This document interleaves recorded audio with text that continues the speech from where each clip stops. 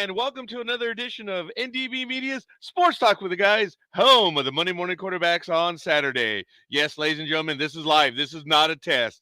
This is Sports Talk in 2023 from Bangor, Maine to Southern California, from Anchorage all the way to Miami, Florida. This is not a test. And hell, we are here and live. I know it's a little early. It's 0600 and maybe a little loud, but hey, it is what it is. And what does the O stand for in the 600? Oh, it is early, as in, oh my God. And here, of course, on Sports Talk with the Guys, we only have one speed, and that's crack speed. That's because that's what we have this early in the morning. That's the caffeine in our crack, or crack is our caffeine, or caffeine is our crack. I don't know which, but I'm hyper. I'm ready to go. Been up all night, and it is time. So let's get this one going, ladies and gentlemen. Good morning, everyone. Don't forget, check out ndbmedia.net. You see it right there scrolling across. Yeah, look at that. Look at that move. There you go. If you want to follow up on everything that's going across the network, check it out right there. And if you want to catch us on all of our outlets, of course, we are on Twitter. We are on NDB Media, which is ndbmedia.net. We're on Facebook. We are on Twitch. And we are on everything. So good morning. Thank you. Help us out. Follow, like, subscribe. It makes us feel good, especially the old guys here, which is all of us. So, hey, picture a man in his 50s, 54 to be exact, suffering from physical and mental workplace injuries. More mental than anything else here on a Saturday morning and doing what engineers cannot do. Speak of sports without a calculator on a slide rule. Or slide rule. Damn, way too hyper. But it is what it is. And we'll see. And I am going to share the link. In my preparation, sorry, I've been up all night and I am so I will get that link going. I failed this early. So let me fail up, or is it fail down? I don't know. But hey, it's all good in the hood, so they say.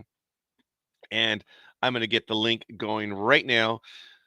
Boy. Hey, is what it is. So, let me see. What am I doing? Okay, I'm going to invite people. There it is. Boom.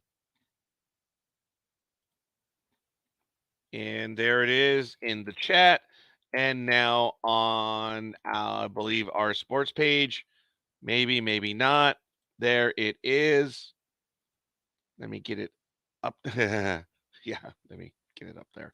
So there it is. Sports. Oops. Got to put this in capitals. Sports Talk with the guy. Oh, my goodness. On 8/19/2023. Oh, sure. Whichever one. Good morning, good morning, good morning, and thank you. And folks, it looks like Southern California is in the eye of the storm, at least the projected one. We have not had a hurricane strike Southern California since 1939, and it looks like it's not going to be a hurricane. It's going to be a very nasty tropical storm, the remnants of Hillary. Hillary is actually a hurricane as of right now, if I'm not mistaken. She's coming up the Pacific coast. I believe she's nailing Baja California right now.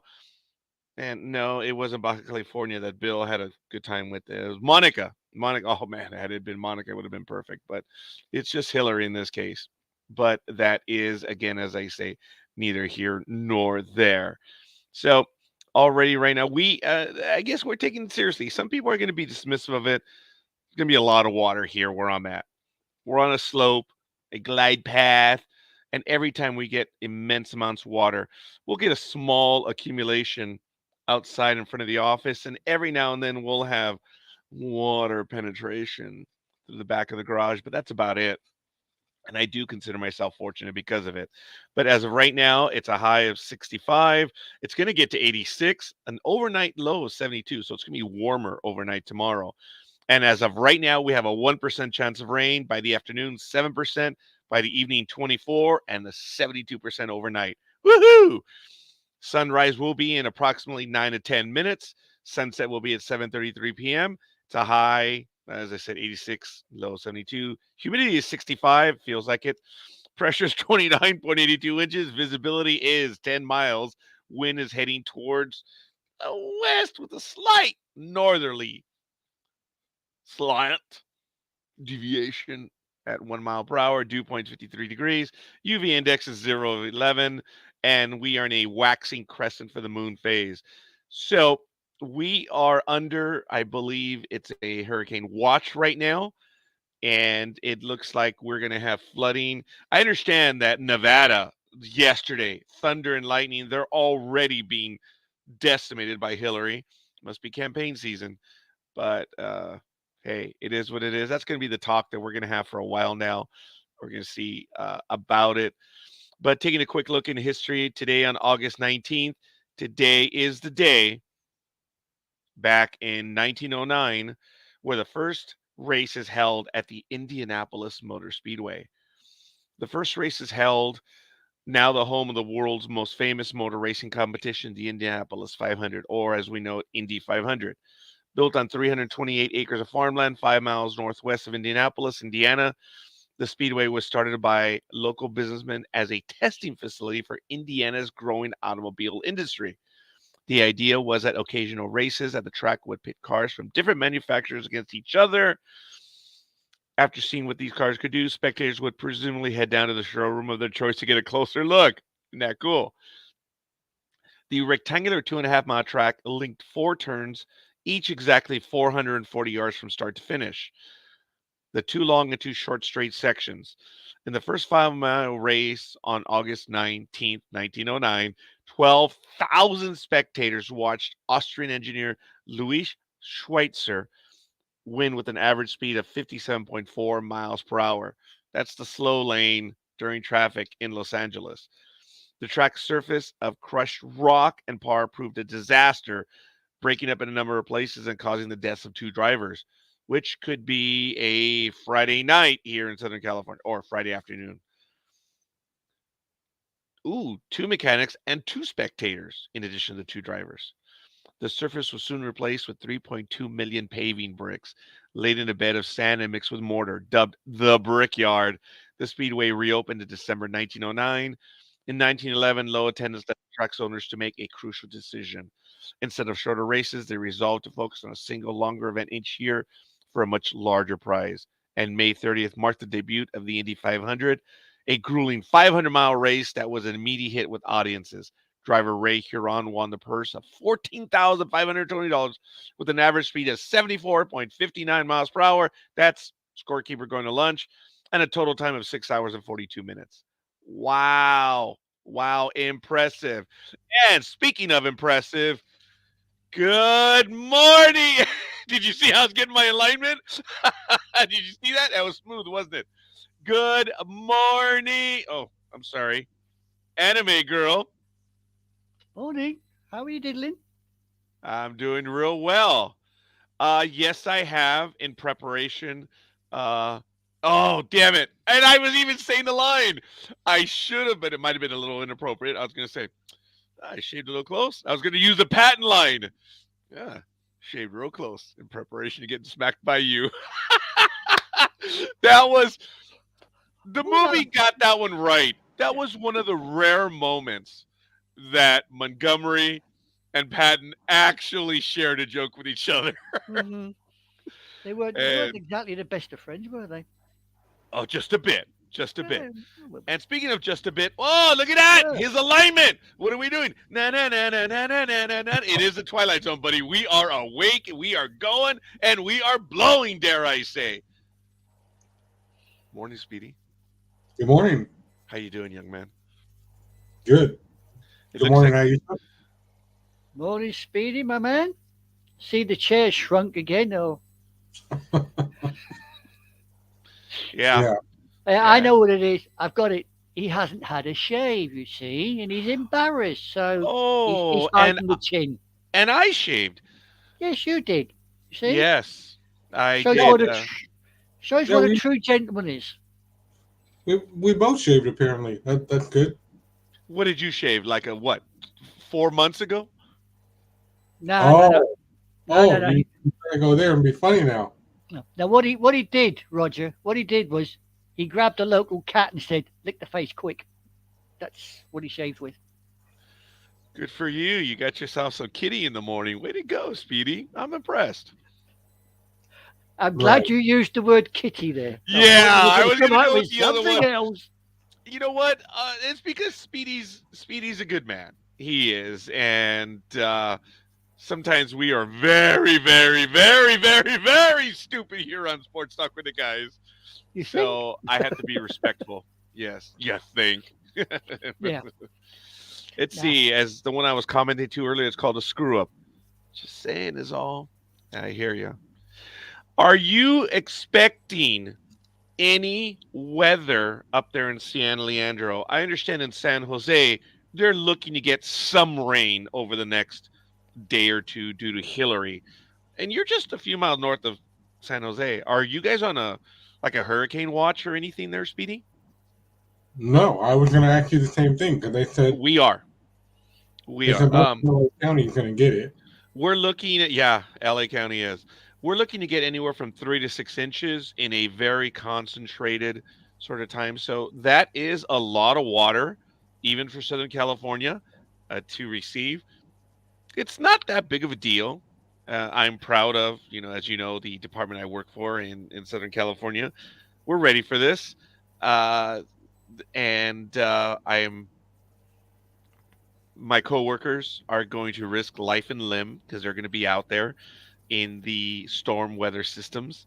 I'm not going to be able to assist them this time around, but I am proud of them and their endeavors. And it's I feel safe because I know the system works, and I know there's probably going to be some people that are going to suffer, but hopefully we're going to be able to respond to them. First responders. I'm not a first responder, folks. I assist first responders. So I guess that makes me second or 1A or 1D. I would be a 1D. Yeah. That's what I would be if anything. Well, at So, least you're but not a 2F. I could be a 2F too. Yeah, actually, I would go with 2Fs. Yeah, that's okay. just you saying that. Could you imagine if this was like Texas or Alabama, where they have tornadoes and stuff like that? I'll take an earthquake. I'll take the rain, floods. I'll take everything, but I will not take a tornado. And Right. it's funny because Speedy, people who live over there, they say the same thing or something similar where, oh, I don't know how you guys just had to do it where the world just starts shaking all over the place. I couldn't handle an earthquake. I'll take my tornadoes. So I guess it's just we are creatures of our environment. And, I don't know. Anime Girl, and again, thank you for sharing where you are in the United Kingdom. What is your weather thing out there? It's most certainly not tornadoes, I don't believe. You have Um, what? Atlantic weather events, right? we just had one actually last night. We were supposed to have high winds of like 60 miles an hour and a lot of rain. I woke up this morning, I never heard a damn thing from last night, and the roads are reasonably dry, so I think we got away with it. You've got Storm Hillary, we had Storm Betty last night. Oh, so that means early in the season that it's an alphabetical progression Mm, where I guess, yeah. yeah. Now, the more famous ones in the United States are everything that happens in the Gulf because of the hot air that comes off the Sahara, mixes with the Atlantic, and comes up north. Is, that's the vast majority. A lot of people don't know that there's cyclones in the Pacific, but I guess they're calling this one hurricane because it's on our side. Because I was under the impression that if it's in the Pacific, it's a cyclone, but they're calling this one a hurricane. Don't know, don't care. Her name is Hillary, and we'll see. We're just looking to get a lot of But rain. you know you're going to be in trouble if you get Storm Bill straight after. Oh yeah, yeah. But where I'm at, folks, and I think Speedy already knows this. Anime Girl may not. Look, I'm 30 miles east of downtown. I am inland quite a ways. I am in a fishbowl. Don't get me wrong. I'm in a valley, but I'm on the slope of that valley, so I'm not in the bowl. yeah. But I gripped hanging onto the sides. So You see, uh, where I live is we likewise, I suppose you could say, we're in a shallow valley. yeah. So if there's actually a storm comes up the valley, it will rattle around the hills for a bit before it decides to bugger off. So we can have a few days or a few hours. Just depends on what the weather decides it wants to do. Ooh, I hear you. So, I think in the last 2 days I'm not saying we stocked up, but we're ready to go. I think it's going to be okay. And for a little bit of trivia, as I mentioned this, I don't know if Aisha heard this. I don't think Speedy did. But the last time Southern California was hit a direct hit by a hurricane was in 1939. This will not be a direct hit because by the time it reaches us, because it's already going to be on shore, it's going to be what they call either a tropical storm or a tropical depression. Yeah, it's supposed So, to come ashore at, is it Baja? yes. Something like that. I think I read somewhere it's coming ashore at Baja, California. And by the time it sort of trundles up the coast, strong winds and a lot of rain.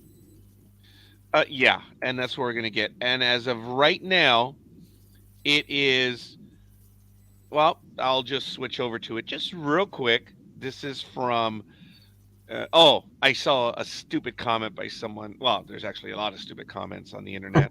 A lot. Yeah, I had to catch myself on that one where, okay, I guess I'm stupid because I lost my train of thought. But as of right now, 6 a.m. Saturday, there it is.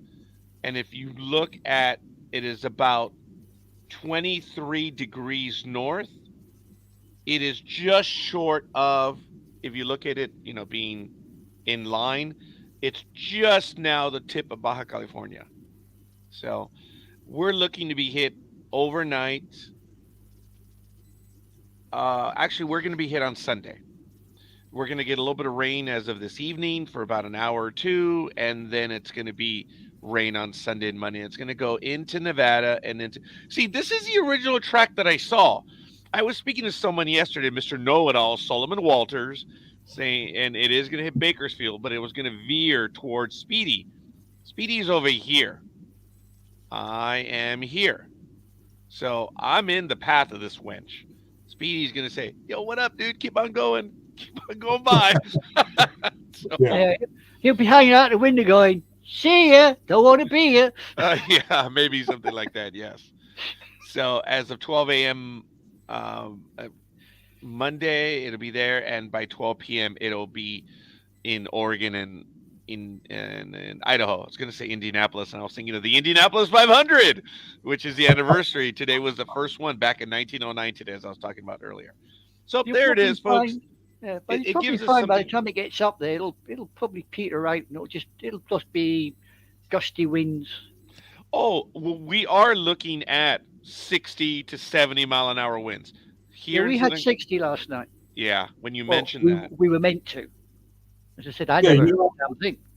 early in the summer, we had like some type of random tropical storm that I told you guys about, and then my brother in San Jose, he called me. He goes, hey, bro, you got to do this, you got to do that.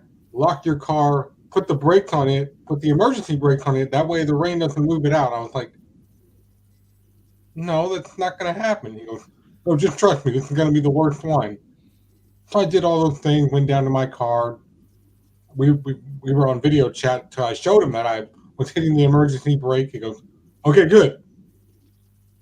72 hours later, I go outside, my car's still there, everything's fine. All that for a little warning from my little brother, and I was like, if you were here, I would probably slap you. He's like, yeah, well, I'm taller. I'm like, but I'm the oldest. You answered two of my questions as you were speaking. I had forgotten. Speedy did tell me that he was the oldest, and I had forgotten that. So, good story, man. You got all that detail in there. You fleshed it out real well.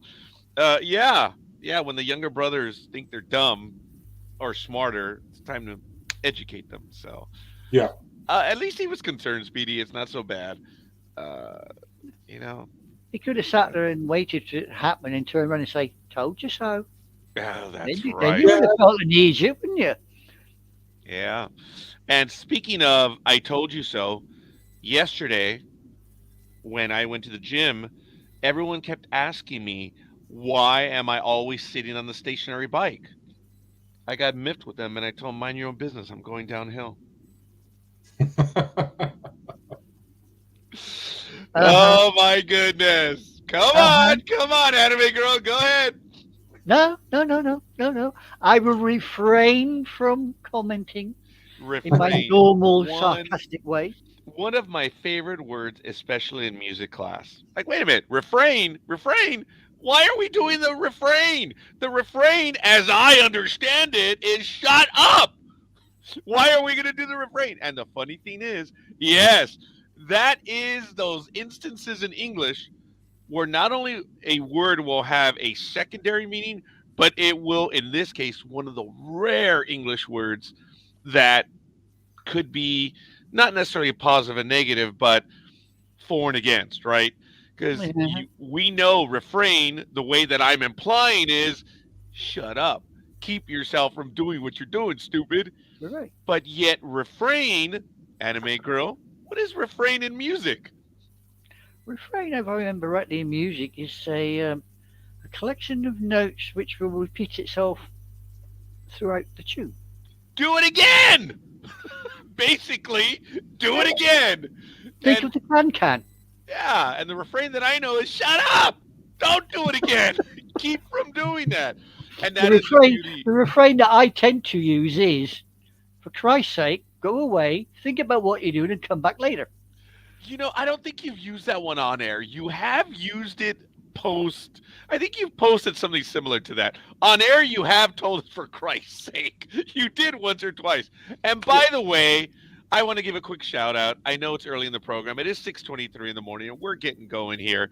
Thank you, everyone. Don't forget, hit ndbmedia.net. Those are our other links down at the bottom. Please like, subscribe, and follow. We need it. We're insecure. Please, please, please. Look, we are so insecure that when we drink Coke, we drink zero. That's how. Oh, hey, Speedy. That's how bad it is. But let us know. Give us a hand, and we would love it. And we appreciate it. But I was going to say something, and obviously I forgot because I am old. Getting old. Yeah, getting already there. Gosh darn it. I got you beat. Don't start. I got you beat. Got you both beat. Well, I believe this weekend in Manhattan Beach. Is it this weekend? It is, isn't it? The Manhattan Beach Open. And taking a look at the schedule, Phillies versus the Nationals at Williamsport. So usually the spot for the Little League World Series, the Phillies are visiting the Nationals.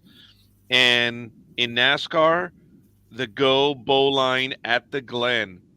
Coming up this weekend, the FIBA BB World Cup, August 25th through the 10th of September.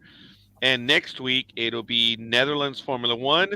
And for Speedy, the Coke Zero Sugar, which I find that a little, I don't get it. Coke Zero Sugar 400. So that's a quick look at what's happening in. Hang on, excuse me. Oh, yes. You forgot about Sunday, tomorrow. Oh, enlighten us, please. Women's World Cup final, England versus Spain.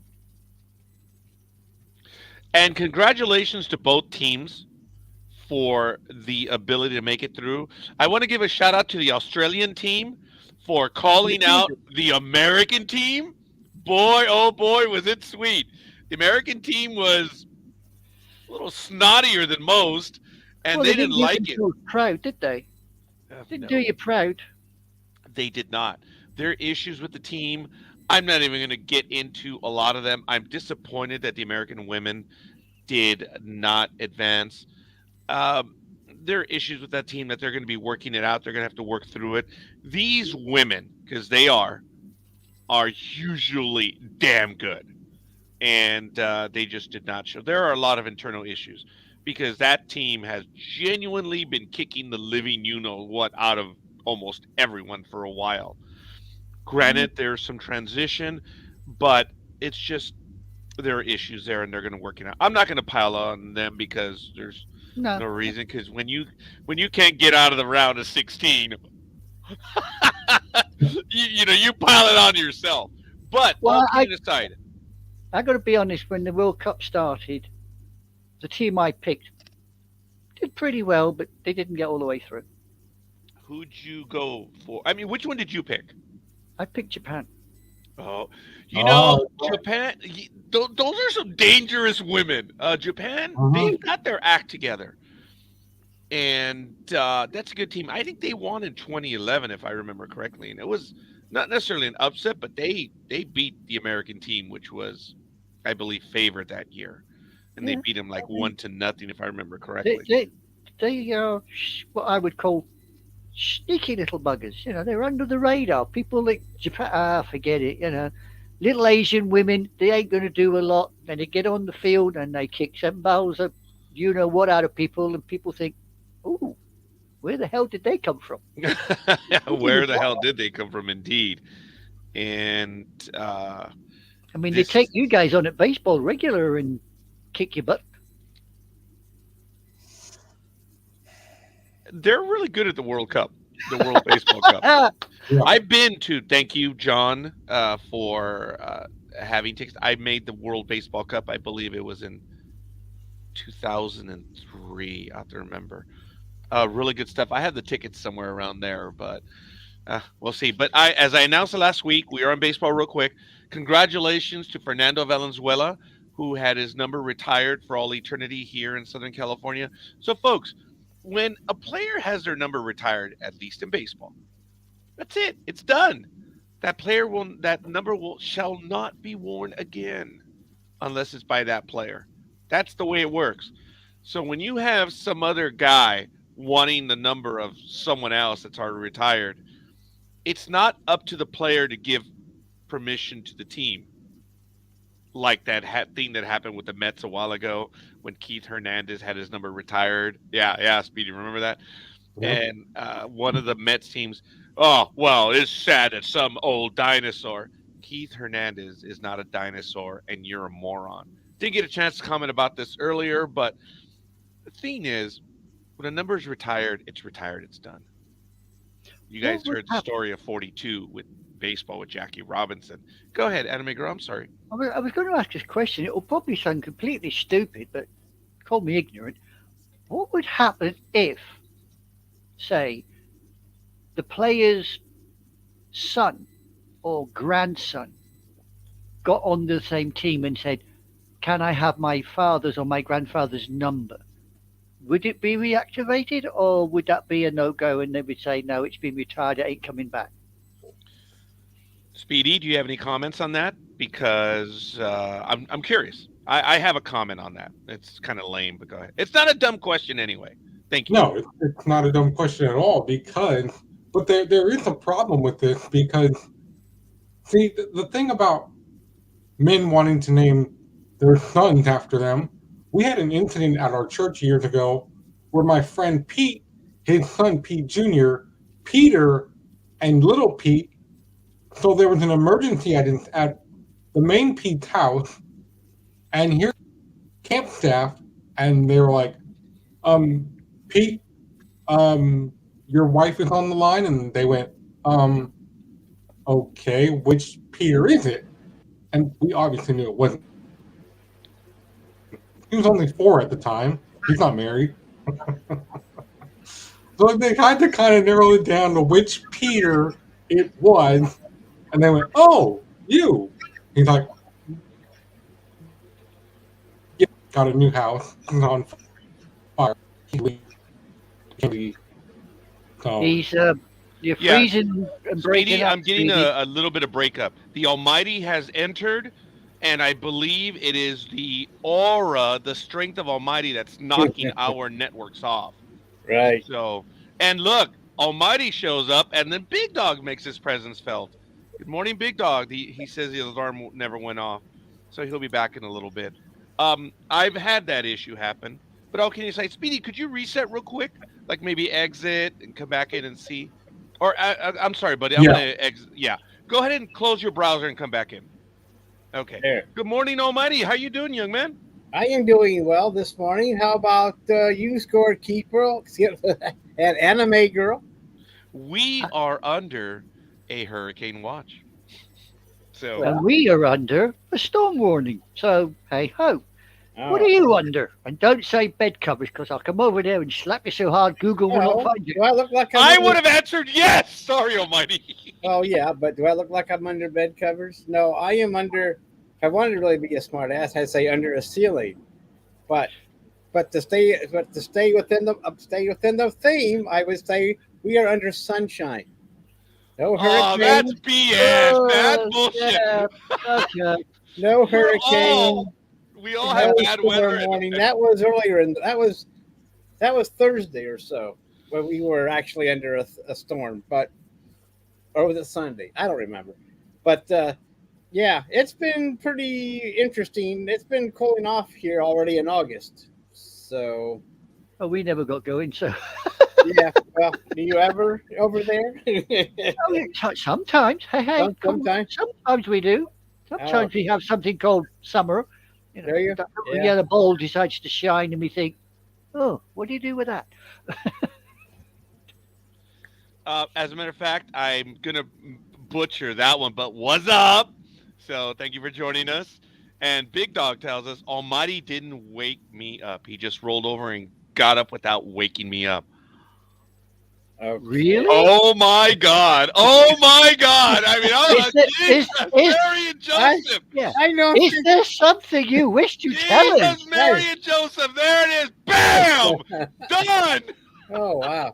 for all Well, eternity. I've done a few bonehead lines. Well, Yeah.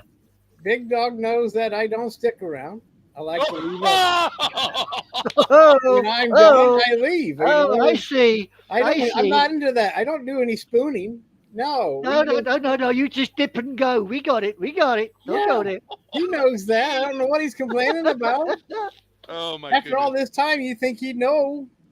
Well, No, you- yeah, you'd have thought so. I mean, you know, But, you we got know, Almighty, hey, we got the Hey, Son of Christ. So hey, who goes? You know? Almighty, I might be the same boat as Big Dog on that one. So What, you I'll- dip and go as well? No, in that when Almighty says, well, actually, yeah, maybe, but then it just came to say, when Almighty said Big Dog should know that already, that's what I meant. I'm like, well, I might be the Big Dog on that one. Maybe we just don't know already. maybe. Maybe That's what I meant. Short-term retention memory I problem. don't know. It definitely is short-term memory problems. Ladies and gentlemen, Sports Talk with the Guys, home of the Monday Morning Quarterbacks on Saturday. It just does not get much better than this. It's 6:34 a.m. We're getting it going right here. Speedy, we did have a minor technical difficulty. So I'm imagining he didn't only close his browser, but he's probably resetting his computer. So I do appreciate that. And all kidding aside, as we began the program, we did talk very briefly on that we are on a watch. I probably overblew it, and I'm sorry, I didn't mean that, but whatever. The reality is that we're going to get a lot of water, and that's really about it. We're fortunate. There are other places that are going to be hit much, much harder than us, and I don't want to create it a bigger thing than it is. We're under a watch right now. It's going to go to a warning shortly, and that's really it. And where we are, and I think like Big Dog, we're actually, I'm not going to say the word in good shape, because that's disrespectful to my gym joke earlier. And, we're not in shape. So, there he is. Yeah, I think Speedy did. Rhymed is the shape. Come But on, you should Roger. be able to. Rhymed is the But you shape. know, you can always use that water wherever you can get it, though, Raj. Hell yeah. Hells yeah. I'm not saying go away. I'm looking forward. Hey, Speedy. Hey, Hey, brother.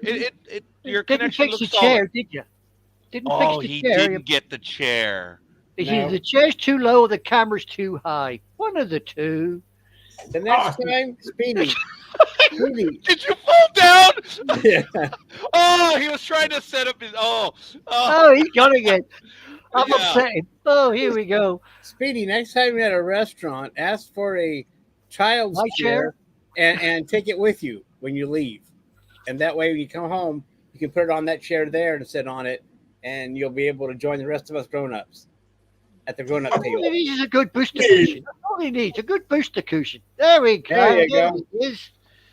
I can't believe that happened on air. That's funny. I Speedy. can.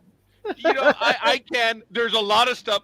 If Almighty and myself, and of course everyone else who's been on for even over a year, there are so many things that we could talk about that's happened to us on air, Almighty, that we don't care to reminisce just on technical things. So that's funny, Speedy. But That's actually kind that's of the cute. thing is that's the beauty of live TV. Yes. Yeah. Yes. Yep. I mean, You do something stupid, then you sit there and think, "Oh, Jesus." yeah, Christ, yeah. it's Unfortunately, good. even though it's live, it's still recorded for all prosperity. So all our mistakes will be, this henceforth enshrined into immortality, unless the internet crashes or whatever. But other than that, everything we do is now etched in the minds of the hyperspace. Just think of all those innocent minds that are going to be polluted by us. Wow. It is what we do. Well, Speedy, Now- go ahead, Big Dog. I mean, Big Speedy. No, thank you. Big I was going to go to Dawg? Speedy. I Big was going to Dawg. Speedy. I missed him. Big Scorekeeper. Anyway, Speedy, where were you before you fell down? And go boom. Well, actually, I was in the middle of making a valid point, and then Scorekeeper was like, "We've got a mighty wind causing feedback here, and it's from Almighty." And we heard all of a sudden that he had to leave, and I had to leave, and that's why I'm back, and he came back too. So thanks a lot, Almighty. And by the way, Welcome. doesn't he sound like the narrator from Twilight Zone? Just from what he said a few minutes ago with that voice. Who? You. Me? I just said. I forget what. Uh-huh. Yeah. Yeah, look, Speedy. Look, Oh, okay. before you fell down. That's what I Okay, meant. and in care of But Almighty. it's hard to be serious after you've fallen down. It's hard to be serious after that too. So. Yeah, and look, Speedy, if you want to remind Almighty and myself of anything beyond like a minute, you're gonna have to tell us what it was, dude. Our tape, Almighty and I are magnetic tape guys. You know that you're recording over it regularly. We haven't even updated to digital. We're still on magnetic. See, I'm tape. trying to remember the voice, and now I won't be able to do it because I don't. Plus, you put the pressure on me too. But I'd have to go back. So everything I do is at the spur of the moment. There, Speedy man. I think he's on about the bloke from the Twilight Zone. You sound Yeah.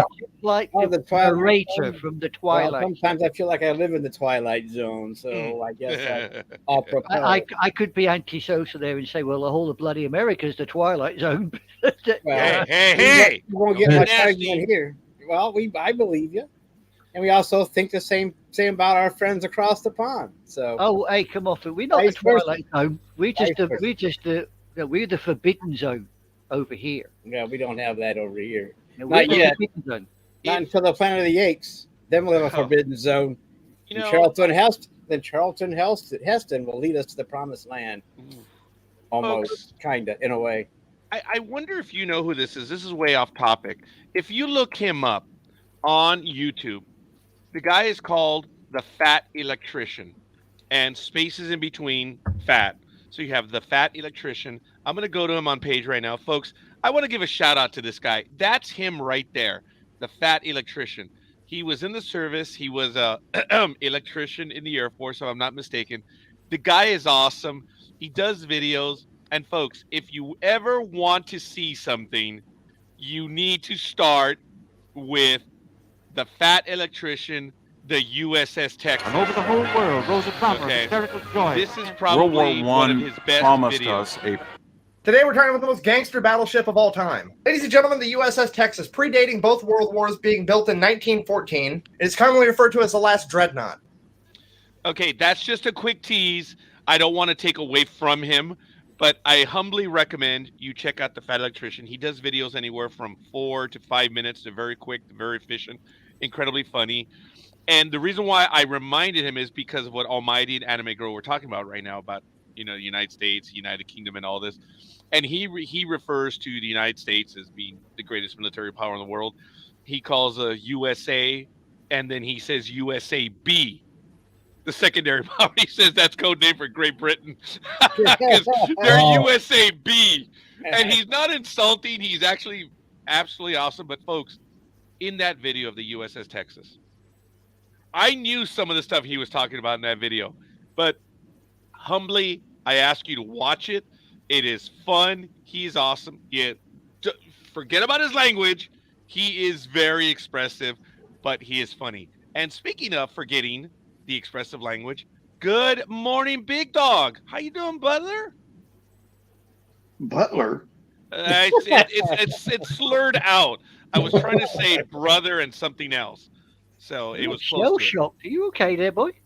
Butler. I I didn't don't say know. Butler. I said brother, but I don't it's think you're slurred. Batman Scorekeeper, and I No, don't think he's Alfred. It's slurred out something else. It wasn't Butler, because even I know I didn't say that, but it was still bad. It could have been worse. Oh, good God, it could have been Oh, worse. Do we have the jilted dog this morning, Big Dog? Yes. Yes. Yes. I'm He woke up, rolled up, and got on the show and didn't even wake me up. Damn it. Wow. We're still gonna go with that. We're still gonna do that one, huh? All right. What do you mean still? Sports talk Yes. with the guys. Cut it out, dude. Don't Yeah. don't play the innocent hurt puppy here, dude. Yeah. Yes, my little spoon. Yeah. Okay. Oh, wow. I always thought what went on in the bedroom stayed in the bedroom, but hey, if you want to spread it around the world, feel free. We don't need description of what Hey, happened. what we have can be cured with penicillin, so don't worry. That's right. Okay. Drinking the coffee this information early there. just doesn't do it anymore. He says spread it Yes, around the doesn't. world. Remember, he says if you want to spread it around the world. Yes, I know. I And know. then I picked up, and then I made it into a VD joke. yeah, I know. Speedy! Yes. But what I was You're ready to go, Speedy. And then Go! Speedy fell out of his what I chair. was trying to say before. Damn it almighty, we're having a Hell in a Cell match tonight, okay? Interrupt me one more time. All right, I will. Only one? Only one. Yeah, only one. I think we all choked on that one. You set that bar too high there, Speedy. Go ahead, Speedy. What were you talking about before I came in and you fell out of your chair? Yeah, now Big Dog's like, what happened? We won't I talk think about he that. saw it. I think he saw when your chair dropped. I don't know. But what I was saying earlier, because Aisha had brought up the fact that what happens if a player retired, but then their son wants to come along, Big Dog, and I want my dad's number. And I was saying, well, here's the problem with that, is that, when men have boys, they're like, I'm going to name him Roger Jr. But then if you have so many juniors, how is this going to be falling in line? Because, like I said, a friend at church has multiple boys, and they're all named Peter. And we had an incident at camp where his house caught on fire. The camp I heard staff- that. I heard it. Yeah. So what I was saying was, you got to stop doing that. Otherwise, there's going to be confusion. I mean, I had a friend of mine, because, well, he's the third Peter in the family. His son got pulled over because of something his dad did a few years ago. And the cops were like, how come this isn't you in the picture? They didn't believe him that he's a teenager. They're like, step out of the car. How many So- Peters were in that family?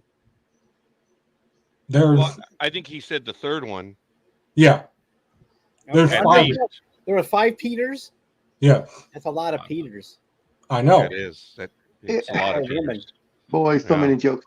I know, isn't there? With that, it's just like George Foreman, where he's got his four sons or 5 sons, and they're all named George. What you do in that case is you call them by their middle names, because it's not just George Foreman Jr. It's George, Roger Jr., George, Peter Jr., George, Matt Jr. So what they do is they call them by their middle name. So your friend who's got 3, 4 Peters, whatever, 5, whatever it is, I bet you they don't all call him Peter.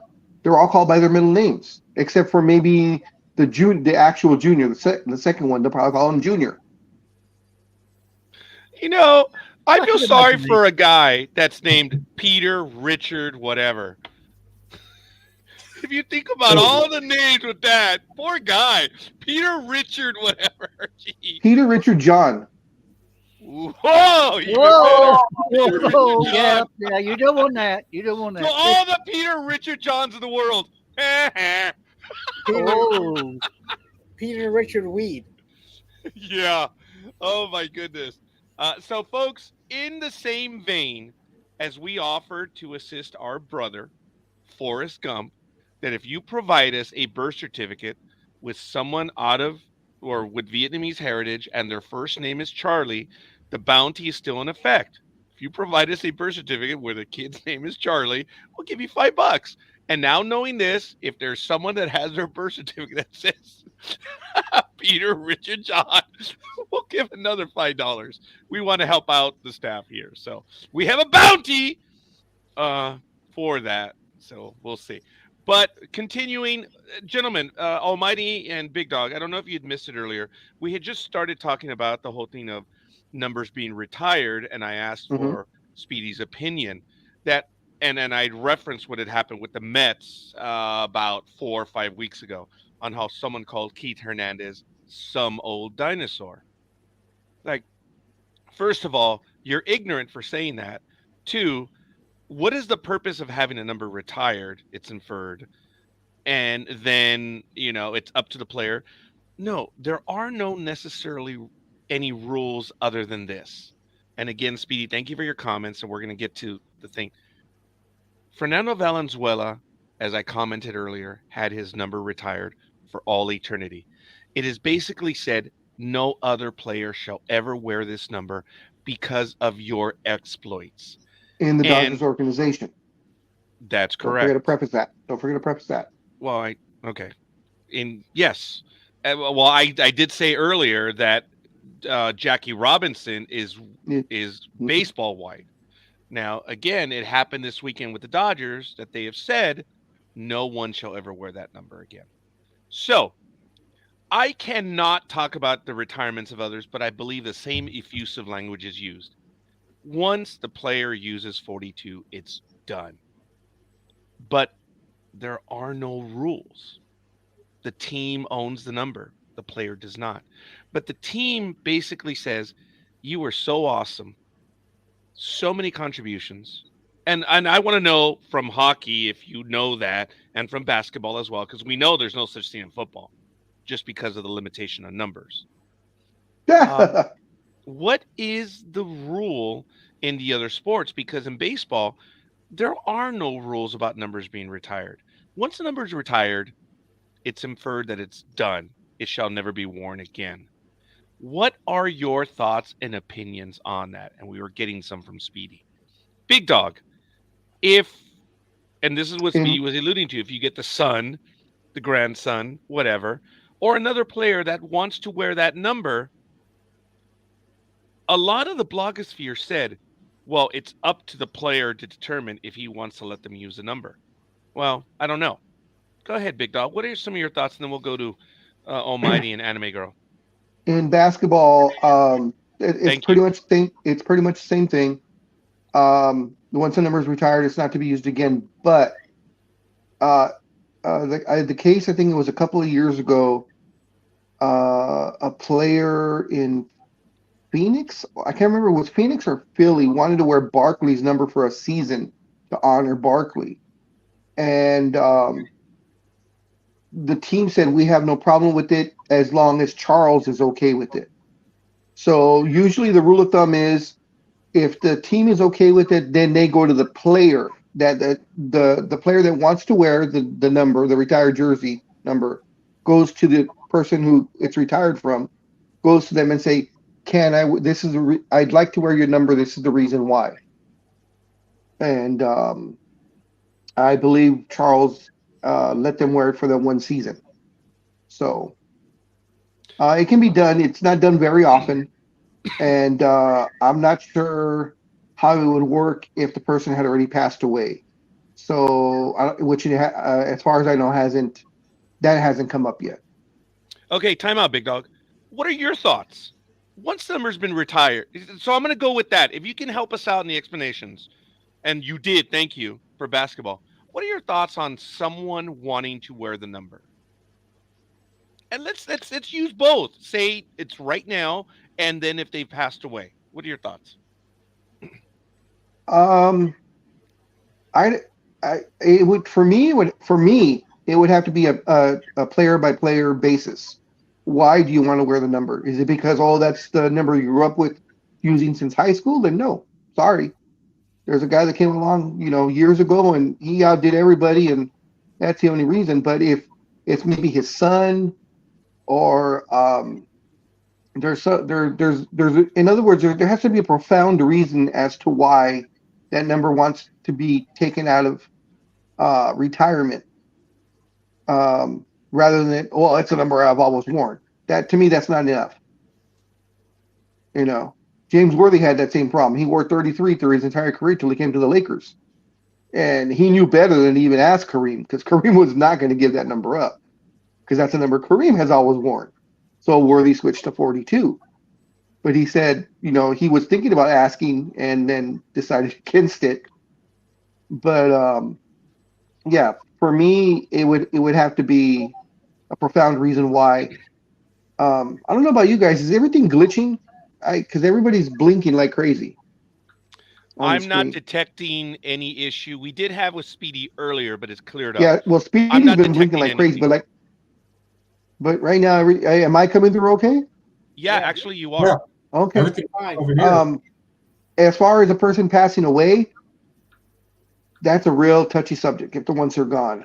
And once again, I think it would have to be an extreme reason why you would go to the family. Now, if it's like this, if it's like, and I'm using this just as an example, people out there don't get all bent the wrong way. If LeBron James were to pass away, and Bronny or one of his other kids wants to wear his number, the number's been retired. That's that I can see that. But as far as just someone out of the blue wants to wear that number, like I said, it would have to be an extremely profound reason why. Or if I was the family in charge of that, to give the okay. Almighty, and then Anime Girl. And then Anime Girl, you can give us the taste when it comes to football and stuff like that. Just your thoughts on that. Almighty, please. Sorry. Well, the latest was when Aaron Rodgers was traded to the Jets. And people were going, Joe Namath said that he could wear his number. But Rodgers didn't. Bless his heart. Rodgers actually did the right thing for the first time in his goddamn life and refused to wear that sacred jersey. That jersey is sacred. There's nothing more sacred than Joe Namath's number 12 jersey. No. So, that's why he's wearing, what, number 6 or 4 now? I forget what number he's going to, but his college number, right? But anyway, he's not going to wear number 12. But yeah, once a number is retired in the NFL, it's retired unless the same circumstances that Big Dog gave for the NBA. The player says okie dokie, or the family, and then that's it. But other than that, once a number is retired, it stays retired. And I know that's probably part of the reason not all teams retire numbers either. Probably in all sports. Not every, some teams don't retire numbers. Some do, some don't. But I know the Jets do, and I think I don't know if the Browns do or not either. Yeah, I probably do. I think Jim Brown's number is retired. I take that back. Jim Brown's number is the most sacred number in the NFL, next to Joe Namath. I'm sorry about that. I forgot about Jim Brown. That number would be the most sacred number in all sports, as far as I'm concerned. But anyway. Which number is that? I number forget, 32. Almighty. Number Which 32. one? 32. 32, yeah. Same as my IQ. But Eric Dickerson was 32 with the Rams. Magic Johnson. But he wasn't a Browns guy. But yeah, 32 was used to be the standard running back jersey, just like 12 used to be. But, that's not the numbers all over the place. But I don't think there is. Is there a 32 in the league now? I can't remember. I can't. Yeah, remember. yeah, there is. Joe Namath, he's retired for that team and that team only. Yeah, I know, but I'm just trying to remember. But I'm just saying. Anyway, it doesn't matter. Oh, there's several guys that were 12. No, I'm saying Yeah, 32. I'm sorry. About, 30. Oh, I got a sidetracked again. But that's yeah, interesting. Is that number retired league wide? I what? don't know No. if I've seen anyone No. recently. I don't think so. I think it. Okay. I mean, I think probably Franco Harris's number 32 is retired. I'm sure Jim Brown is, because I mean Franco Harry, he wore that number too. The one, he wore number 32 because, like I said, it used to be the stud, the running back number, whatever. But anyway, Yeah. or at least one of them. But anyway, I'm done. You can't. NFL player says yes, you can. Other than that, it stays retired, and there's nothing else you can do about it. I'm going to kick it to Anime Girl. Kick it to me. I asked a question, but never mind. Well, what are your thoughts as far as What football? was your My question, thoughts Anime are, Girl? Well, as far as I'm aware, football or soccer, they don't retire the numbers. There used to be a standard 1 to 11 on the park for each football player. Now they sort of like jazzed it up. They don't retire a number. The player leaves, then that's it. The number that he wore can be issued back out to the next player that walks through the door. It's entirely up to them. I mean, the way I look at it is if, for instance, one of the Cowboys retired and they said, right, you can take your number with you, we'll retire that number. If that guy's son comes along or the grandson comes along and says, look, I want that number, then yeah, give it to them because they're part of the same family. They're part of the same dynasty, I suppose you could say. But anybody else walking off the street and saying, like for instance, I want number 12 or I want, what? You're muted. You're muted. Did you say dynasty? Yes. Okay, it's pronounced dynasty. Don't tell me how to speak English, damn colonial. The only thing is, my only thing is that dynasty sounds more weaker than the strong Y sign dynasty. I'm just saying dynasty sounds okay. We're gonna have T's in dynasty. Well, that's because the English are prim and proper. It's dynasty and aluminium, not the American way. I know.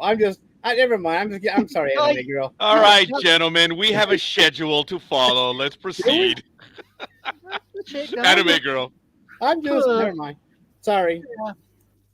But as I was saying, it's a line of progression. But anybody else coming in off the street, no, I would say they don't get the number because they don't deserve the number. Maybe I look at it wrong. No. This is why we're talking about Speedy. You shared with us the examples, but I don't know if you actually got your opinion in there on whether they should or not, or however. How do you see it? Well, I agree with everyone here that, if it's family lineage, then yes. Joe Schmo off the street, no, it doesn't work like that. But it has worked for them in NASCAR because, remember, there were several young men that were like, can I have Jeff Gordon's number 24 car? I've loved Jeff Gordon. And NASCAR was like, well, he's a commentator now, so. And I guess Jeff Gordon was okay with these two guys every other season in 2010 and 2013, where they drove his car for him. He was fine with it and kind of brought back memories for me. I was like, yes, number 24 is on the track. Speaking of track, by the way, I forgot I didn't have time to let everybody know. I've only got about an hour left because I have an event to do today. So. What's her name? I'm sorry, never mind. Understood, Speedy. Appreciate that. Okay. Gentlemen, I'm going to have to step away because unfortunately, did I bring it with? Oh, yeah, I think I did. Sorry, I was going to run away. My alarm went off at 7 o'clock. I had to go get my pharmaceuticals, but no, I actually have them with me.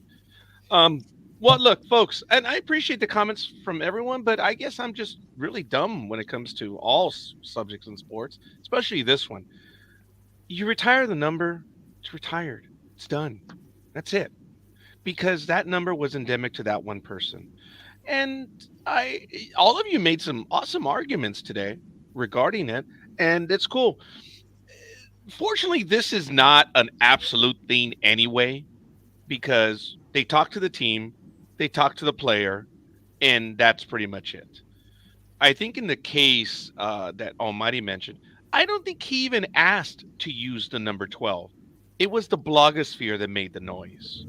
So it wasn't even the player wasn't even involved in it, but there's a bad taste by some people thinking, oh, well, he wanted to use it. No, it was, the player didn't even care, surprisingly, on this one.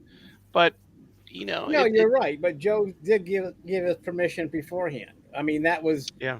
And then graciously, Aaron said no. Yeah. And the case of Mr. Hernandez... Oh, go ahead, Anime Girl. No, I just said it's the first decent thing he's done since joining the Jets. Well, Almighty's lying. Like, the only good thing he's ever done. Or the smartest thing. There's Olivia Munn. I mean, Oh, yeah, I'm definitely going to have to. But was it him or was it Olivia? So I don't know if I want to give him credit. I think Olivia went after him. And, and he's like, oh, yeah. I don't know if that required very much decision making, Big Dog. But I'm just not going to give him that one. But hey, Big Dog and I have been doing this for so long now that we know that he was at his best when he was dating Olivia. I mean, hands down, baby. We should actually do a career look at who he was dating to see. When he was dating Olivia Munn, I am willing to let it go by saying, yeah, the future Hall of Famers line did apply. And then he left her, and then they separated or they broke up, and then he started with Danica Patrick. And Danica Patrick started the downward spiral. Yeah, it did. And so we can joke about that forever because it's a fact. The numbers speak for themselves, folks. And then he went Hollywood. Era. Hey, Big Dog, the Munn era. That's right. The Patrick era. And then the young lady at the very end. She was your favorite, Shailene Woodley? Well, Shailene Woodley only because of what she did in the real world. When players, we talked about this years ago, the whole thing with Shailene Woodley was you had a player that was mouthing off, and my whole thing is, shut up, dude. Look at this young lady. This little girl, a young woman. She's out there protesting and getting arrested while you're talking crap. Oh, yes, that's right. We're not going to relitigate it. It's a waste of time. I'll take Shailene Woodley any day over that former San Francisco 49er quarterback. Who's still trying to make a comeback. Yeah, but okay, not wanting to really relitigate this, but to comment, look, if anyone is paid a price, it's this individual. And lots of players have done oh my God, it's clearly worse. So, but we won't talk about the baseball player whose career looks to be over. And that one, wow. It looks like he's going to do jail time. So I'm going to have to get the information on that one. Do enlighten me. I've missed that one. I'm going to find that stuff and get you guys the articles because that's the one story I was missing. And I know Speedy's looking, so maybe he's helping me out a little bit on that baseball player, the Latin baseball player that is now on leave. And he's done. I think he's on the physically unable to perform list. Ah!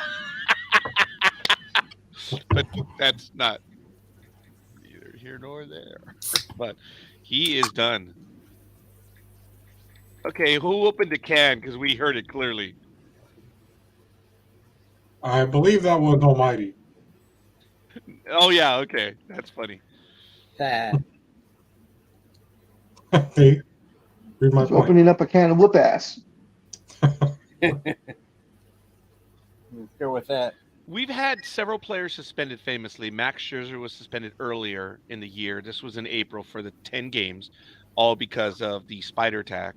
We had Jimmy Cordero, a Yankee pitcher, who was suspended for the rest of the season, but that was for violating, the not substance abuse, but the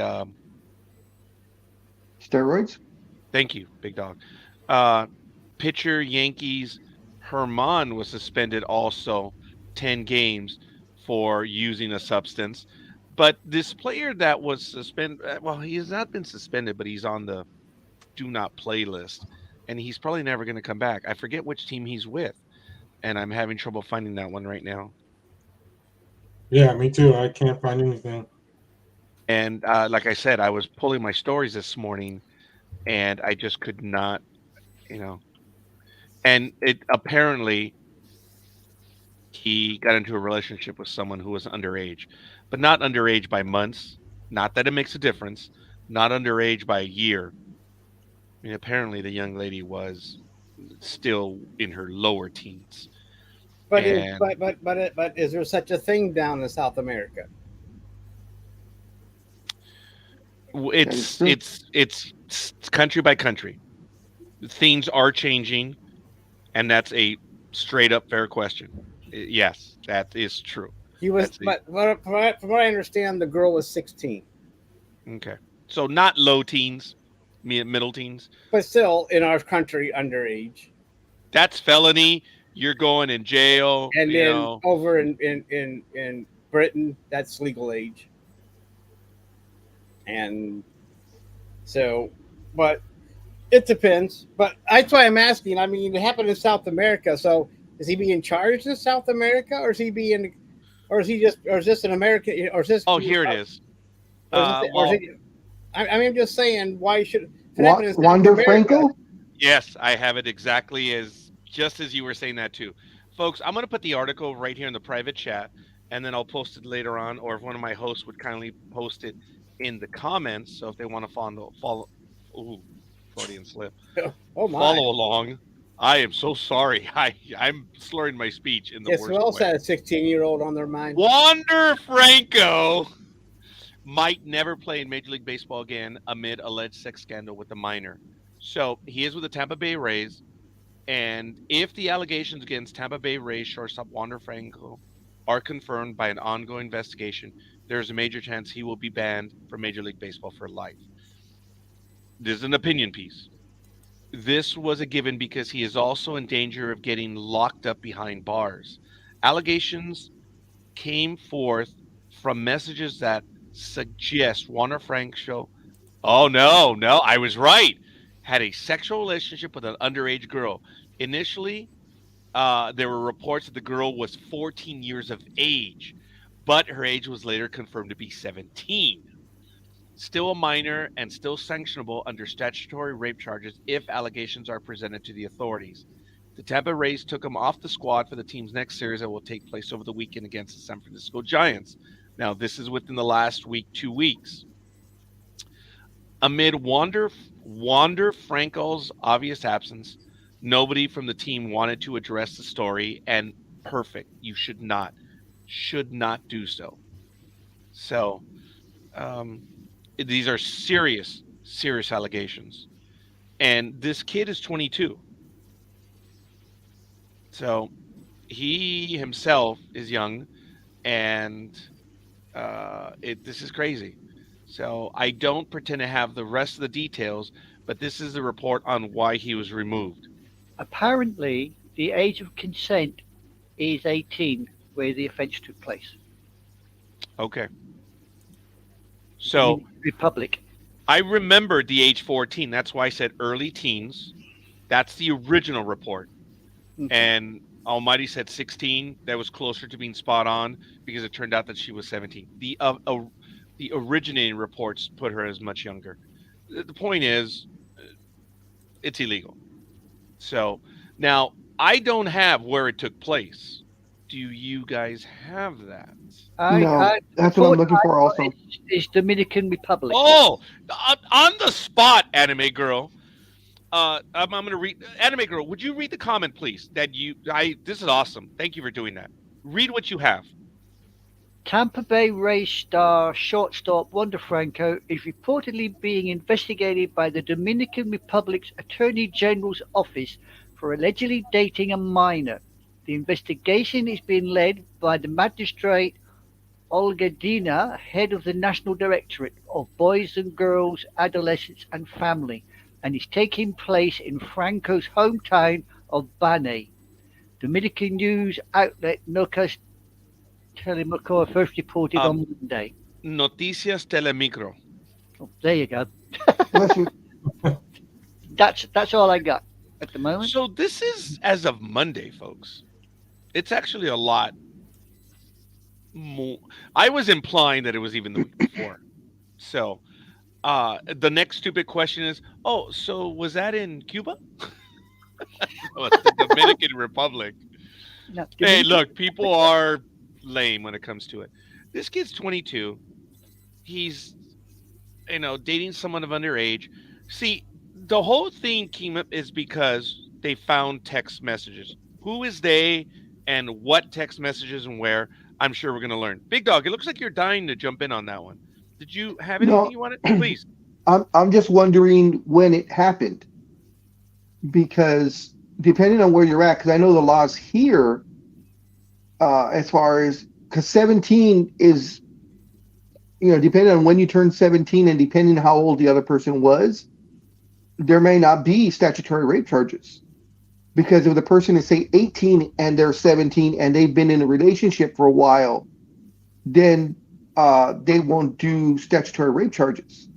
Because there's a I don't know if you'd call it a loophole or whatever you're going to call it, but if they're in a relationship and they're like within a year and a half of each other, it's not considered that. But if it's someone he just met on the street and had sex with, then,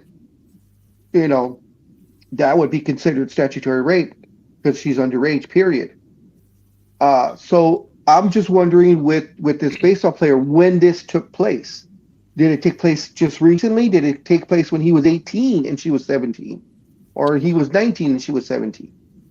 So that's my only question. The identity of Wando Franco's spouse has come to light for the first time amid allegations of inappropriate relationships with multiple underage girls that the Tampa Ray Stars currently facing. Franco had not previously disclosed his wife's name, but the Daily Mail revealed on Friday that he is married to Rochelle Paulino, a 21-year-old woman who has been his childhood sweetheart since their time in the Dominican Republic. After the 2021 season, Franco and Paulino tied the knot and now have 2 children together, as detailed in the report. The current status of Franco's relationship with Paulino remains uncertain, given the recent allegations that have arisen. So, there was a little bit more to the story. Actually, it's another article somewhere else, and that's the one that I did find. So, wow. Okay, here we go. The post, which allegedly gained traction on X, formerly known as Twitter, before being apparently removed, claimed that Franco was engaged in an inappropriate relationship with a minor. Furthermore, a second individual, a 17-year-old girl, is reported to have lodged a complaint, and there it is. So that's what we have, but notice it's what we're assuming right now. Against Franco in the Dominican Republic, as reported by the Dominican newspaper Diario Libre. The Dominican Republic Attorney General's office has also indicated they are delving into the matter, as reported by the Associated Press. Both Franco and Paulino are said to have grown up in Bani, Dominican Republic, and have been associated since early as 2016. So that's another story that we have. I just got a second part of the one that Go ahead, Anime. If you go into that page you're on, there's a Daily Mail report, and that's where I'm getting the information. Go ahead, Anime. Because the second part, it says here, it's Franco himself. They're saying I got it with a young girl, that I'm running around with a minor out there. How crazy is that, dude? People don't know what to do with the time. Go see, Franco said in Spanish. Those people need to get moving. One is here, focused, doing my thing, you see, thanks to God. That's why I prefer to be on my side and not get involved with anybody, because people are so gossipy. Ray's teammate, Jose Sierra, later walked into the recording and shouted that it's just people after money. Mm. Okay. So That's awesome. Nowhere in the 4 articles that I see right here was that mentioned. And it's not a very good translation that they have in that article. I see where you can interpret some of the words, but because especially the line "go see," there's a phrase in Spanish which is like "miren, tienen que ir a ver," and it's translated directly as "go see." Yeah, it's actually a bad translation. It is probably word for word, but it's more than likely not what was said. But that's okay. That's just a minor gripe here. This is a very serious circumstance. Um, we're we're gonna see what's gonna be happening moving forward, I suppose. What are you But laughing? well, it's because of what I just said about go see, and then I'm saying we're gonna see moving forward. That's why I was like, whoops, that was singularly bad timing. I I was kind of late with this, but I misplaced it. But Big Dog Thank did you. say loophole, so I had to go find my loophole. But I think a better word than loophole would be buffer zone. Oh, okay. I get what you're saying. Well, I mean, because you're talking about the difference between Yeah. 17. I know what you're saying. I get it. If Yeah. they were dating and he turned 18, well, then what happens then? You break up, and yeah. But if you go past 18, you're pushing it. I mean, if you start a relationship at 19 to Yeah. 17, but still 17 is still that iffy ground anyway, Big Dog. When it and comes folks, to Oh, yeah. I'm dying to jump in on this one because I need to remind everyone that we're quoting California law. That's not federal law, much as state law. Sadly, there are states that age of consent is still a lot younger. And I'm not The going to say South. it's in the South. Oh, It's in the what South. was that, Big Dog? It's in the freaking South. I'm not Bunch of going to say it's hillbillies. in the South. Oh, what was that, Big Dog? what are you talking Bunch about? of- You talking about bunch the of- West Virginians and Kentuckians? Is that what you talking Well, about? that's here? middle America. I'm talking about them Oh my Mississippi. gosh, I'm talking no, about them that's- Mississippians. No, Yes, we're No, talking about that's- Alabamians, that's Mississippians, still hillbilly country. Louisiana. That's still hillbilly country. It may very well be, yes. And Appalachia, come on. Appalachia, Yeah. yes, that's middle America. And that's not bit. Oh my gosh, Roger, you gotta know where your hillbillies live. Okay, well, South, Alabama, Mississippi, Texas, Mississippi, You gotta know where the hillbillies live. Mississippi, Alabama is probably 12. Okay, so who knows? Yeah. I don't know what it is. I don't live in those states, but they probably raised their rate to at least 15 down there. There has Not been as some bad- change. Not as bad as it used to be. And folks, remember, we've talked about this on this program over the years. And that's why I acquiesced to Big Dog on that, because we have spent a lot of time, I'm not going to say arguing. Folks, when I say arguing, I'm talking about having the conversation. Some people say, well, why do you say that you're arguing? Oh, my God. Learn English, you boneheads. To have a conversation is... That's because it's Scorekeeper myself's love language. Oh, Big Dog, you know what? It's over. It's Almighty and Big Dog now. I get that, and I'm all right with that. No, he's my he's my son. No, buddy, He's my son. no. You're the main guy. You stated it earlier, Big Dog, and I'm all right with that. Good for you, boys. I'm happy for Mississippi you. is 16. Oh, there it is. Yep. Yep. So, understand, folks, that we're not being dismissive. My comment was, Big Dog is well versed on this, and he knows the way it works in California. We've argued this in the past on the details, and in other states, he's not 17, and it's not where you were born on the calendar either, because it is just crazy. And then there are certain states that it could even be younger with consent of the parents. Yeah, we've talked about that too, which is frightening to us years ago. Speedy, you were nodding. We've had this because athletes have done stuff in the past. Carmelo. Pardon? But Carmelo. well, I guess I'm just talking for Ohio then, because I'm just saying. But it seems to be that iffy age between 17, 18 in all areas, though. I mean, it depends. I don't see not much happens around here for that, but I don't know how strict they are in California. But Oh, they're real strict. Dude.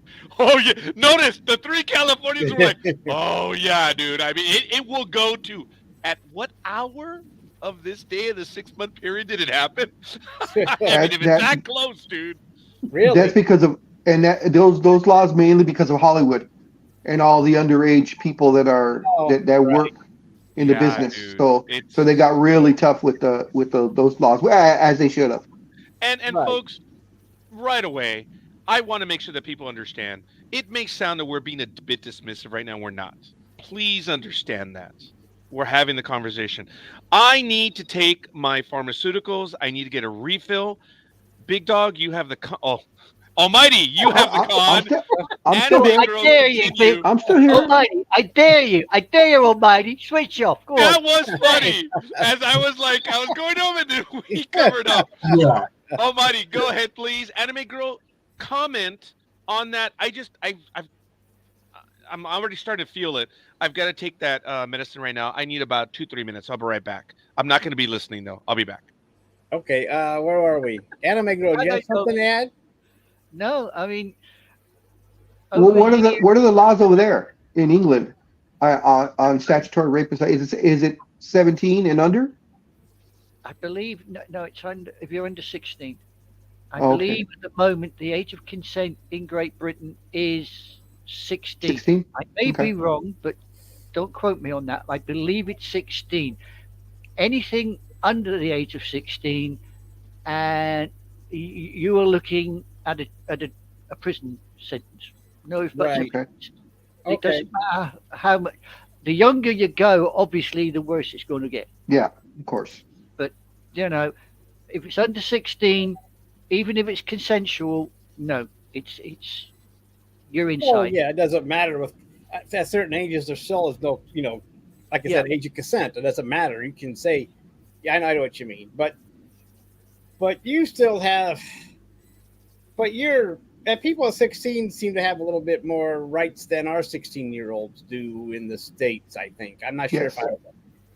because it seems like Britain, I don't know. It just seems like you're a little more, you turn 16, you get a little bit more rights than, here in the States, you're 16, you're still locked in. Well, yeah. The strange thing is, I mean, you can join the forces, I believe, at 17, right? Which means Okay. technically you can pick up a gun and you can kill someone at 17 as a soldier. But legally, you're not supposed to go in a pub and buy a drink.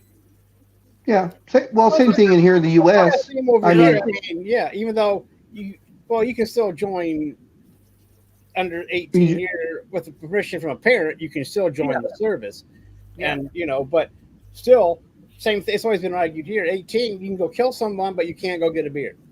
Exactly. Which So contradicts everything that you think of. In the service. So if you kill someone when you're 18, you can't go anywhere and help wash that, help get rid of that image in your head. You have to, you can't go drink it away. Unless you can drink it away with Personally, I think the reason why England gives a little more, I don't know how to say it. In other words, why 16-year-olds in England have more power is because in the U.S. the 16-year-olds are all idiots. Well, no, we've got our fair share of idiots. I mean, yeah, but not like the U.S. Not like the U.S. Well, that's true. I mean, Gen Z confuses the shit out of me. Mhm. How you can stand in the middle of Times Square, Oh, look at the clock to a Gen Z and say, "What time is it?" And they look at you blank, as much as you've asked them, "What is the 7 moons of Saturn or something?" They just do not have a damn clue. And I think, where's this going wrong? What is it about the education system that these people missed out on? In the United States, It's It the is sad. pampered era. it's sad. Well, it's been that way for a long time and getting worse with each generation. I mean, Yeah. In fact, I read just a couple of months ago that they were talking about getting rid of regular clocks in the classrooms and only have a digital clock because most kids did not know how to tell time. See, now that's the failure of parents. And it also is a schooling system. Big Dog, Almighty, Speedy, and Animaker, we spent, what was it, one day in grade school learning how to tell time. Remember that? We all learned how to tell time. And then we got tested. It's great. Oh, I'm sorry, Almighty. I never learned to Are tell you time. street cred? No, I never learned. I never learned to The tell clock time. because you learned on the street? I'm Yeah, sorry, dude. I learned on the street. I Me remember getting. and my gangsters in the hood, we learned to tell time by when we heard the gunshots. I remember getting stuck in a classroom with the cardboard clock with the movable hand. Oh my God! Yes, Oh. yes, we I all remember did. getting stuck, and the teacher would turn it round, and they'd turn around and stick it in your hand to say, "What time is it?" And you'd sit Yes. there and go, But remember, you'd also get a toy that was a clock, and you could learn to move the hands and tell time too. Yeah. I mean, you used to be able to buy. I don't know if you still can, but you used to be able to buy educational toys. I don't know if they. You I don't know know, if everybody. it I mean, I depends. don't know if they still buy them. Actually, Almighty, yes. Sorry. Whether they buy them is different. Yes. Yeah, that's what I said. I had to What clarify that they The might toys make still them, exist. but still, you think there'd be an app to help them tell time with a round clock. There should be there probably has to be an app out there somewhere that will help you to be able to tell the time with the face of a regular clock. Because once everything goes tits up and you don't have any electronics anymore, you're gonna have to find a way to tell time besides using a sundial. "Yeah, true." I mean, you're saying about the American education system. I mean, I was out and about. Oh, this would be about 5-6 months ago, and I'm a little bit of a history buff. I'll admit that. And I was, yeah, a little bit. And I was listening to a couple of kids talking about the school history lesson. And these two lads, we were really getting into this argument about the Second World War. Morning, Jay, and Jay, I'm not saying a word, and engineer and tits goes together. And you've had doubt whether you have place on this program. But as I was saying, these two lads, they were really getting into about the Second World War and when it started. Ooh. And this one lad turned around and said, "I'm telling you, it was the 7th of December, 1941. And this kid really got wound up. And I don't know how it happened, but suddenly they turned around and went, "You're an old fart. When did the war start?" Which kind of Oh, that threw me into a loop, and I went, "Well, I was always brought up," I said, "being British, that the war started for us 3rd of September 1939. Oh, very good. Very good. Which- For oh, I like that. Yep. Right. To which the guy that turned around and said 7th of December, she said, "But I was taught that was merely a European war and it was a local war." Oh, the inherent I went, stupidity, "Really?" I said, "Ask the Polish if it was a local war. which Ask the was French September if it was a 1st. Polish war." Yeah, Folks, they hit them on the 1st of September. We went to war on the 3rd of September. And by 1940, they're sitting on the coast of France going, "Hello, Britain, we're over here." yeah. You know how scary that can be? And, I mean, yeah, well, 41 was that. Well, December 7th. That was us. well, And, yeah. and But it then, started for us. now kind of, it's almost. interesting because in many parts of the world, it's actually December 8th Hmm. when that day apparently happened because it's okay. What do you go by? Where it happened, which I believe is how you should. Yeah. But the Japanese, because of where they are in the time zones, it was December 8th when it happened for them. That Yeah. day is December 8th. But it's but- like But when that's why I said us. For us, it started Yeah. December 7th That- because that's why.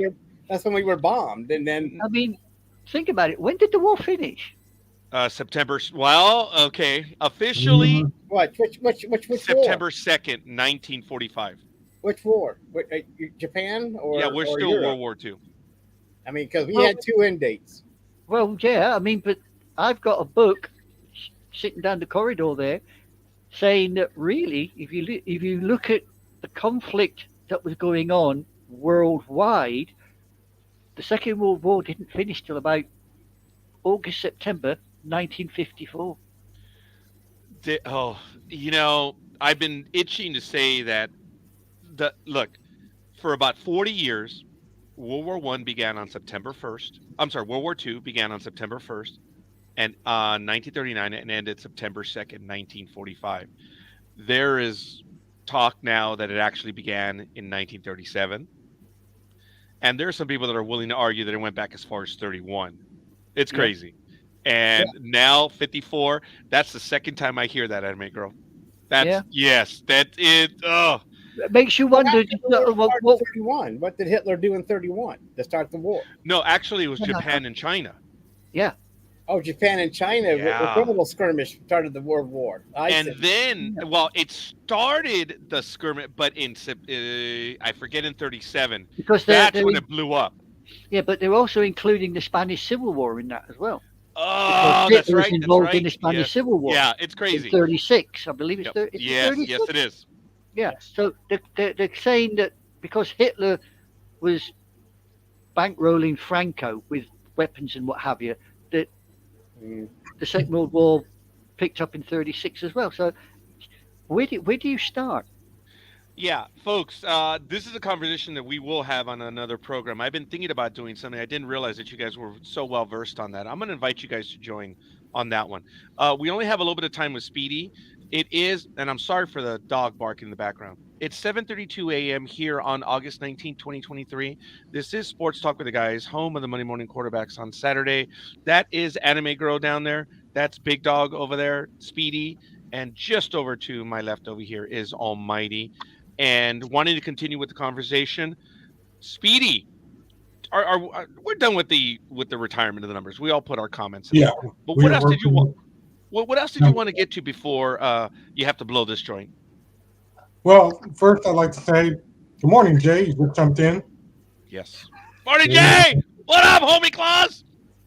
Homie Claus. I mean, Mr. Jay, Simmons. have you visited a truck stop yet? Oh my God, Jay! Oh, that was damn funny on the program that you guys were talking about. That's a reference to his Sunday program, which he can talk to everyone about. He put a blurb out there. Jay, we have several truck stops not far from us, and I say the Big Dog and myself. There's a lot of stuff in the Inland Empire, and if you want to visit a truck stop, you've passed them going to Vegas, buddy. We had to visit a truck stop.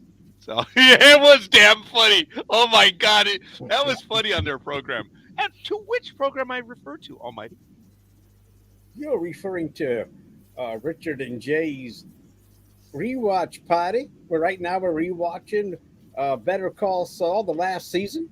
We're just started the second half of that fine series. So if you want to, we're on every Sunday, 6 Eastern, 3 Pacific, and everything in between. So whatever you Mountain or Centrals, fill in your own blanks. Thank you for that, Almighty. Speedy, back. Thank you. Well, what I'd like to get to is, I know you guys shared the video last week and kind of touched on it. But what has been going on in the world of baseball? And it's not just the A's; it's all these other teams. And to me, it seems like they're all trying to, play off of what happened in my favorite movie, Scorekeeper, Angels in the Outfield, where, he missed the catch. Where'd the ball go? Oh, the ball's over there. Oh, now I got to run and get it. Throw it. And the umpire's like, safe. And then the coach is like, that's not safe. He is out. He never touched the bag.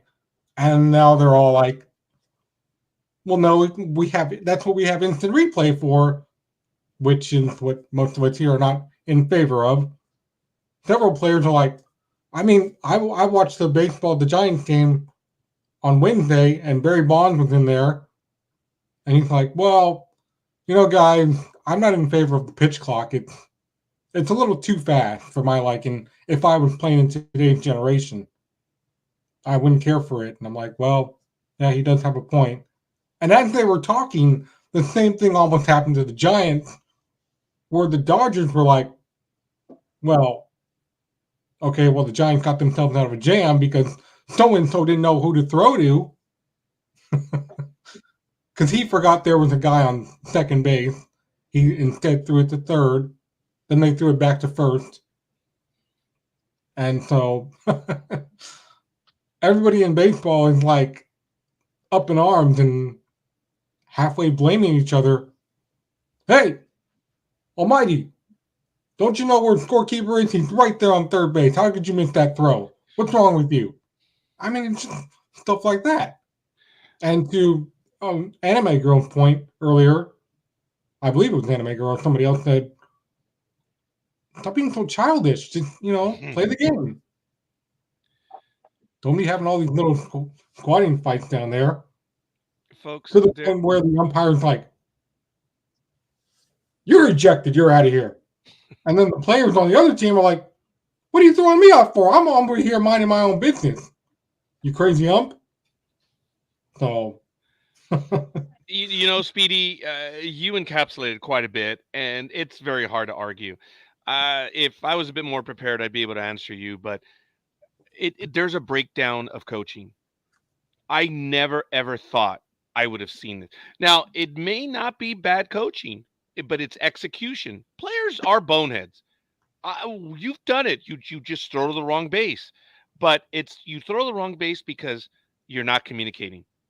Oh my God, Big Dog. How many times have you heard me scream, call it? Why aren't they talking? Right, Big Dog? And what happens? Oh my God, the ball drops. It's like, what the hell are you doing? See, it's taking command, taking it. You need to have a captain. Everyone has a role. Your center fielder is the one that runs the outfield. Your pitcher is the one that runs the infield. It's done. The catcher has the best view in the house. The catcher tells on a cutoff play how many steps over whatever because of the throw coming in. See, and this is what I mean. If you can envision me being the catcher looking to the diamond, I know I grew up with the first baseman always handling the cutoff wherever it is. That's not traditional baseball, but that's the way we did it. So as the first baseman runs to the middle of the field to receive the cutoff, the catcher's telling him right 3, left 3, whatever, to line him up where the outfielder is so the throw comes in straight. You don't seem to have that. They ain't talking. And it's bad execution, and it's more than likely bad coaching. So Speedy was talking about these guys not knowing what to do on the field. And then you have the bad umpiring. It's bad right now. I don't get it, and it's frustrating. Don't they have? Aren't they supposed to have practice before the game? Well, of course they have practice. Yes. Remember, you do it for 30 days in the minor leagues. I'm sorry, in spring training, and then you have workouts during the day, and then it's capped off by batting practice. That's where everyone gets to come in and watch when they start, but they've already been out there for several hours running their routines and stuff. It's bad. It's just bad. So I don't know what's going on. And then the umpiring. Then there was another story before Monday night's game where the umpire's like, with the Astros, what's that on your hand? Oh, no, nothing. Let me see. So they had to go through the whole process, which took like 15 minutes. So they were like, we're going to have to take another commercial break. They had to take so many commercial breaks because they were like, wow. Well, the umpires are still trying to figure out what the Astros pitcher is doing. And I'm like, okay. Well, we know what the asshole pitchers are doing. What's the Astros? They were cheating. Yeah, that's an academic exercise. Astros cheating. That's it. We're done. So, I'm not trying to talk you down, Speedy. I apologize.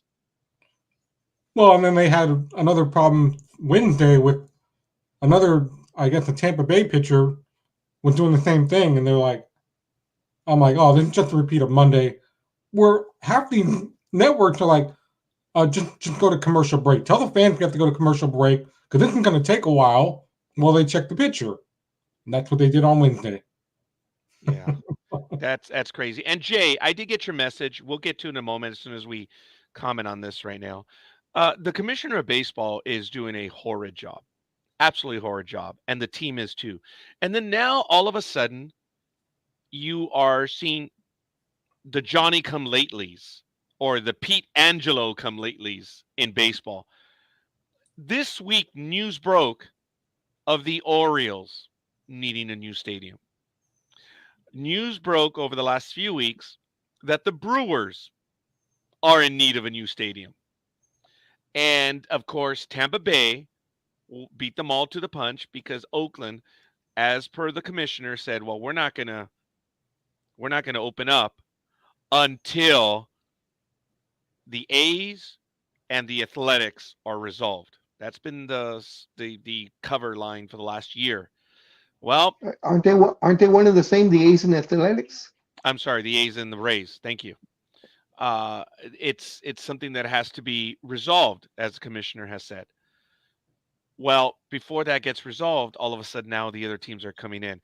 This is not unlike what was going on when LA did not have a football team. A lot of NFL organizations used LA as a negotiating thing. And now they're going to be using Vegas as the same thing. They just got into it late, where now teams are threatening to move. Now I've looked in the whole thing with Milwaukee, and the organization that runs the stadium is not unlike what they're going to do in Las Vegas for the Athletics. So it is something that this team needs to see. This is where they're being cagey and coy. Work is needed on the stadium, yes, but not $420 million as everyone suggests. And it's not a whisper. You just have to read into the story. The Brewers want upgrades, not fixes. And the upgrades are going to be about $420 million. See, they want stuff added. And a lot of people this is yellow journalism at its best. Number one, because they're ignorant. Two, they're not paying attention and they're not looking into it. I can't give you a percentage, but apparently this whole conversation is 10% maintenance on the stadium, 90% upgrades. And now Milwaukee is saying, well, if you don't want to pay for these repairs, I forget the word that they used, which everyone was. It's not repairs, they're not upgrades, they're ongoing maintenance. They're threatening to leave Milwaukee now. And that's what it is. They want blood out of the public. They want more blood. And while that's going on, all of a sudden we have the Orioles jumping in. Folks, that's a beautiful stadium. Fans do not bitch about that stadium, but now apparently they want some upgrades too. And now they're looking at Baltimore moving. That's crazy. So we have a situation similar when the NFL did not have a team in Los Angeles and everyone was threatening to move Los Angeles so that their local municipalities would pay for it. Speedy, go ahead. When you're threatening, is it like me and Big Dog were wrestling threatening? If you don't get the hell out of the way, I'm going to. So it's both of you now? God, what? Big Dog, what the hell is it with you, buddy? I got to tell you, dude, you are the magnetic animal here. I got to hand it to you, buddy. He's a player. Yeah, he is the big dog. Wow. Wow. And here's me thinking he was such a polite individual, a quiet individual. I think he is a polite individual. Hell, I got that wrong. Just don't stand up and walk away, Big Dog, because your halo's around your ankles. You're going to trip up over the damn thing.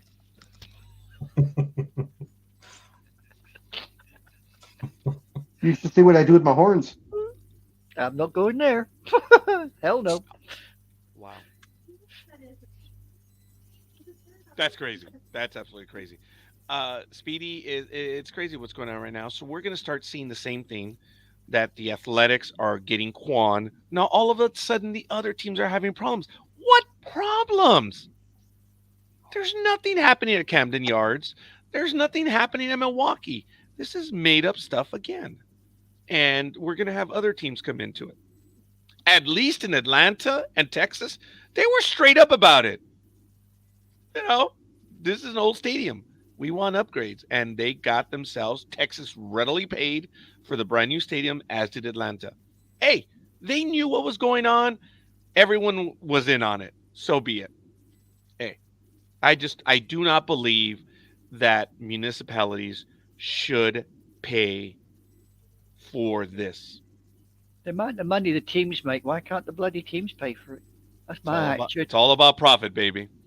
Mm-hmm. Yeah, we talked about this. Well, are those stadiums owned by the city or are they owned by the franchise? Well, as a matter of fact, I mentioned Milwaukee has the same setup that they're doing in Vegas. It is a public-owned facility. The Brewers do not. Well, it is very few teams that actually own. Sorry, there are quite a few teams. Or there are.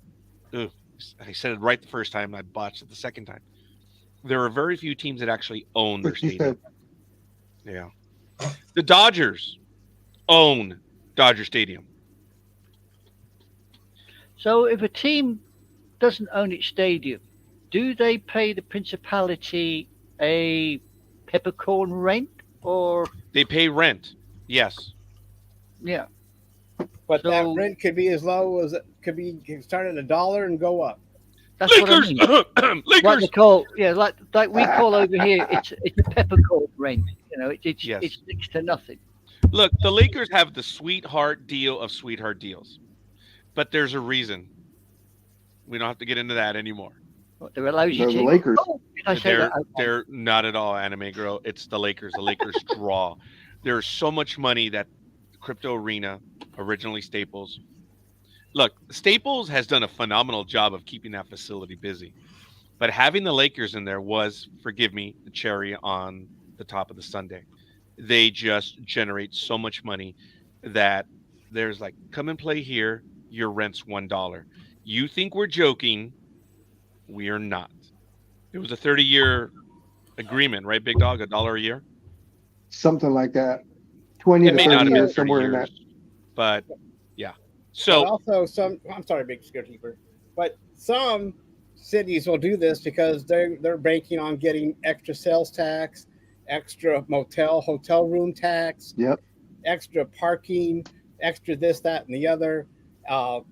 So they're banking on getting a windfall in tax revenue. And whether that happens or not, I've never seen the numbers, but that's what they're banking on. Sales tax and concessions, sales tax, tax on the parking lot fees and everything else. So, yeah, they're banking on.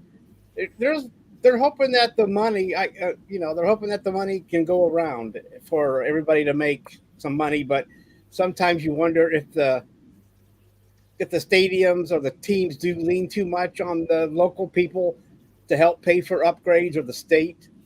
I mean, look at the state's going to buy the Bills. The New York State's going to build the Bills a brand new stadium to stay in Buffalo. Okay, is that fair? I mean, I guess if you're a Bills fan and you want to piss off the Jets and Giants fans, well, yeah, let them pay for your stadium. You'll chuckle, you're paying for our stadium. But then in the long haul, you paid for their stadium earlier, so it doesn't matter. But yeah. Folks, at one time, building a stadium was an actual economic driver. It genuinely was. And the studies are and have proven that you build something to put people to work. A stadium is not unlike a freeway or a road. It's an economic generator. You know how much you're going to spend, and you know what it's going to do. That exists in baseball. But now, folks, we're talking about the Oakland Athletics spending $200 million.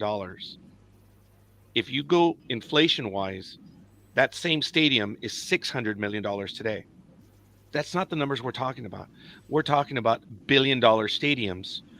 And it's look, are sporting events economic generators? Do they create jobs? Do they, and everything else almighty? Yes.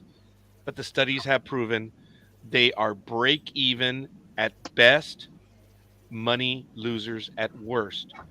But there is value to them. So how much is the value? Again, who pays for roads? Taxpayers do, because they're a necessity. Our stadiums. That's where the greed comes in, is how much is the taxpayer going to pay? That's a comment and an art and a conversation that we should have moving forward. I will have to look at some of those economic Right. studies that were done. And folks, not one college did it. There are lots of colleges that have done it. And these are raw reports that are very well done. And the only report that you can see that it's a moneymaker is the team that wants the money. That report always, oh yeah, you're going to make this. It's BS. It's BS. It never comes to pass. Right. And plus, they're banking on, well, like if you're a Southern team or a Dome Stadium, if you get that Super Bowl every so often, then you get that windfall. But that's not every year. I mean, that's every so often. I mean, Now- look, how many times have the Indians gotten the All-Star game Yeah. to bring in revenue? I mean, come on. I mean, Now that doesn't folks, happen that doesn't happen very often either. But still, you bank on it. And let me tell you, the economic model for Allegiant Stadium has broken the mold. Vegas, it's the best decision they ever did. Seriously. Vegas is hand over fist money with the Raiders. How often does any stadium pick up the Super Bowl? Oh my God, there's 32 teams. Yeah, a lot. yeah, but Do the not all 32 get a Super Bowl. Only the teams in the South and Dome stadiums get a chance at the Super Bowl. Yeah, you're not going to play in Buffalo. Now, it's a new stadium. That might be different. But you're not going to play it used to be January game. Now it's February in Buffalo. Or New England, or Cleveland, or Cincinnati, or Green Bay, or Chicago, or any other Baltimore, or Philadelphia, or whoever. But you will play in Atlanta. They have a dome down there. But so I don't know. Maybe half the teams can host a Super Bowl at the most. Anime girls. So you're talking 16? Yeah, but don't forget that But then a that lot it's of them not come just back to the same places. Lots, Dallas gets a lot of them. Dallas gets quite a few. I mean, now Los Angeles is going to get quite a few because of that $1 billion home that they built. That him and Roger and LA built, and Big Dawg and Speedy. They all put that thing together. I did. I contributed to that stadium.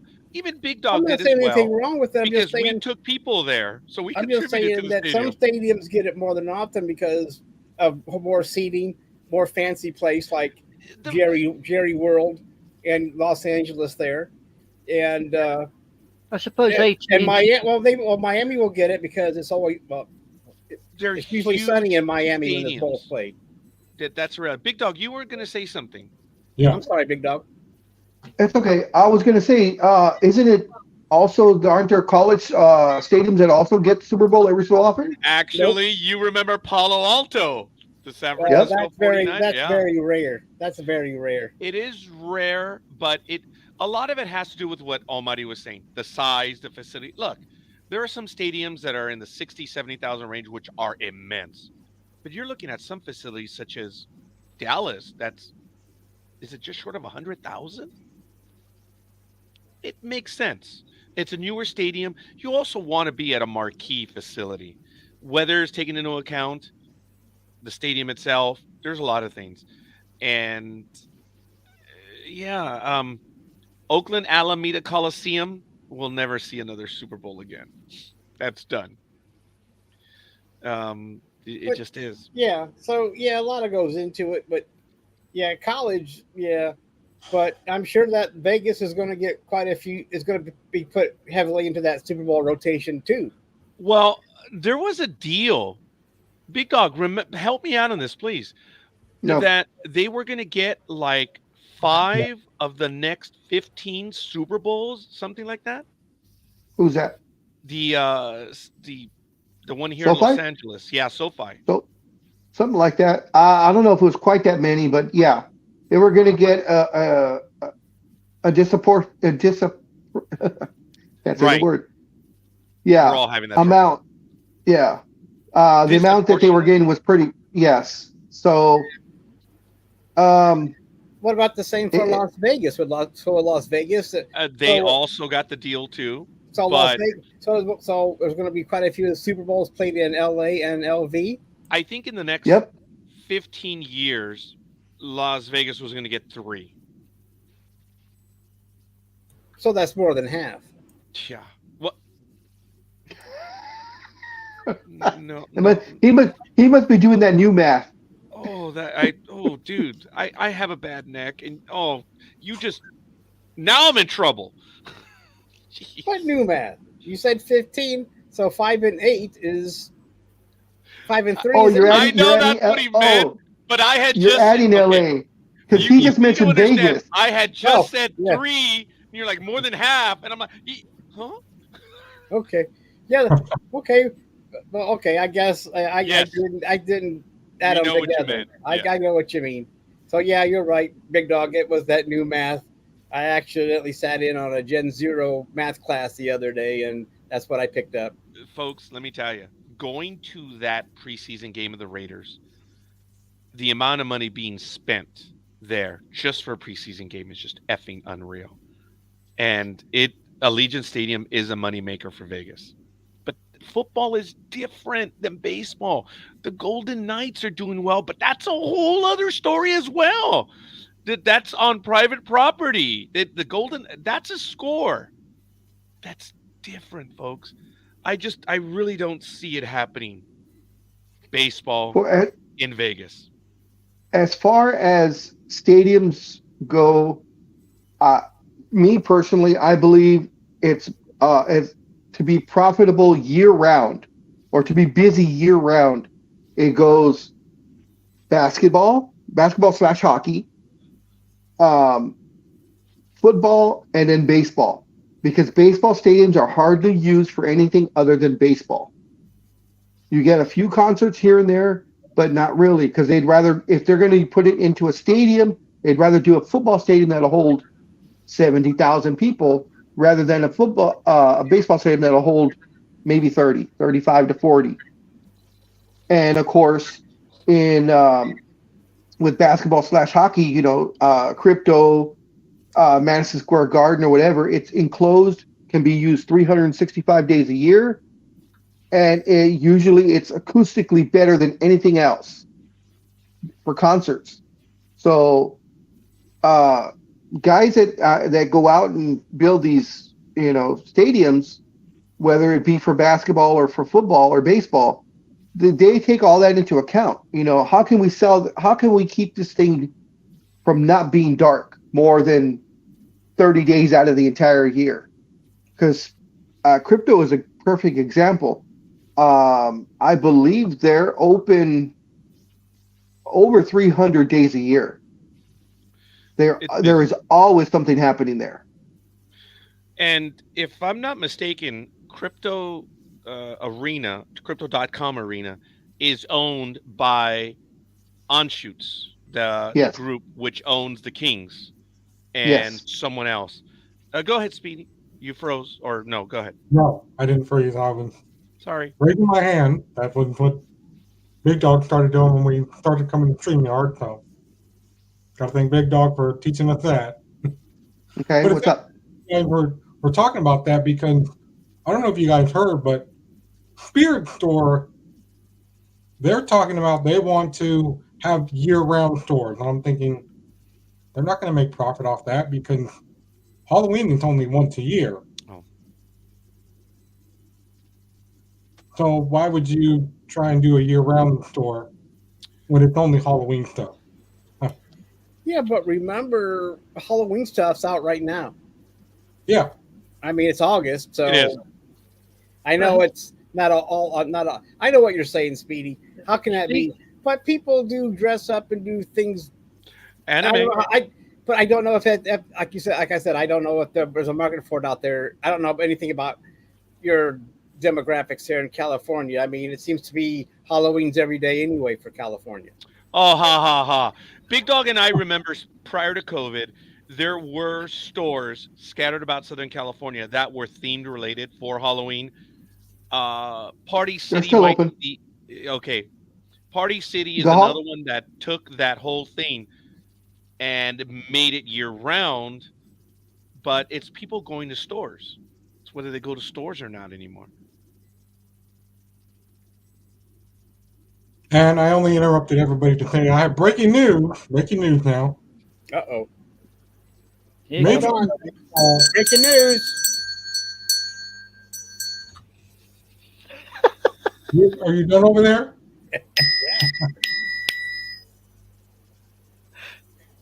Okay, who was that? Somebody else had a new It bell. wasn't me.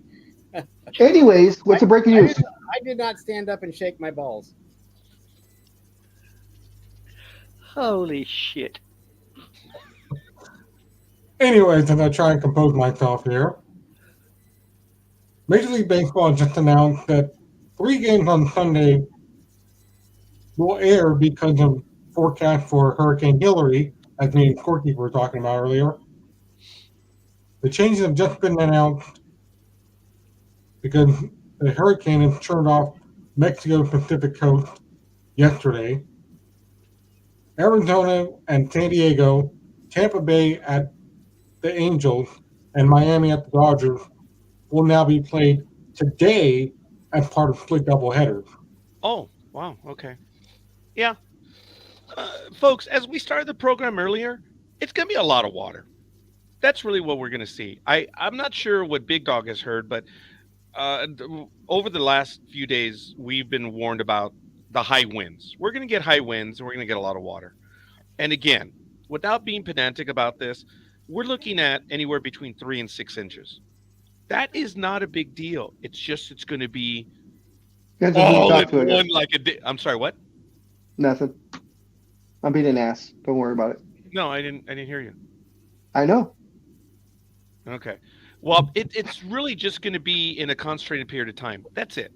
We're going to get a lot of water. We're going to get a lot of wind.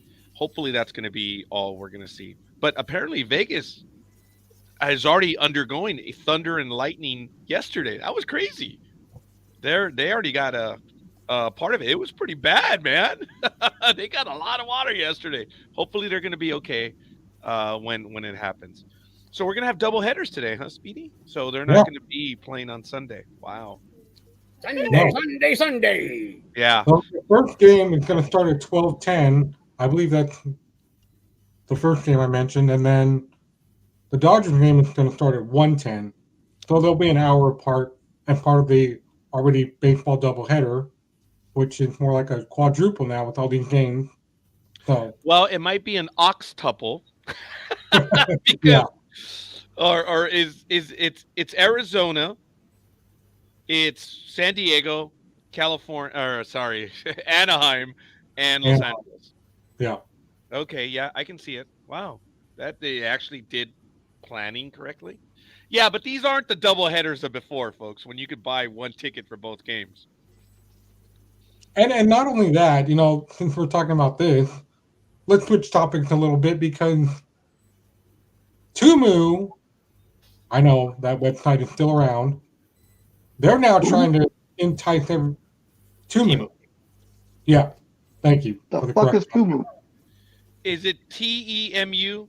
I think it's TUT. Okay, then that's someone else. One of them, but half of the sites now, as we were talking about a couple of weeks ago, are trying to get you to. Let me just pull it from you, Tony Khan. They're trying to get you to do the buy-in for the NFL season, where we'll give you 3 months if you sign up with us for free, so that way you can watch the NFL for free. Oh, But then there will be occurrences in your bill. what are we looking at on that service?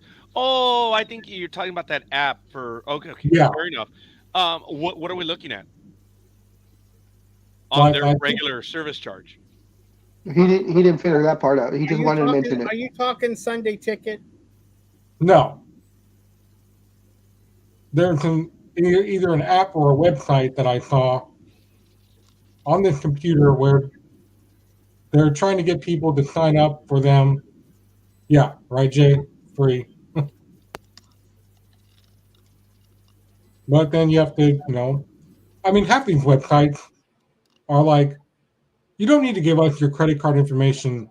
Yeah, right. Thanks a lot, SiriusXM. I have them in my car, but they're like, they actually called me a few months ago. We need your credit card information for this reason and that reason. I'm like, you got me. All right. So I gave him my info. Over the phone?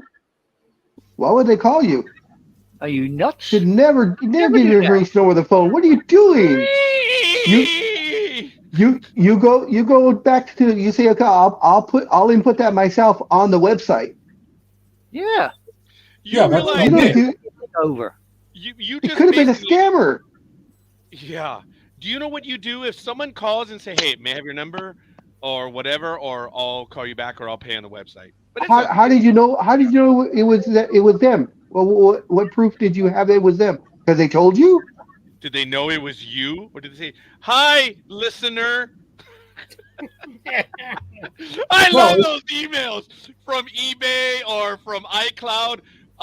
Member, your cloud, you're gonna be delete. All your pictures are gonna be deleted if you don't renew your subscription right now. Did they say Speedy, or did they call Score? Did they say, "Hey, Scorekeeper, you're Sirius XM"? That might have been real.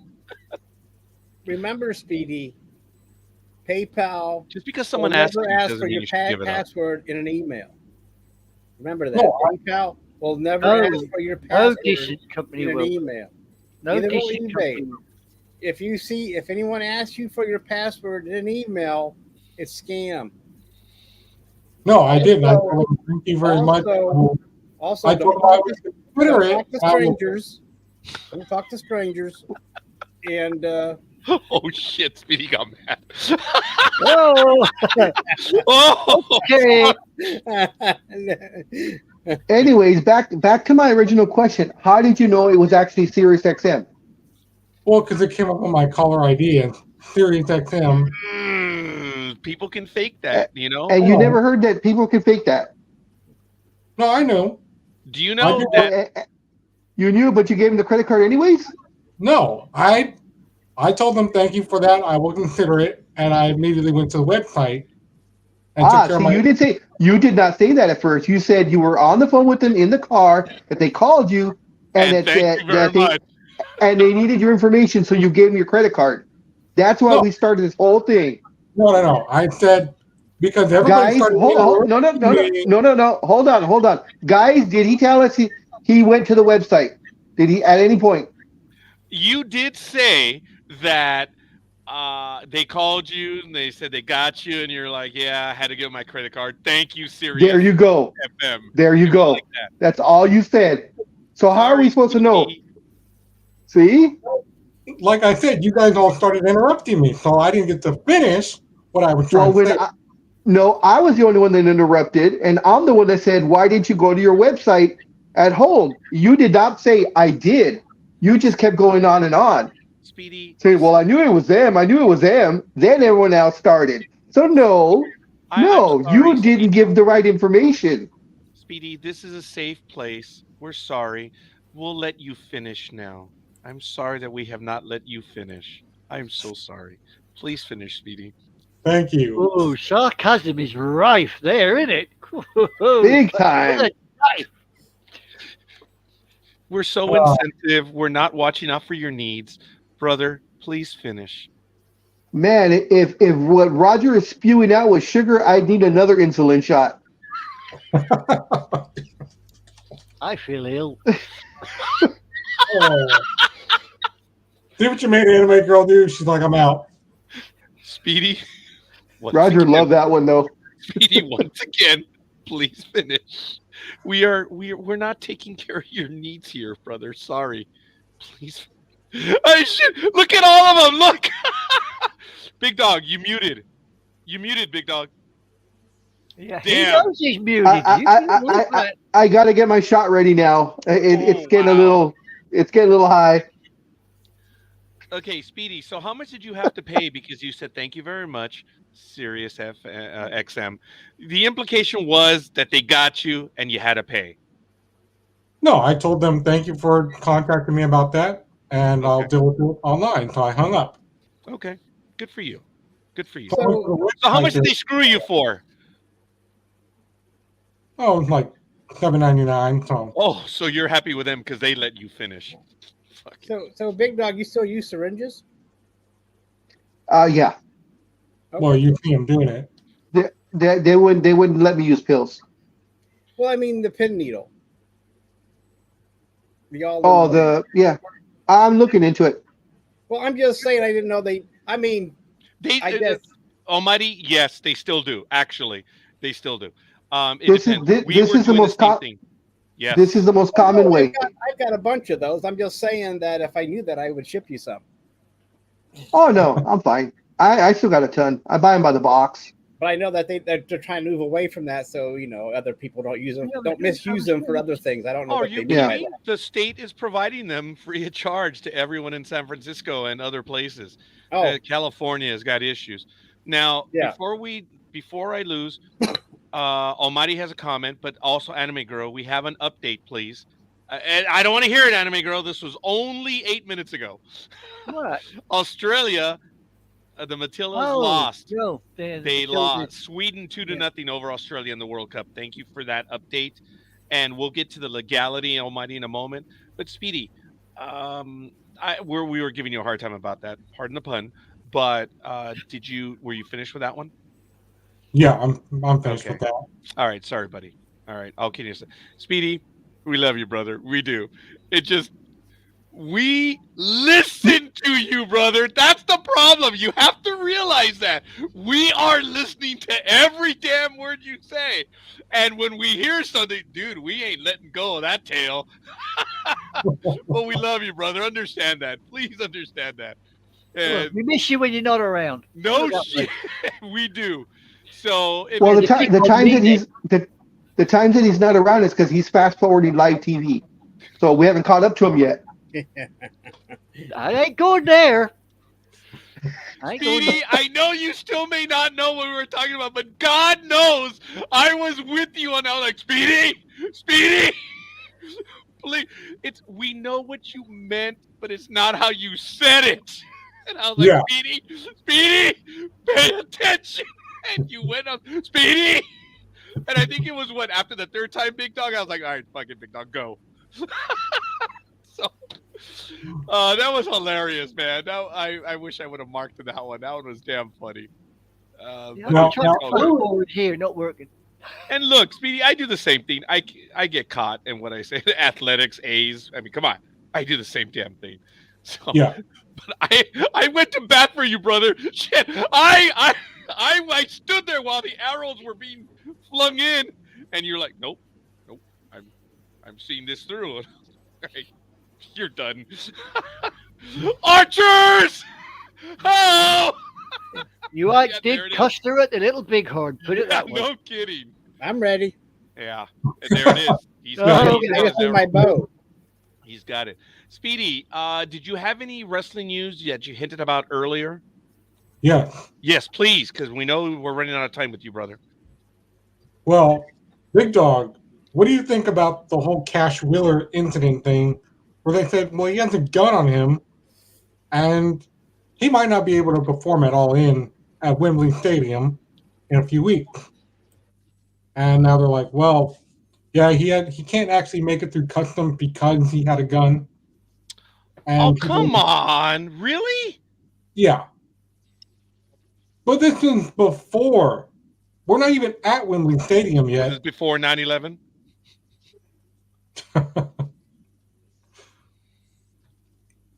So it's just crazy. What do you think about that? You're getting misinformation, first of all. He was be quiet. First of all, he was charged with assault and welding a firearm. This stems from an incident that happened July 27th, and then he was charged on August 3rd. The charges were filed August 3rd. He wasn't officially charged till yesterday or day before yesterday. He posted bond. His passport was not taken away, so he can fly to Wembley. It's not like he's taking a gun with him. Those were charges here in Florida. So England and Anime Girl hopefully can step in on this one. I don't know if England can say, no, you can't come here because you're possibly going to be found guilty. Because remember, you're presumed innocent until proven guilty. And there hasn't even been a trial yet. So technically the charges are there, but that's it. He doesn't have a record before of any sort of violence. May I interrupt you on that one, Big Dog? Sure. Countries can reject you for any reason whatsoever. You're a guest. Okay. That's true. They can, if they say, you know what, we don't like what you're wearing, you're out. And depending on the laws of the country. But when it comes to visiting, they can just say, sorry, I think you're up to no good, and just reject your passport. It's crazy. That is true. And I totally agree on regular people.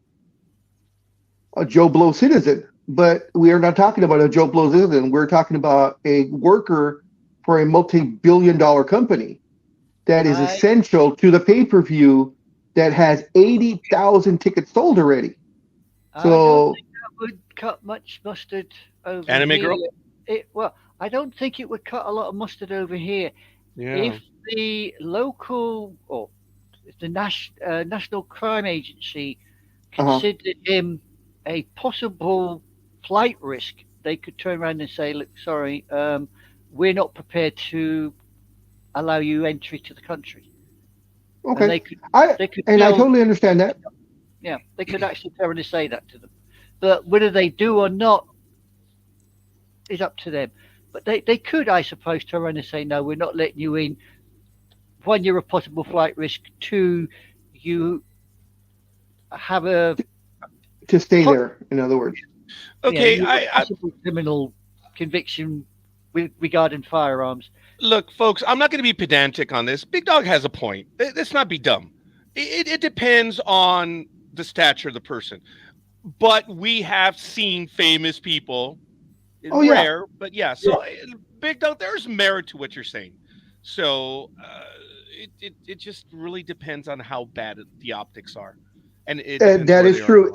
And as I said, I mean, on AEW side, because I'm pretty sure they're already talking to England and the possibility of whether or not he's going to be able to go, because the pay-per-view is next week. It's next Sunday. So, we're right there.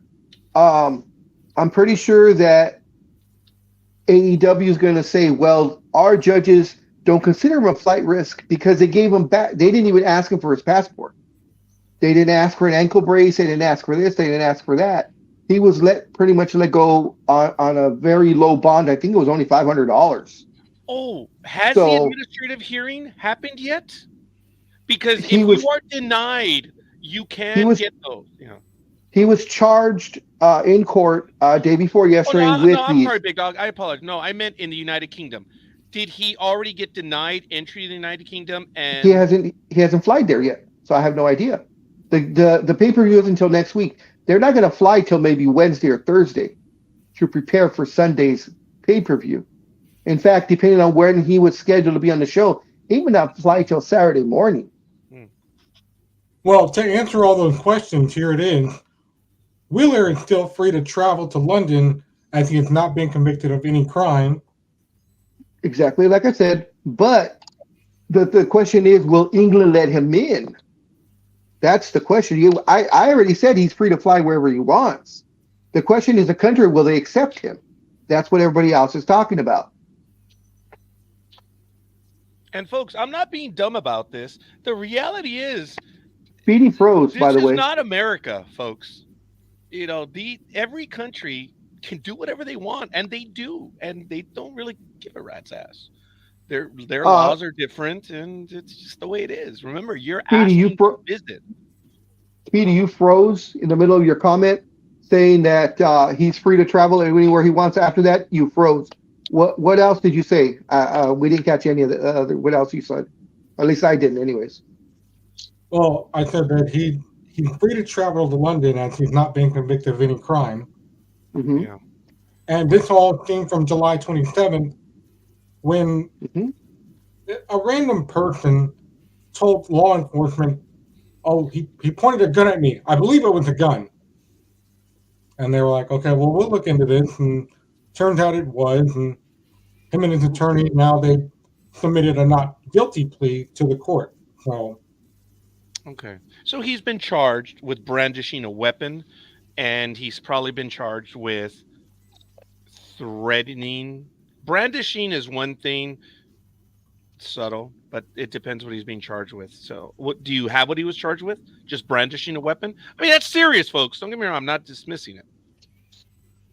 well, they say he allegedly flashed the gun. Okay, at same thing. the party. Yeah. So, So he flashed at a party. What? Oh my God. Okay. Again, we exist because of sports stupidity. Typical. I mean, this is the stories we talk about, man. It's crazy. Now, oh my God. So, all right. Wow. and AEW very quickly issued a statement acknowledging the situation, saying that Wheeler is cooperating with authorities in Orange County. Now, is that as in Florida, Orange County? I Yes. believe. Yeah. Okay. Our Orange County is the real Orange County, but that's neither here nor there. How many orange counties are there in America? Well, I don't know. I can safely assume there's more than two. I think there's one in Southern California, Florida. Right. Yeah, that's The what one we're that talking they're about. talking about is Florida. The Isn't there one in New York? OC, when people refer to the OC as in the Orange County, they're talking about this one out here in Southern California. The only Orange County that matters. Yeah. Okay, here's what he has been charged with. He was arrested for aggravated assault with a firearm. Oh, That's the official not charge. brandishing a weapon, man. That's different. Okay, he was released on $2,500 bond. His attorney wanted to stress that it is not a domestic issue and do not know the people involved. The prosecutor mentioned Wheeler allegedly flashing a gun during a road rage incident. All of Wheeler's firearms will have to be turned over to the local sheriff's department until the case is over, and he will not be allowed to have contact with those involved. So it was a road rage incident. Mm-hmm. That's kind of stupid, isn't it? He's a wrestler. They're not known to be smart. Yeah, well. Well, a bit like boxers, then, isn't it? They have the sense kicked out. Well, look, in Florida, next to it being the Sunshine State, it's where tourists go to die. I mean, how many times do tourists get shot in Florida? It's pathetic out there. Okay, I can hear another voice in the background somewhere. Who's got something on? I think Almighty's having his girlfriend over and not telling us. And the big dog left. I did? No, Big Dog's still there. Yeah, Big Dog's still here. Well, Yeah, I'm in the other room. Well, no, he said, "Oh, there it is." So you see, I was right. He left the room. That's why when you said having a girlfriend over, I said, "No, Big Dog left." It's all right. I can hear a voice. It's not one of us. I'll tell you that. Do you hear it right now? Yeah, I hear it Okay, too. let's do cross elimination. Nope.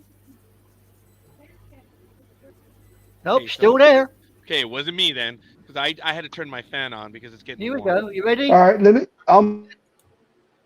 Oh, wait, she's doing hers first.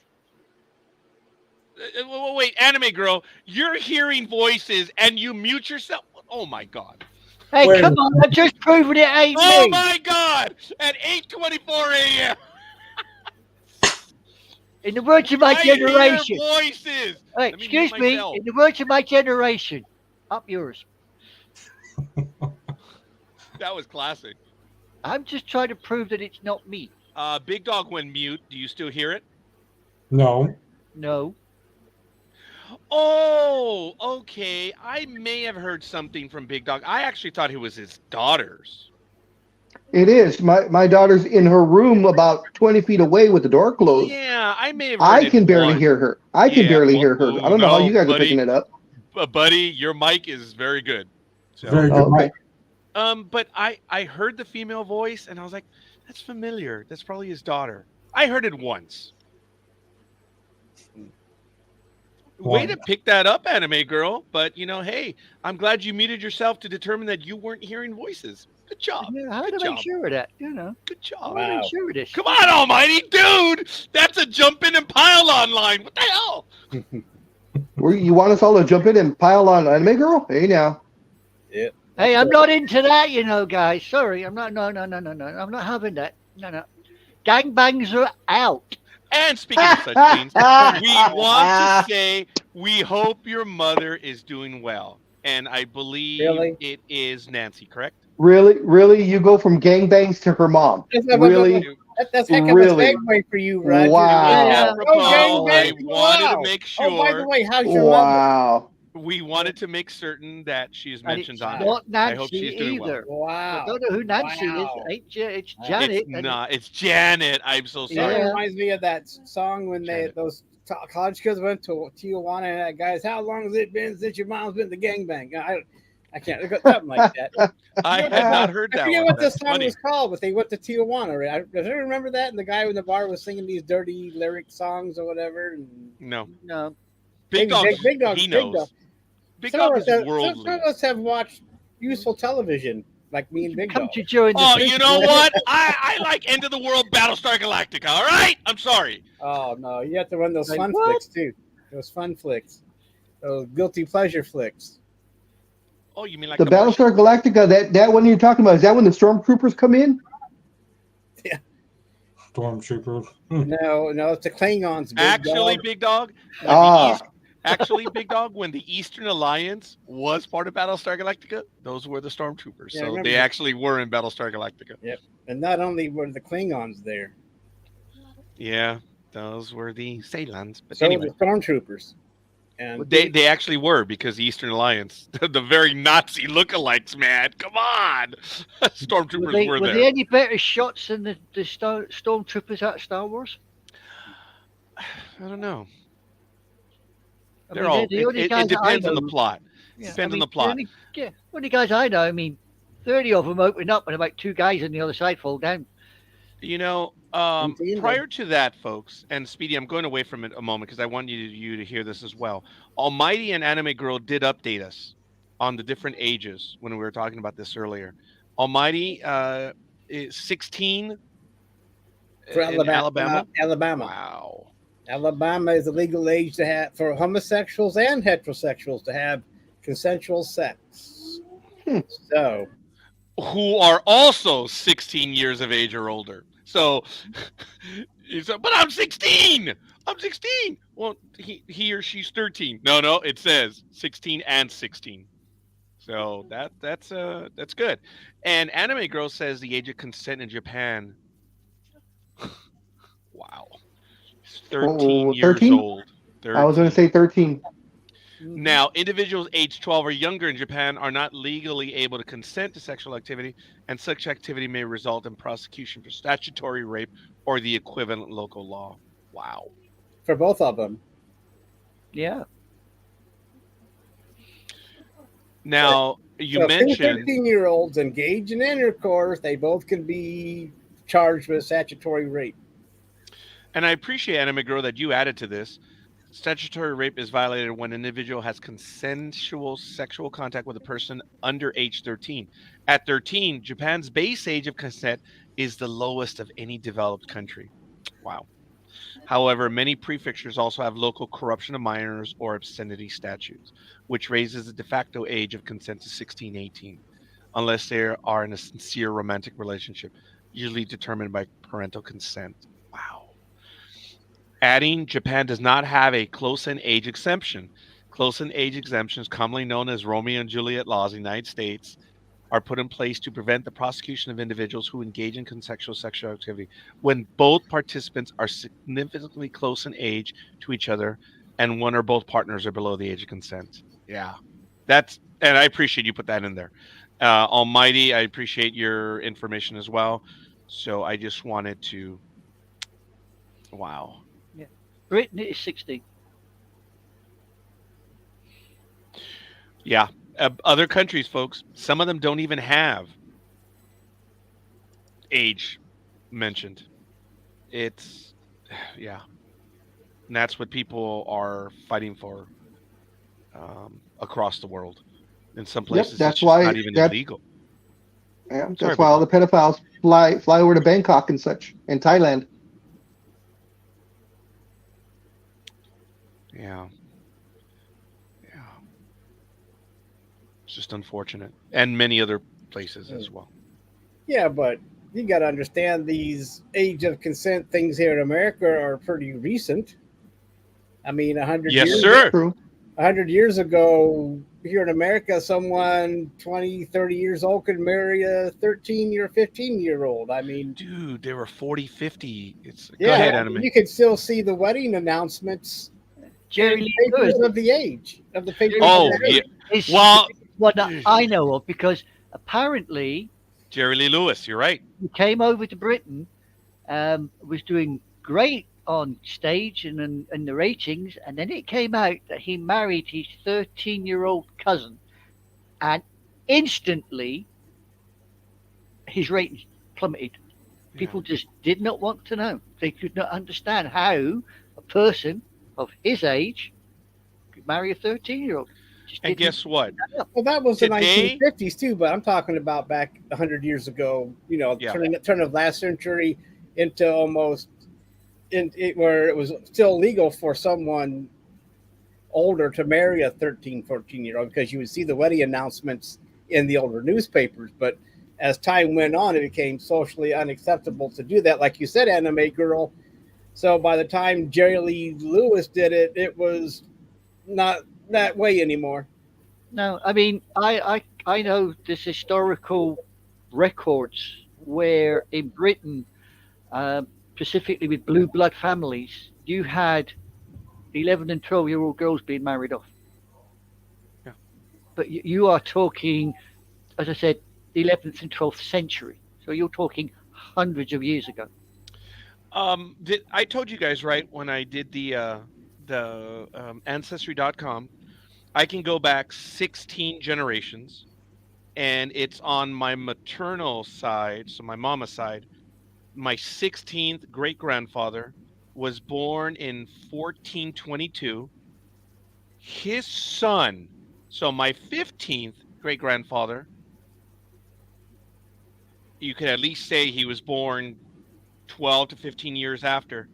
His wife, my 15th maternal great-grandmother, was born in 1420. That was crazy. That is crazy. When I saw that number, I was like, oh! So, wow. That was interesting. But that actually was common back then. I was just going to say, don't forget, not even that far back. I mean, the turn of the century, all the way up into maybe the 1920s.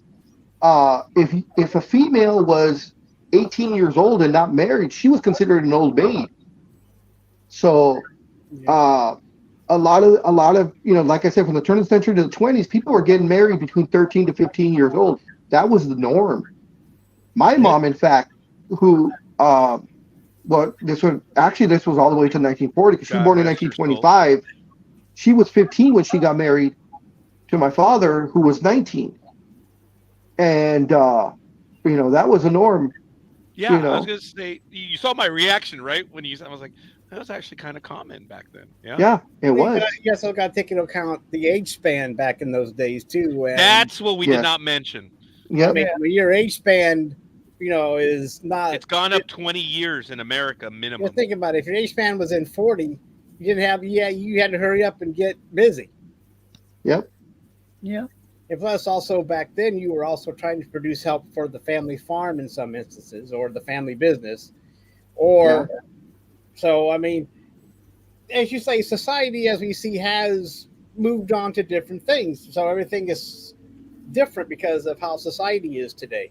And, I keep thinking, I'm going to real quick before we get real quick, is that, you can't drink until you're 21. Now you can't smoke until you're 21. And I get the feeling that there are people pushing that 21 should be the new legal age of consent. That there are too many people out there that are thinking that kids shouldn't be allowed to leave their nest until they're 21, which I don't agree with.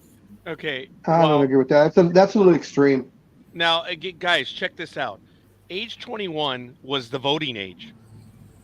And it was changed to 18 because we know what happened. Boys and girls were, well, predominantly boys, were going to Vietnam to die, and they couldn't vote. So they dropped it to 18. And some stuff, it's always in flux. I thought here in California the smoke was 18. Big Dog, are you familiar with that? Well, I mean, okay, I'm talking about Ohio then. In some states, you need to be. Oh, it varies. Changed. It varies. It might have changed. I mean, it varies. And it might have changed too. Yeah. Is it and so? Almighty, I wasn't being argumentative, brother. Okay, I'm sorry. My, well, I thought you were. I know you were, but I forgot to specify that here in Ohio. I mean, I know some things are state law. Yeah. And I'm kind of surprised it's still 18 in California. Well, I don't know. 21. That's why it is 21. It changed. Yeah. Because when Big Dog and I were at Thrifties, it was 18 to smoke, 21 to drink. And drinking hasn't changed. So they changed smoking, I don't know when, to 21 as well. Wow. I think they started this. I don't know when. I think ours changed like before the pandemic, or after the pandemic. For us, it changed. Look, society can change whatever it wants, but for us to change the legal consent of 21 for personal relations, it's not logical because of other. Well, I'm not saying personal relations as to become an adult. Now you're at 18, you are an adult. And I keep feeling that people are trying to push that to 21 to become an adult. Yes, Big Dog. The age of smoking was changed on June 9th, 2016 in California. Yeah. That was the Tobacco 21 or T21 rule. I thought so, and that's why I asked if you remembered. Thanks for looking that up, Big Dog. And that also includes electronic vape things. Is included in that. You had to be 21. Wow. Now let's go back 5 minutes, rewind time. I think it's a little bit more than that, but go ahead, Speedy. Oh, now we're rewinding. Okay, you can do that. Because 5 minutes ago, Almighty was like, hey, bang, bang. How about that Raider game on Sunday? I know it's only preseason, but hey, got to have some fun with it. It's preseason. I couldn't care less. I know, but well, see, again, let me get to my point, and then you can judge me after. So anyways, my friend was like, because we had a short meeting on Sunday after church about what we're doing today, which is why I got to leave in a little bit. He was like, hey, you see that little table over there? I'm like, what are you thinking of? My friend Bob was like, that's the Raider table. This table here is the Niner table. So go over there. I'm like, oh, you're going to go there? Well, just wait, because the game's about to start too. We're all headed home, and you're going to be crying later. And then another church that borrows our building, friends of mine were pretending to escort several Raider fans out the building. I'm like, and I left a comment. I'm like, what the heck's going on here? And they're like, oh, we're escorting all these Raider fans out. I'm like, you guys aren't watching the game, are you? It's on right now. And then they were like, no! Don't mess with Raider fans, I told you. I know it's only preseason, but they were the ones that started it early. So. Okay. Not only that, I don't care about preseason. I don't care about basketball preseason. I don't care about the cactus leagues in baseball. None of that counts. So why should I care? None of the players are even playing.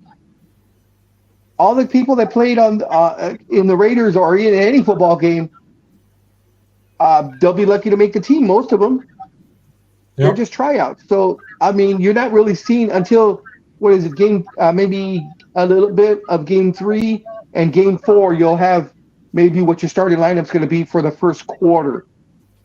So I don't put any stock into preseason games at all. No one does. We're just well, Speedy does. I just Speedy does. Speedy.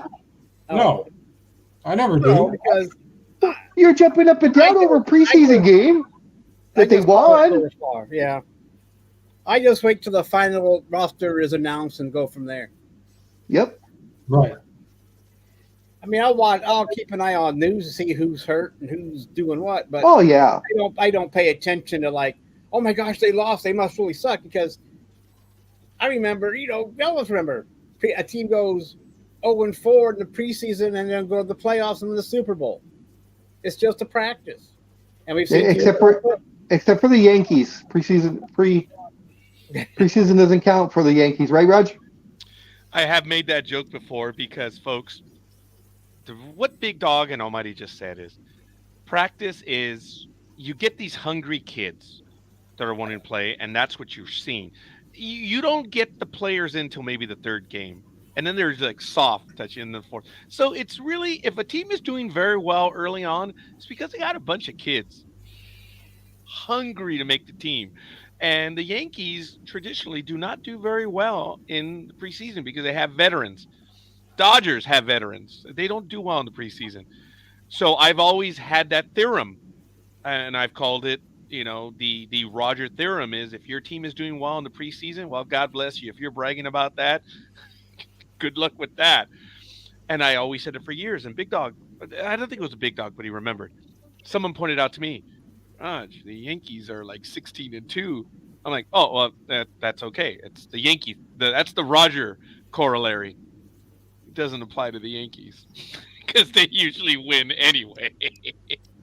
And that's always been mine because I've always told teams, look, if your team is doing badly, it's the veterans getting into form. So I've used that, and people have thrown that back in my face. And usually it doesn't matter for the Yankees. It doesn't matter if they do badly or do well. But it's preseason. You're getting the vets loosened up, working out. That's all it is. So That's why we took the Mickey last week, picking those stupid games. Actually, we were in preseason form, so I do have the results. I think it's kind of funny. Big Dog, we were messing around. This is the first time we've ever to get into preseason flavor. We said, screw it. Let's pick some of the games. And I'll go over those real quick. So here we go. Titans, Bears. Jay and Almighty went for the Titans. Scorekeeper and Anime Girl went for the Bears. Bears won. Bills, Colts. Everyone went for the Bills. Bills won. Jets, Panthers. Jay went for the Panthers. The Jets won. So Scorekeeper, Almighty, and Anime Girl. Jaguars won. Jay was the only one that went for the Jaguars. Scorekeeper, Almighty, and Anime Girl went for the Cowboys. Ravens. The Ravens won. Scorekeeper was the only one to get that one right. Eagles were Jay, Anime Girl, and Almighty. Chargers. They won versus the Rams. Almighty, Anime Girl, and Scorekeeper got that right. Jay went for the Rams. And Kansas City, New Orleans. This is Sports Talk with the guys at their best. Everyone went for Kansas City, and New Orleans won. That was perfect. And then Raiders, 49ers. Jay and Anime Girl went for the 49ers. Jay, we get you, brother, because you're a 49er. Scorekeeper and Almighty went for the Raiders. And typical, the Raiders clean the 49ers clocks 34-7.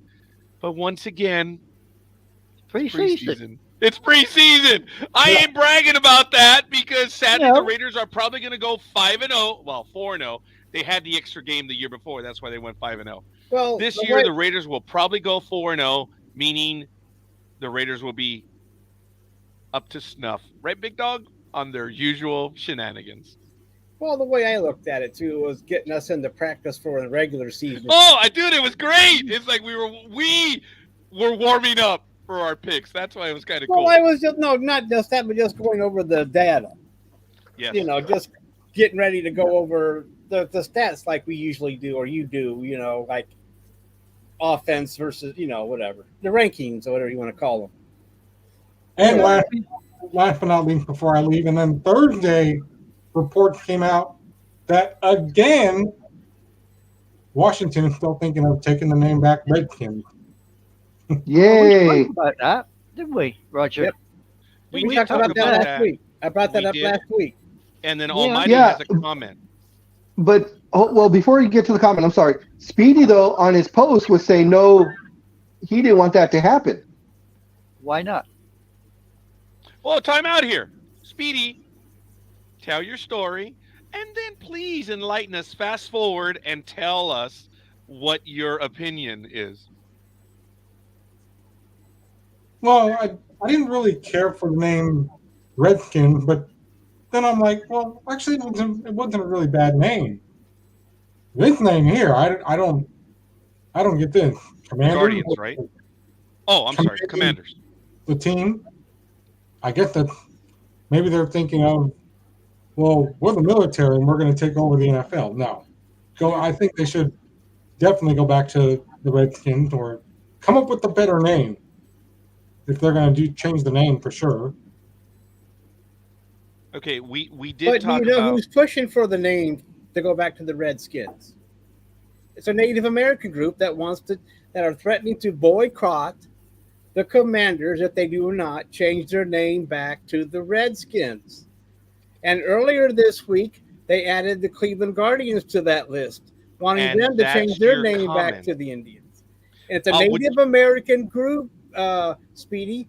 There's a poll that says Native Americans do not think Redskins is offensive.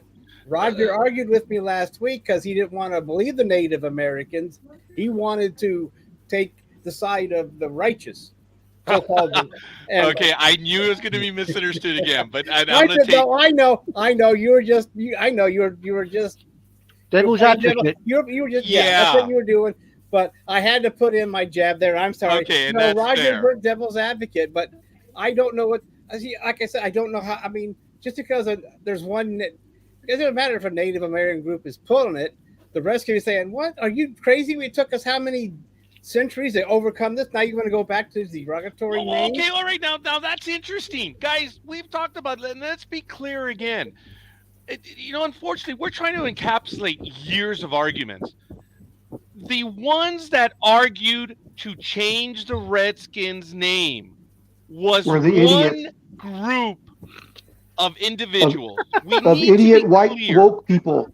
Yeah. Okay. Well, let me Well, there were add some to Native that. Americans too, but Right. Go ahead, Raj. But there was one group. Remember, each tribe has its council. We talked about this last week.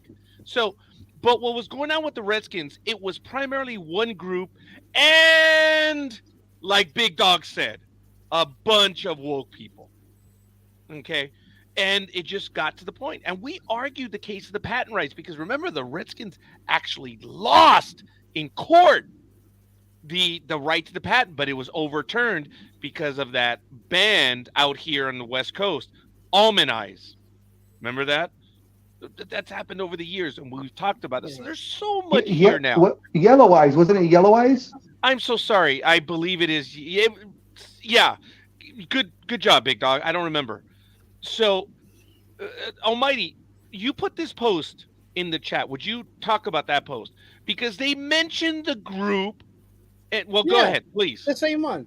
A petition launched Monday, which would have been last Monday, by Native American Guardians Association, NAGA, or NAGA. Well, okay, they're nagging, so I guess we'll call them NAGA for now since they're nagging.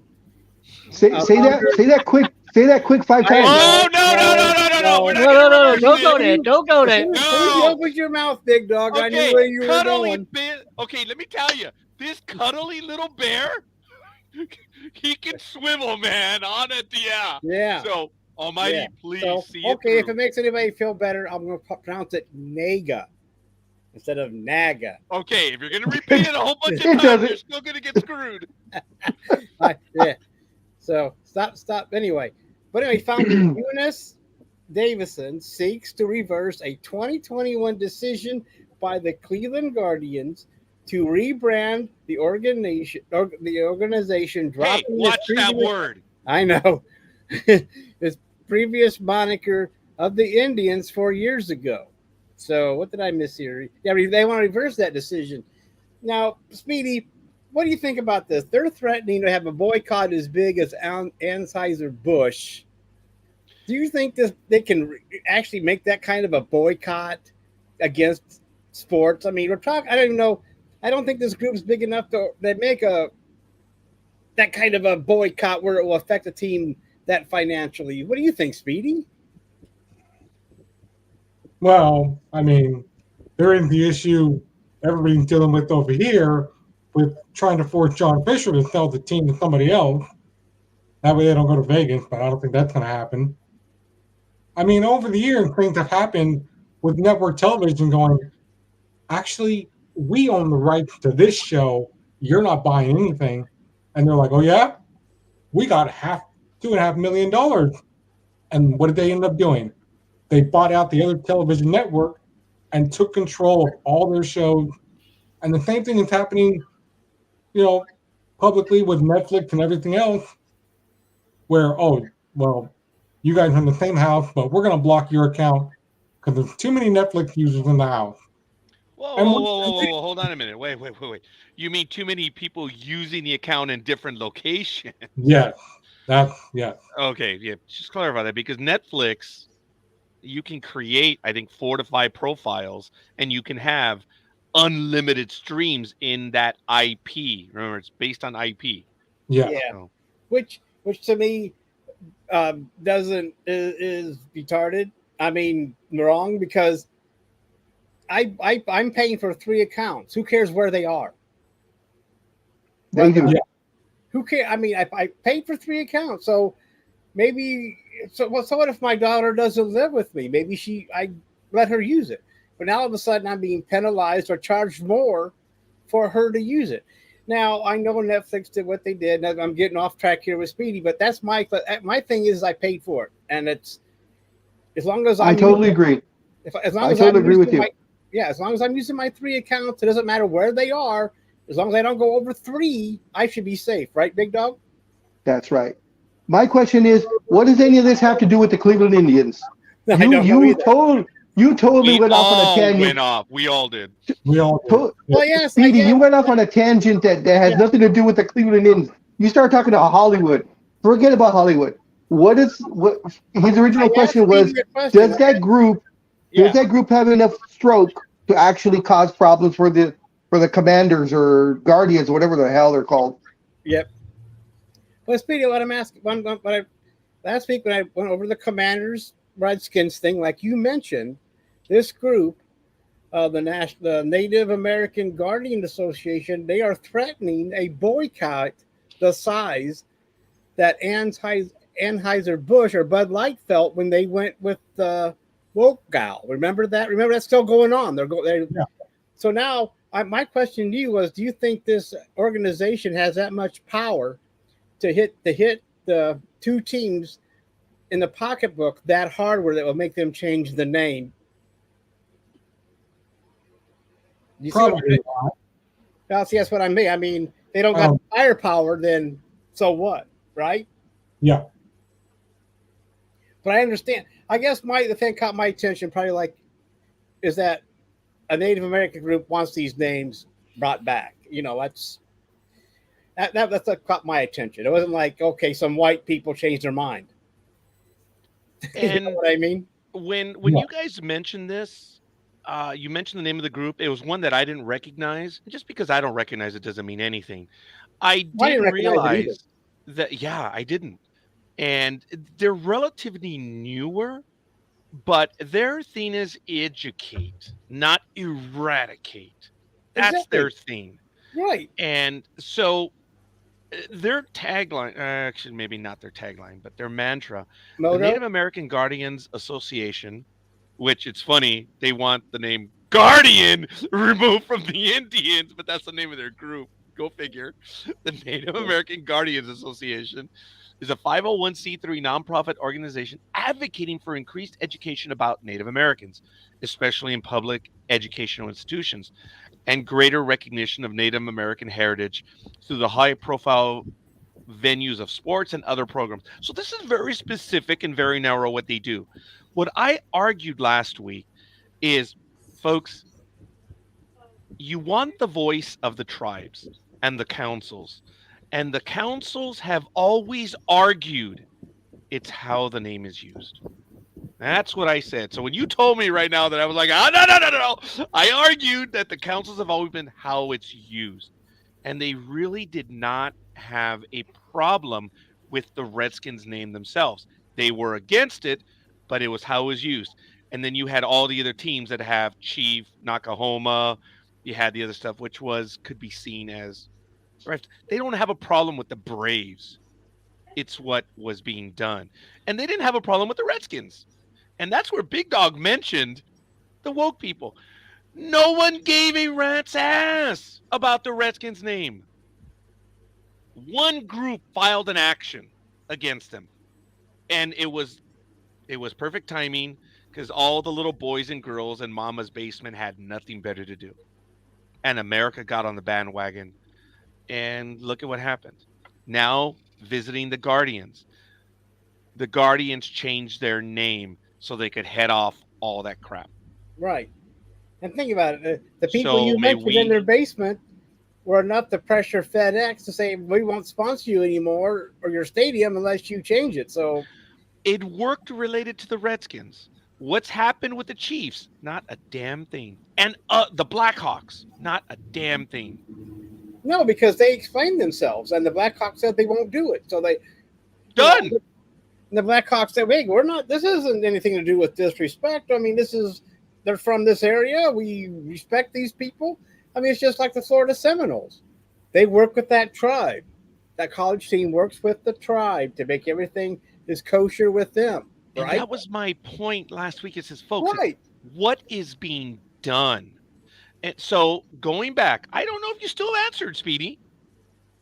Does it matter to you? Do you think there's value in this, or do you even care insofar as they're now named the Guardians? Almighty still calls them the Indians. He's only saying Guardians right now because that's what they're saying word for word. Anime Girl says, if you think about it, Cowboys, yes, actually, it was brought up years ago, could be considered an elitist, racist term in regards of titles, but then it would mean woke groups thinking about it. Perfect line, Anime And you Girl. can also throw the Rangers in there as well. Oh my God, yes. So I mean, there's a lot of things.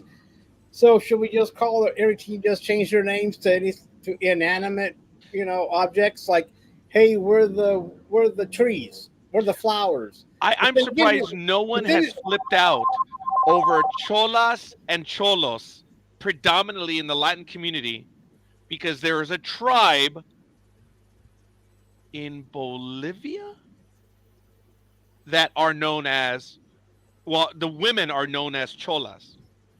Okay, that's what they're referred to be of the Indian tribe.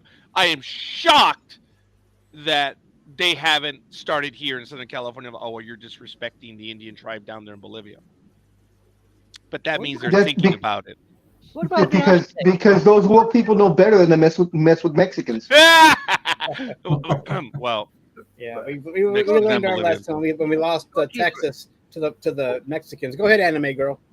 What about Aztec? They're Is that extinct. be considered a racist term if you call They're something extinct. the Aztec? It's They're actually extinct. not racist. It depends how you use it. But they're deceased. They've been wiped out. Whoa. No. Oh no. Whoa, they don't. There is an Aztec ancestry in Mexico, The up and down Mexico. Empire Well, is- well, thanks Yeah. to you Spaniards, you came over and wiped these people out. You and Yeah. Columbus, You ain't Spanish. you Oh, and they- Italians. Actually, Columbus, I am. And Big Columbus Dog has came- Spanish in him too. And Columbus Yes. came over and said, "You know what? Have our syphilis, have our diseases. Oh, we don't like you, shoot you." They're not decimated, but close. And that's fair, Almighty. We just had to make it clear. The Native American, or I'm sorry, well, they are American.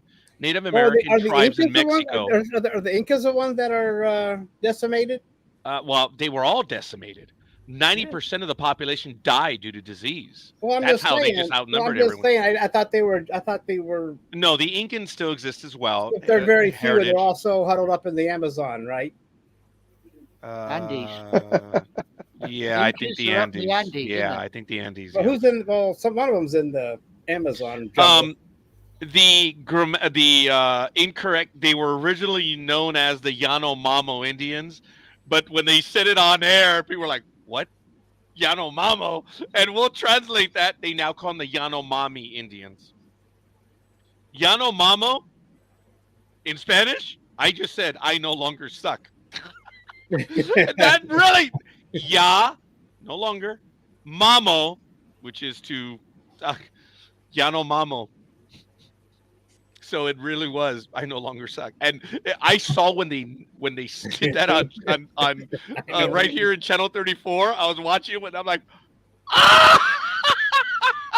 We should get T-shirts made with that on them, Rod. Yeah, the Yanomamo Indians. Yep, Yanomamo. I no longer suck. What you gonna do about that, motherfucker? Actually, the Indians should take that moniker, Yanomamo. They could probably make some coin off of it. So they changed that, but that was more of an embarrassment. They were known as the Yanomamo, but no one ever said that on air, and it took a television newscast for them to say, "Oh crap, do you realize what we just said?" That was hilarious. I saw that live, man. The announcers were mortified. They wanted to die laughing, and they're like, "Oh, I just said this on television." It was hilarious, man. Speedy! Well, Speedy, your favorite team, the A's, have that Speedy, T-shirt. do you care? No, I don't care. You don't want the Indians to be the Indians? If they are, they are. I don't care. Okay. Appreciate Whatever with the name changes. But with that being said, Speedy, your favorite team, the Oakland A's, have that Yamo Mamo T-shirt in reserve when they start winning again. Right. Yeah, the only problem is they've had that shirt for like 23 years now. Oh yeah, Hey, big dog. Let's not fast forward. We've had it in reserve. Don't be a jerk. Don't fast forward. Be cool. All right, see you guys later. Speedy, appreciate it, brother. We'll see you, Hey, man. Speedy, enjoy your pay-per-view, buddy. Next week. No fast forward in mind. Yep. And get that booster seat. Oh, you left. Oh, never mind. Yeah, he's gone. Okay. Ladies and gentlemen, it's 9:02 a.m. on August 19, 2023. This is Sports Talk with the Guys, home of the Monday morning quarterbacks on Saturday. That's Almighty right over there. That's the big dog down there, and that's Anime Girl. Ooh, she whipped out the anime paraphernalia. It's my push one. Yes. My push one. I've got. Are we about to have tea and crumpets? No, I've got a nice Whiskey. non-alcoholic drink. I thought you might have went over and got some Sure. Irish whiskey. Sure, it's non-alcoholic. We know it's vodka. You could just say it's water. Come on. We talked about this, Anime Girl. What is the we know that beer is common in, right where you guys are. But they drink it warm. what is your drink? What is your drink? Because United States, it's regional. Well, it's kind of regional over here as well. It is regional over here. I mean, most of the working class lads will go out and they'll drink beer or lager, depending on which way they want to go. Spirit-wise, I mean, it ranges. You get your little pockets of the G&T set, as they call them. Okay. How about for the hardcore liquor drink? Because the United States, and these two gentlemen will correct me, bourbon is limited to middle and south. Is whiskey the more common American liquor, boys? I mean, which is the American liquor? I would say so. Whiskey, huh? Almighty. But then whiskey is a general term though, because there's Scotch whiskey. There's different types of whiskey. It's not just whiskey itself. Right. But you see, in Kentucky, you have all the distilleries like Jim Beam, yes, Jack Daniels, and I mean, there's probably other distilleries elsewhere, but that's where they get their start from. So you don't hear who, Jay? All of us? Please reset your browser if it's all of us. He was probably talking about Anime Girl. She her voice went away for about 2-3 seconds. So that could have, but it came right back though. So he could have been that he typed it right at that point. So I mean, everybody always talks about Jim Beam or Jack Daniels. It's it's in in songs, it's in movies. Yeah, I'm sure there's other whiskeys. I mean, like Wild Turkey. I've got some Wild Turkey. I mean, I've heard of Wild Turkey, not that I have any in my cupboard with the turkey. So it's safe to say it would be whiskey then, right? I guess, but I generalizing, not to be super. I can't speak on the difference between whiskey and bourbon because I'm not a connoisseur. But I mean, so I think you're right when you say whiskey or bourbon, whatever the difference is. You're right about that, Scorekeeper. Bourbon has more of the wood taste to it. the barrel taste. Yeah. Okay. Well, then I learned something today, which is fine. And I usually don't learn that's anything. fair. And look, because there's the vodka. Slow? There, Slower? slower, It's pronounced Slower. So don't slur. slur. White grape and apple fruit juice. It's Okay. alcoholic. Okay. In So other words, it's wine. 90% vodka. Yeah, I see that It's label. wine. 90% okay, is vodka. that It's what it wine. is? So because Not that's what I was alcoholic wine. alluding to. You have vodka. You have tequila. You have whiskey. Well, that's your drink, right? You and Big Dog, No, tequila and I'm just- Models. Oh, I love tequila. Oh, I can There shoot are that all day brands- long. Just one shot Yeah. after. And the thing with me, no And salt, no margaritas. no salt, no lime. Just tequila straight. Well, you can get the senoritas. You get that margaritas and you get the senoritas. Well, you know Yeah. what they say. Tequila makes the panties drop. So no. Okay. I'll take your word for it, Big Dog. Yours or theirs? Yes. Does it matter? I was gonna say, does it matter? Yeah. Nice one, BD. I like it. I like it. Anime girl, what is the liquor drink? Predominantly generalized, the more popular one. I suppose. Generalized. I suppose these days it would probably be more vodka. Really? It would be more vodka these days. I mean, Scotland, yes, I would say that it would be the national drink, whiskey. Yeah. But England, it would depend. Like in the north, you might get vodka. Midlands, it might be a mixture of Bacardi rum, which is a white rum, or dark rum. I forgot about rum. Yeah, there. Yep. Yeah, Yeah, there's a all lot of that, different. and then some places in the south, as they say, you've got the G&T set, gin and tonic crowd. Forgot. It- gin. Okay. Well, Yeah. let's go around the Yeah. room real quick. Anime girl, what is your favorite alcoholic drink? It used to be, because I'm not Uh-huh. allowed to drink anymore. It used to Okay. be Bacardi, which is white rum. Yeah. Scorekeeper, what is your favorite alcoholic drink? You know, it used to be a Tom Collins, but it was really light, the Tom Collins. I am now doing the vodka margaritas. I actually like that one right now. What's And yours, Big Dog? yeah. When I drink, If it I has go a all out. label on it. My favorite drink is a Long Island iced tea. That's right. Big Dog has And of heard course, that. those who don't know what it's in it, it's gin, vodka, rum, and tequila with some triple sec and sweet and sour with a splash of Coke. But it's really not strong, huh, Big Dog? It's just Bullshit. Bullshit. It is I'm one of the sorry. It is one of the strongest drinks to be made. Oh, there we go. All right, There we Wild go. Turkey Is that your favorite then? used to be. I have it on hand. I do have a bottle of Bacardi. Oh, me too. So Okay. Big Dog, I think he But- agrees with you. I don't Oh, drink hey, it Big very Dog. often. I have a Jay's never shot been to a every hockey once game. in a while just We to gotta get go. rid of some pain. Yeah. When the drugs aren't kicking in, I might have a shot of. Oh, you know, I don't self-medicate, but let me tell you, I think I have begun to have a little bit more, unfortunately, because it's getting out of hand for me. I know I'm trying to make it for, like I say, it's only for medical reasons, but I don't. It's not. I don't really like the taste of it, but I know that if I need something quick to make some of the pain go away, if the medicine isn't working, I'll take a few shots and be done with it. Wow. Yeah. I really don't drink whiskey. I really don't drink this stuff for recreation. That's what I'm saying.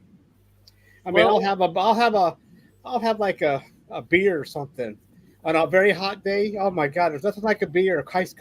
I know you don't drink your beer cold over there, anime girl, but oh my we God. do. Excuse Oh, do me, you? we do. We do. How We about a like real our warm beer. piss water? No.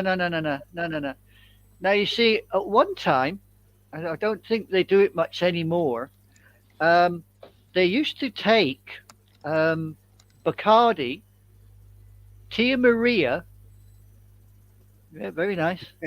Yeah. Bacardi, Tia Maria, and fresh milk, and mix it. Ew. Milk. Yeah. Yeah. Now, Actually, that's kind of common in the United Kingdom. don't knock it, because if you do it right, if you get the mix just right, what you should get is a taste of coffee, right? You don't taste the alcohol, Yeah. and that's where the trap lies. Yeah. Because you get these people with these little cups, and they go, "Ooh, I like that," and away they go. And it's not till you open the door and they walk out in the fresh air, you get people Oh, like yeah. me taking bets how far down the street they're going to go. That's what people don't understand. Yeah, Air, the alcohol just air is one of the worst things to do. yeah. So we used to call it Moose's milk of all things, but we used to make it up in the Okay. sergeant's mess and then literally leave it there. And you see these sergeants and sergeant majors knocking this stuff back because they thought, one, it's free, two, there's no alcohol in it. Wrong. Of course, end of the night, open the door. There's the transport Big Dog's ready to go. drive, and we was taking bets. How far they're going to get down that driveway before they get to the minibus or kiss the ground? It was fun because we were cruel like that. You see, vicious. But it was fun, though. Yeah, but I had to give up because, You lost. well, no, yeah, I lost, but also the alcohol, Sorry. shall we say, interferes with the medications that I now have to take. Oh, entiendo. Alcohol is a no-no. Yeah, it's funny Cheers. because Oh, Cheers. Salud. Saloon. I'm not going to have any right now, but yes, this was given to me as a gift, folks. Because remember, I'm probably I am most naive when it comes to this stuff. I did not know this is licor de agave. This is tequila. This little rat bastard goes down incredibly smooth. There's a lot Yep. of tequila With or that without the I word? really don't like because it's so strong. I'm not that it's bad. It's yeah. I don't. What was that, Big Dog? You were going to show something right now? no, you No, haven't. what I was going to Oh, say, okay. it's not that it's strong, Roger. What it is, you're talking about when you take it and it burns. Yeah. That's because it's cheap. It's cheap Yeah. tequila. And I It's guess not that it's stronger. It's not that it's strong. It's how it was made. Agave Yeah. this shit goes is down. is one of the better tequilas, and it goes down smooth. So that's why a lot of people like the high end vodkas because it doesn't burn as much. Or you mean the tequilas? Oh well, yeah. The cheap vodka Tequila, burns you. tequila, Actually, tequila. I'm sorry. Yes. nah, it's all right, Big Dog. I don't think you made a mistake on that. Cheap liquor burns, just does. Yes. Period. So I've noticed that this thing goes down smooth. A lot of people don't like it, but if I have a tequila, I like Patron, and I've learned the different flavors of Patron. See, again, there it is. All I know is that it goes down smooth, and I prefer that. I don't like the drinks that it's like, oh my god, it's strong. What's the point? But again, however, You want a decent Scotch whiskey? Go for Chivas Regal, 12-year-old malt. Yes. Yes. That'll smoothly go down. I'm one of the You've got luckiest till it hits bastards in the the world. stomach. Yeah, till you hit the stomach, then you get that nice warm glow. All the different bottles that I've been given. You over the know years. what? You know what's really smooth also is the Crown Royal, but the black label, not the blue label. Oh, black label. I've heard that. Yes. I had that in when we were in Tennessee. Okay, No, folks. North Carolina. I'm to taking back. do a drinking program. I've wanted to do this for years. We have to. I mean, we indirectly did it on the Nightmare Hunter. I mean, gee, that was an accidental thing, man. When we were doing that, when I just told the host, bring a drink as we introduce ourselves to the audience. That got out of hand. Oh my God, that got out of hand. Well, I'll be honest. If you ever get to come to Britain, you go to Scotland, go to Pitlochry and do a tour of all the distilleries. I tell you what, if you're still sober and able to see where you're going afterwards, then you're a better person than me. Yeah. Because I did it before I had to stop drinking, and I'll be honest, after about the third distillery, I don't think I remember much. Wow. Yep. Some of that stuff, That- you just think, oh, that's cool. Wallop. And then you walk outside and you think, oh, Jesus Christ, what the hell? Where's the world gone? I love the way. Oh, Jesus Christ. See, they do that. They do that here in different cities. But here they call it a pub crawl. Yeah, we have those Oh, over yeah, here, I've but heard that that. it involves So- real pubs over here. Yeah. Well, that's true. And you know, folks, I've seen some of the places that Big Dog's talking about.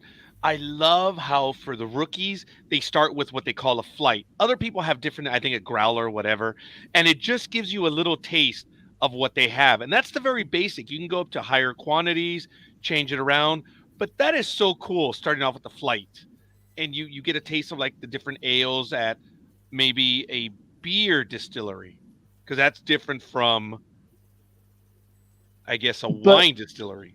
But the thing is, if you're doing a pub crawl and you're doing a flight every pub, like she says, by the third or fourth one, you're not going to care anymore. Yeah. I did a wine one in Spain. Uh-huh. And we went up to this Montserrat, I think it is, somewhere in Montserrat in Spain. And they had this wine place, and it was literally like a bloody big room with just the ends of the barrels all along the walls. Mm-hmm. Okay. And I think at that time it was something like 5 pesetas for a little glass, and you just went around and tasted each wine out of these barrels. Mm-hmm. I remember going down one wall. That's all I remember. I went down that one wall. But apparently, according to people that was on the tour with me, I went down one wall, crossed the bottom, back up, stood there with my glass and thought, hell yeah, I did it again. I tell you now, I woke up the following morning, I thought my head was inside the Grand Canyon. Wow. I had my head. I was about to say, you must have had one hell of a hangover. Oh, you bet. I just wanted to crawl in the nearest hole and die. Somebody put the light on, and I thought, who put the sun in my eyeballs? Go away. I just don't. And you know, I usually don't get hangovers, but wine is one of the few things I've ever drank that if I drank enough of it, I had a wine hangover, and that is like the worst. Yeah. But I've only gotten hangovers from wine. I've never gotten hangovers from tequila, vodka, nothing else. Yeah. Or even beer. Yeah, you get a wine hangover. It doesn't just hit; it lingers. Yes. It sits there in your brain and goes, "Gotcha, you little shit. Now you're going to suffer." So yeah, no. I used to like my wine as well. I was a Liebfrau Milch person for my white wine. Bless you. But I was never a red wine person. You used a word that we've talked about historically speaking, and I appreciate that, milch. And I was like, ooh, yeah.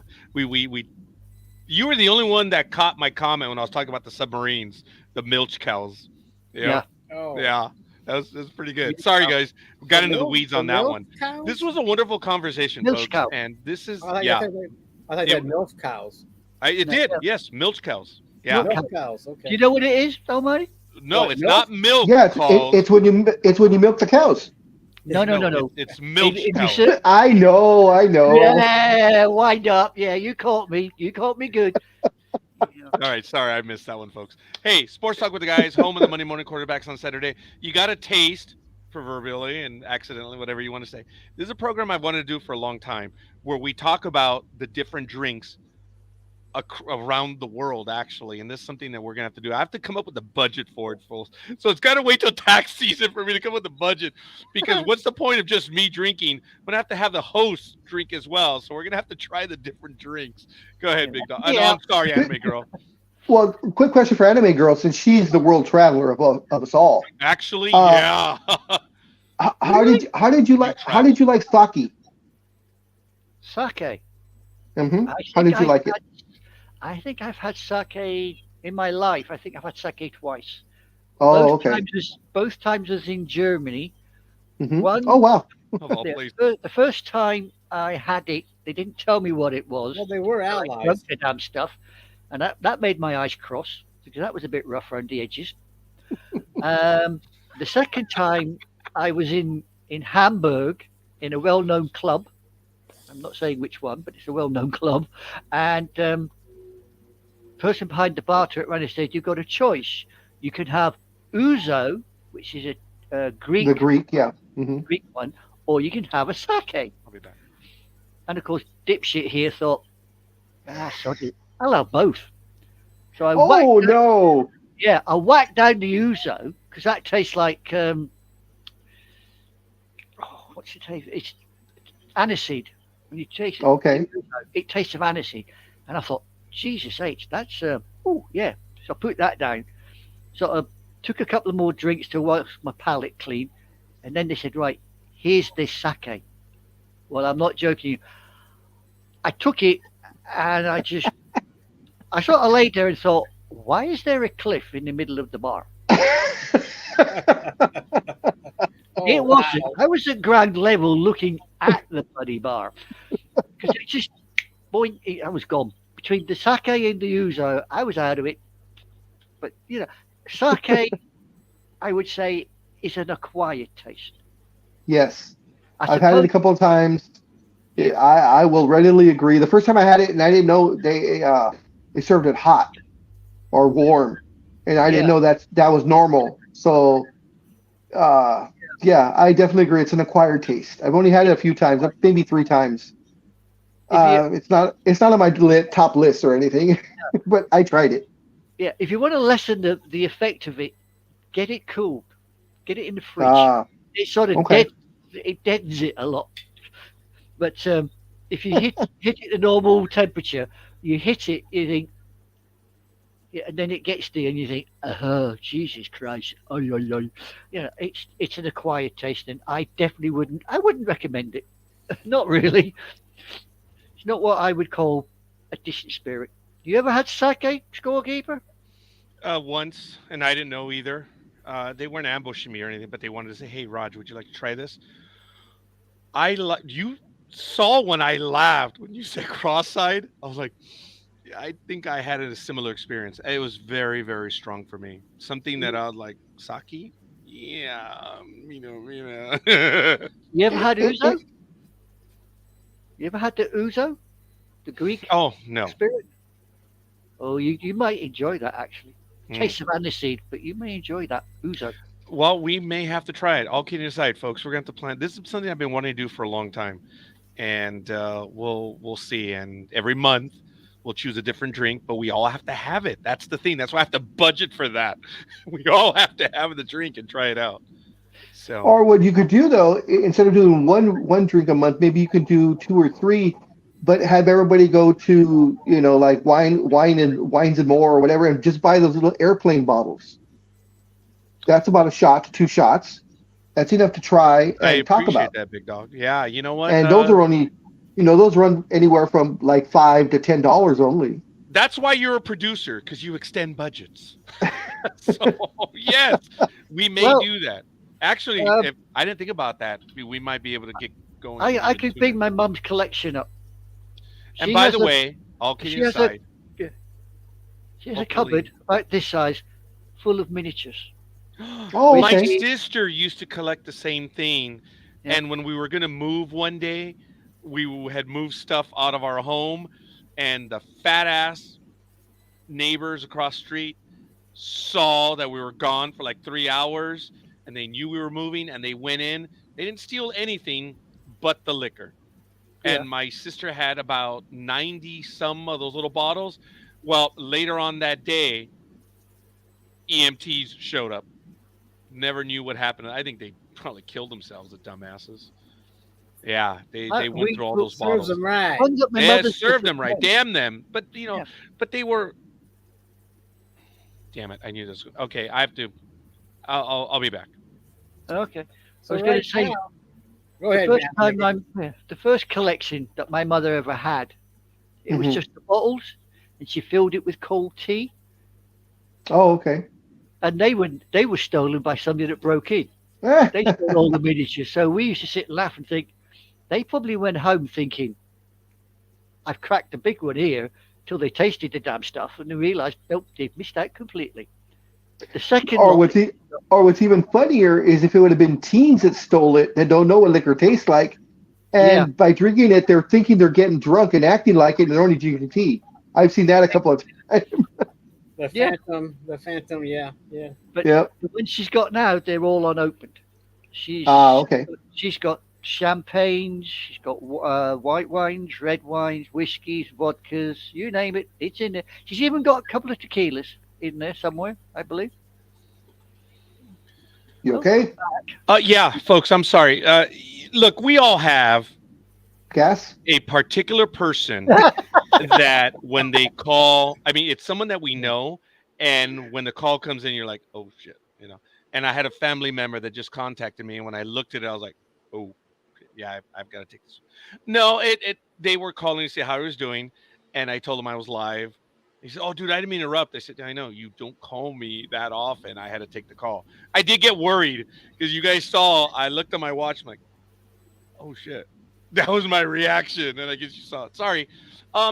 Thank God this was a friendly call, and they never call me at this hour of the day on a weekend. So I was like, oh man, my heart dropped. You okay, Almighty? I have a pet cricket in my house. Oh, okay. What the hell is he looking at? I was chirping, and I'm trying to figure out where it is. The cricket wants to be part of Sports Talk with the Guys because we're all chirping away. Is. Well, I have to get it out before my cat eats it. That cricket is in danger, and what's the name of the cricket? Is it Jiminy? I was going to say that, but since you did, I won't. I was going to name it Sam. I got you beat. I spent 3 years in Hong Kong with a pet praying mantis about that size. Oh, cool. Did you know you can't kill those over here? Well, you're not supposed to. You get fined $500. In Ohio? The idea in Hong Kong is you don't kill the damn thing either. You leave it alone because what it's actually doing in the house is it's eating the cockroaches. Yeah. Interesting story.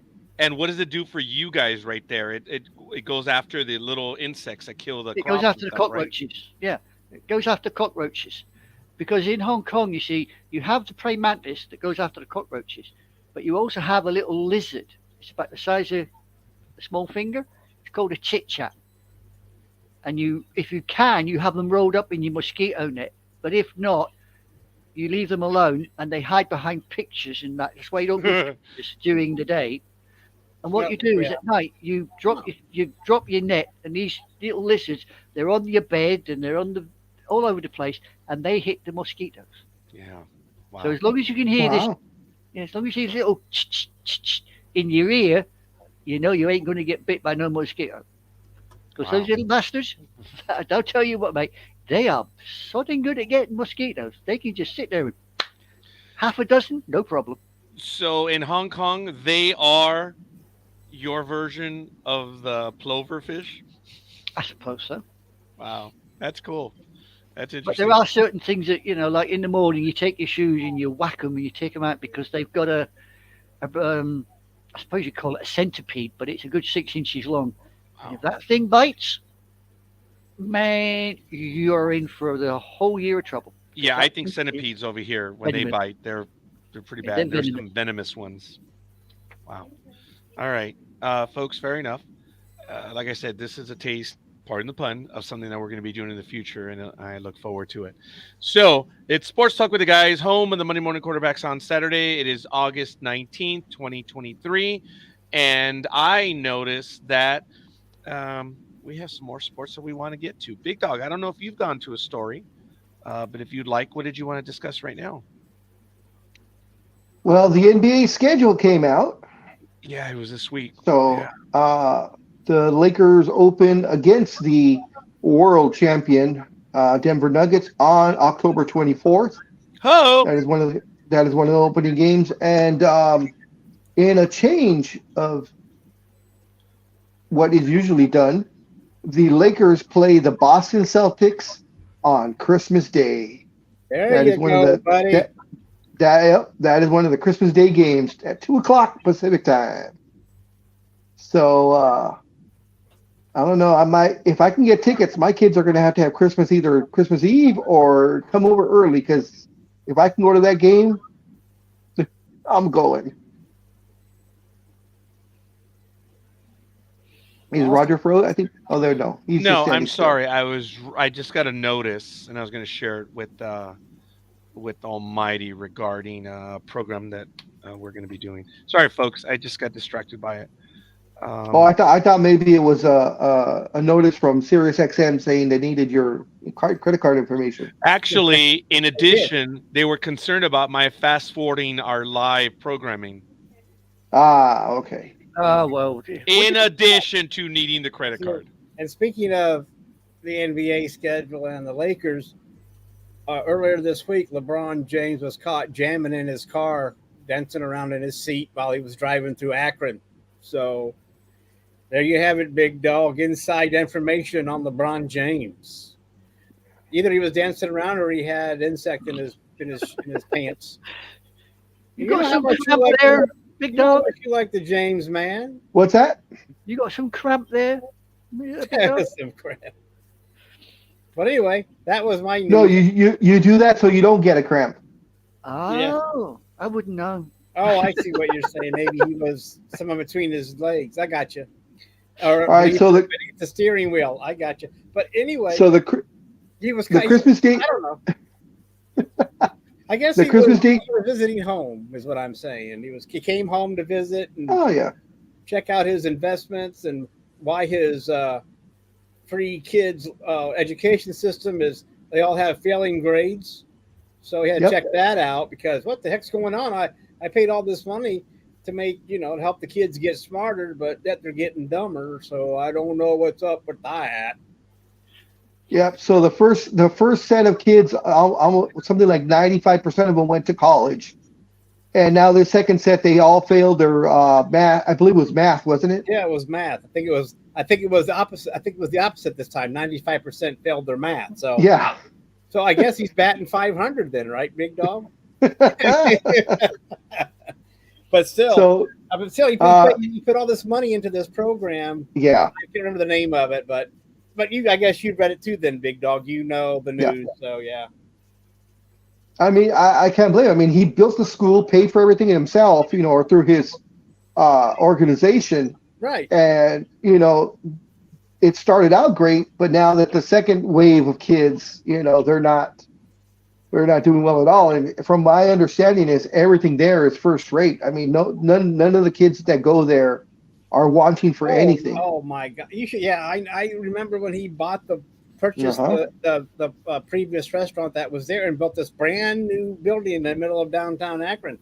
I mean, he ground up, and it used to be a popular restaurant called Tangiers. I guess every town might have some. It was a one of those fancy restaurants you go to when you want to impress a date but that was back in the day. Now it got worn out and shit. But anyway, he bought it, and like you said, it's top of the line. So I guess my question is why is he jamming and dancing around in his car when his kids are failing? Because he only thinks about that for about 2 minutes a day. Yeah. Other than that, he's counting his billions. Yeah. But anyways, Christmas Day games. So the first game will be Milwaukee versus the Knicks in New York, and that'll be at 9 a.m. Pacific time. Then the next game, that's on ESPN. The next game is on ABC and ESPN at 11:30 in the morning Pacific time, and that will be the Golden State Warriors visiting the Denver Nuggets. To me, the marquee game of the night is, of course, the Boston Celtics visiting the Lakers in Los Angeles. That will be on ABC and ESPN at 2 o'clock. Then it will be the Philadelphia 76ers going to Miami to take on the Heat at 5 p.m. Pacific time. And rounding it out, it will be the Dallas Mavericks at the Phoenix Suns, 7:30 Pacific time on ESPN. So it's an actually very good slate of games. If everybody has decent records, the only one I'm kind of wondering about would be the Knicks and maybe the Heat, because the Heat started out pretty badly last year. So it'll be interesting to see.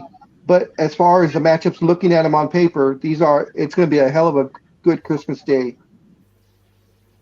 Those are some good games. So what I got here then is that that's Christmas football schedule. So as far as I can see, the football schedule for the Christmas is Eagles, Giants, Chiefs, Raiders, and there's another game, a triple header also for the NFL on Christmas Day, I would believe. Oh, that's right. We talked about that moving forward. The NFL is going to be having a lot on Christmas Day.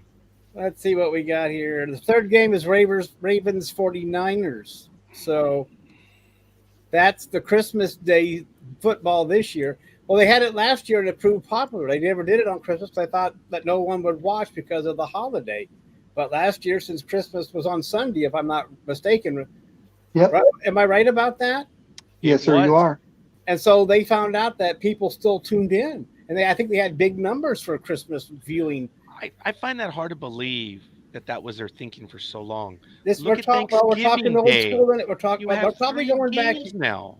I know, but we're talking still old people in charge of the NFL. Actually, this had been going on for almost since inception. This has been consistent. Well, that's their thinking. And they were thinking, and you would think that since the NBA was finding success, that they would have copied it beforehand, without being forced into it for a Christmas Day. Well, if I may, and I'm surprised Big Dog hasn't made this point, which he has in the past, there was an unofficial understanding. Yes, I was just going to say that. Please, Big Dog, enlighten us. Go ahead, Big Dog. You're the man. There was a gentleman's agreement between the NBA and the NFL that the NBA would have no games on Thanksgiving, and the NFL would have no games on Christmas. Yeah. But because Christmas fell on a Sunday last year, the NFL said, "Hey, Sunday's our day. Period. It's NFL. That's the day." And this year, Christmas is on a Monday. Of course, Monday Night Football. That's still an NFL thing. So that's why they're having 3 games on Monday night or Monday. Too, when you get to this point in the NFL season, we're talking playoff position. Yes. Where in the NBA, we're still in the beginning, of the season, right, Big Dog? Yes, sir. So there's a lot more, and it'll be interesting to see if they carry it forward on the next year when it should happen on a Tuesday, unless it's a leap year and it happen on a Wednesday. But we'll see what happens when Christmas Day falls later in the week. We'll see if that's going to hold true. Oh, it's an Olympic year. Yeah, it's a leap year. So it'll probably be a Wednesday. Doesn't the day move a day forward on a leap year? Well, let me see. Look, I don't know how that works. I mean, I'm not the calendar. No, man. not for next year because leap year's after, or the leap day is after. Next year's an odd number anyway. We'd be talking about 2025 then. Yeah, 2025. That'll be where it skips a day basically. Yeah, this year will be a leap year because it's 24. Or next year's 24. Well, it will be because it will be a presidential election, and it's been 4 years since, right? Yeah, so Christmas will be on a Wednesday in 2024. So I doubt that. Middle of the week though for a teams to play. Ooh, that's a short turnaround. No, it's happened forever for the NBA. Christmas Day. No, we're talking about NFL.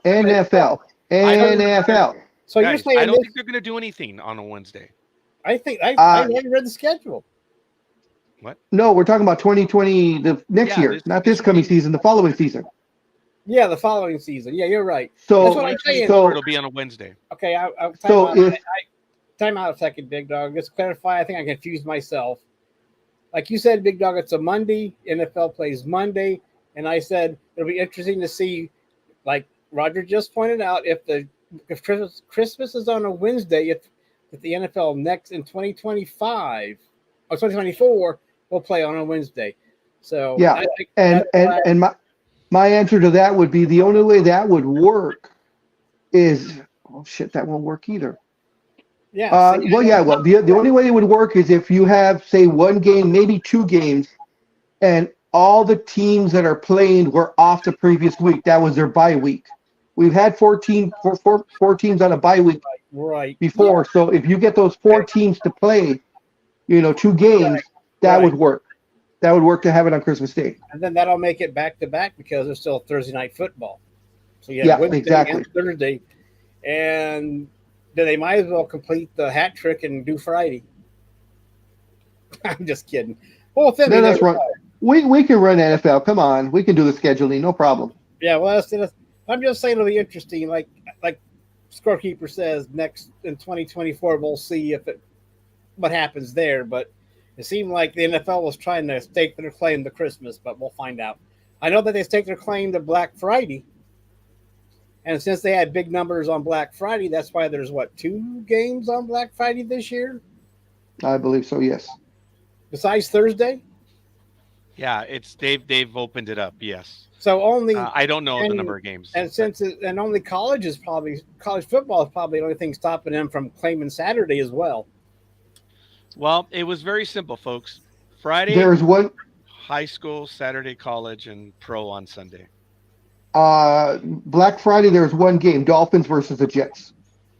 Okay, but they still laid claim to it. So yeah, Yes. I thought they might have expanded, but I guess what teams was it again? Dolphins and Jets on Friday. The Thanksgiving Day games will be, of course, Packers versus Lions, Commanders at the Cowboys, and Niners at the Seahawks. Okay. Well, I mean, Wait a minute. the Jets in Miami could be an interesting game. We'll see. Yeah. Wait, That could have guys. playoff. Go ahead, Roger. This year for the NFL, there's Yes.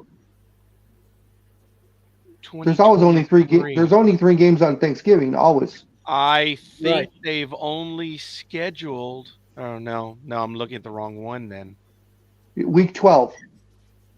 They used to only be 2 games on Thanksgiving, but then I don't And then know. they split. okay, sorry folks, the NFL has not put up the because look, November 30th. That's the week after. Week 12. I already Yeah. told you what week. Because it's on the 24th. Yes, sir. Okay. Yeah. And And the officially, 23rd is Thanksgiving. so Friday is the 24th. Yes, sir. So that's the day before Thanksgiving. So you'll have the So I guess No, Friday. that's a day after Thanksgiving. So Thanksgiving is on the 23rd. Oh, that's on a Thursday. Yes. Never mind. I don't know why I kept thinking that 20. I was getting that confused with something else, which I'm not going to mention. Why 25 got stuck into my mind. But yeah, you're right. So your 3 games on Thanksgiving, 1 game on Friday, and then the rest on Sunday and Monday. Got you, big dog, and Scorekeeper. So anyway, that's going to be interesting.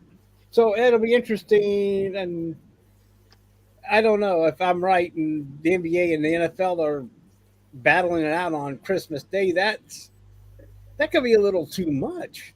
I don't know. Maybe I'm wrong. Maybe I'm not seeing it right. But that's what I got for Christmas Day games in 2023. But I don't know.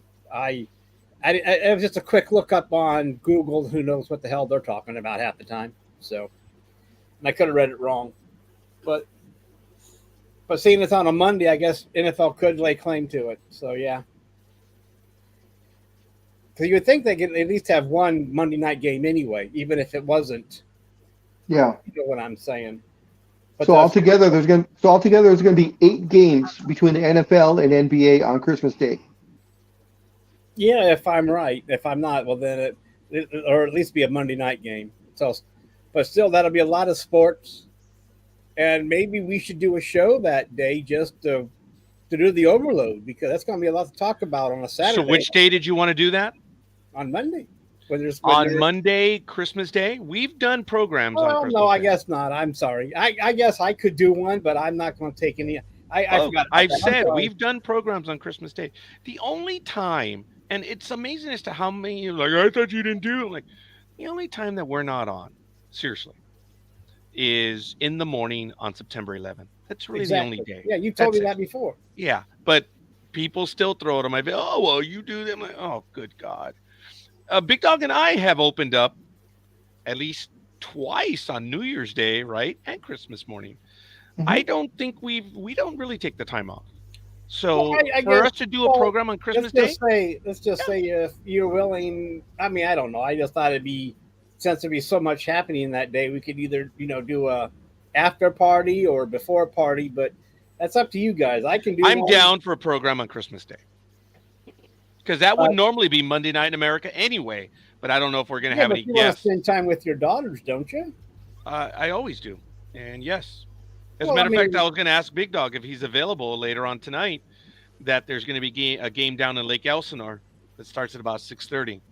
So I think it would Could be still be raining. safe. I'm sorry? Anyway, I said it's going to be raining. Well, Take an over umbrella. here, hold on. Over here, we're still getting that it's going to start at 6, and that it's going to be localized. We won't wear, know and wear, till and wear midday. cement shoes. Look, we're going to get a lot of water, so I don't know, but it's a big event down there. I'm thinking of going. Wear your Depends. As closer as we. Thank God I'm not there yet. Getting close, but not there yet. Wow. All right. So anyway, all right, Almighty. Any particular stories that you would like to get? I to? have a story. Yes, I do. And we're starting on Monday, August 7th, with 4 weeks until the NFL regular season starts. Ezekiel Elliott has found a new home. The New England Patriots have signed the former Dallas Cowboys running back to a 1-year, $6 million deal. Doom, doom, doom, doom, doom. Oh, never mind. Elliott's 1-year deal consists of a $3 million base salary, $1 million signing bonus, and incentives that could make it deal worth up to $6 million. We can rebuild him. We have the technology. Never mind. Ezekiel will abandon his Dallas Cowboy jersey number 21 in favor of the Ohio State jersey number 15. Only one man can burnish Elliott, and that man is Bill fucking Belichick. The New England Patriots will face the Philadelphia Eagles in Week 1 of the Week 1 football action. And in other running back news, Dalvin Cook Elliott has started a mini domino effect of running back signings. Dalvin Cook signed on Tuesday, August 8th, when the erstwhile Minnesota Vikings, Dalvin Cook signed with the Jets. The deal is for 1 year at $8.6 million. Not to be out, so he outdid Elliott on contracts. The Vikings released Cook in June. The Vikings tried to finagle a trade with any team, but there were no takers. Cook signed a $63 million 5-year extension in 2020. DC received the guaranteed $2 million last season from the Vikings and was due $14 million in the upcoming season. Also in 2020, Elliott signed a $93 million extension. So 2 players that signed massive extensions have been released. Dalvin Cook seems to be a cap cut since he rushed for 1,173 yards last season and looks to have gas left in the tank. On the flip, Ezekiel had the worst season of his career. He rushed for 876 yards and averaged 3.8 yards per carry. In Elliott's case, it was both probably a cap cut and what have you done for the Cowboys lately mentality. With the signing of DC and Aaron Rodgers, the Jets are all in to make noise this season in the AFC East and contend for a playoff spot. The Jets haven't flown in the playoffs since 2010. Like Ezekiel Elliott, Dalvin Cook will change his jersey number. DC will have 4 and abandoned number 33. DC wore 4 on his trek to the NFL. DC was forthcoming when he made the change. Quote, mentally, I'm better in that number. Must be a mental thing.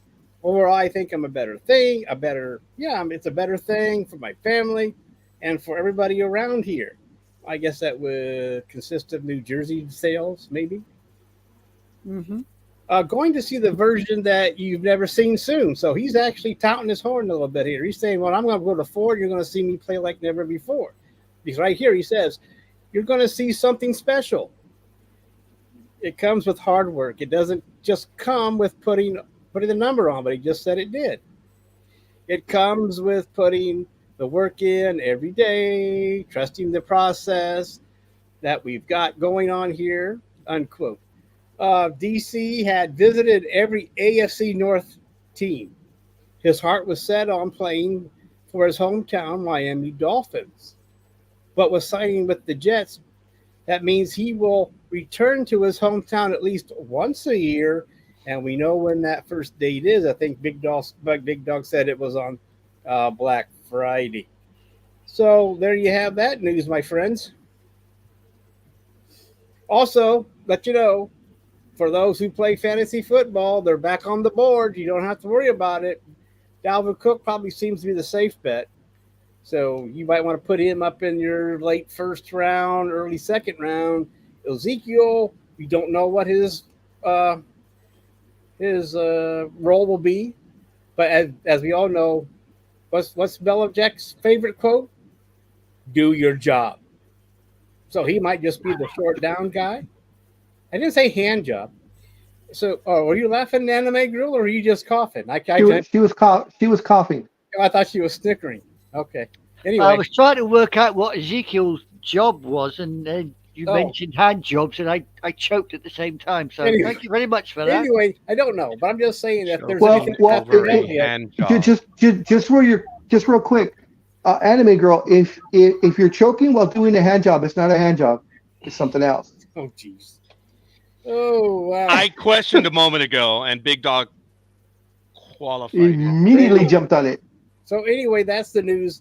I mean, that's some of the big NFL news is that these running backs that have been sitting out have been signed, and there's still others that could be signed. But we know why he's coughing. So like that. Yeah. Anyway, that's the news for the running backs and my NFL news for today. Go ahead, Big Dog. Just a word of it, not advice, but just a friendly something. Just to let you know, Scorekeeper, we can see everything you're scrolling on your computer. So don't go to any sites because we can see you scrolling. Yes. Okay. I didn't know if you knew or not. I know that my co-host can because this is where I put the articles and I try to read them as we're doing the program. So yes. Okay. I just wasn't sure if you knew or not, so I thought I'd tell you just in case. Appreciate that. Yeah, I do. Okay. Why do you think I sit so far away from the damn screen? Anyway, years ago. Anyway, Big Girl will know if you're on any of those Butaki sites too. Yeah. Yeah, that's for your information, Big Dog. I have a limited vocabulary when it comes to numbers. I get to about 68, 69, and I'm screwed. There you go. Well done. Yeah, you might want to anyway. So anyway, that was me. That's my article for the day. Okay, we have several comments from the chat room. Did you want to go ahead and go to that, Anime Girl? Which on one some of the the last two that you. Well, the last two that I put down was the 2023 NFL regular schedule season.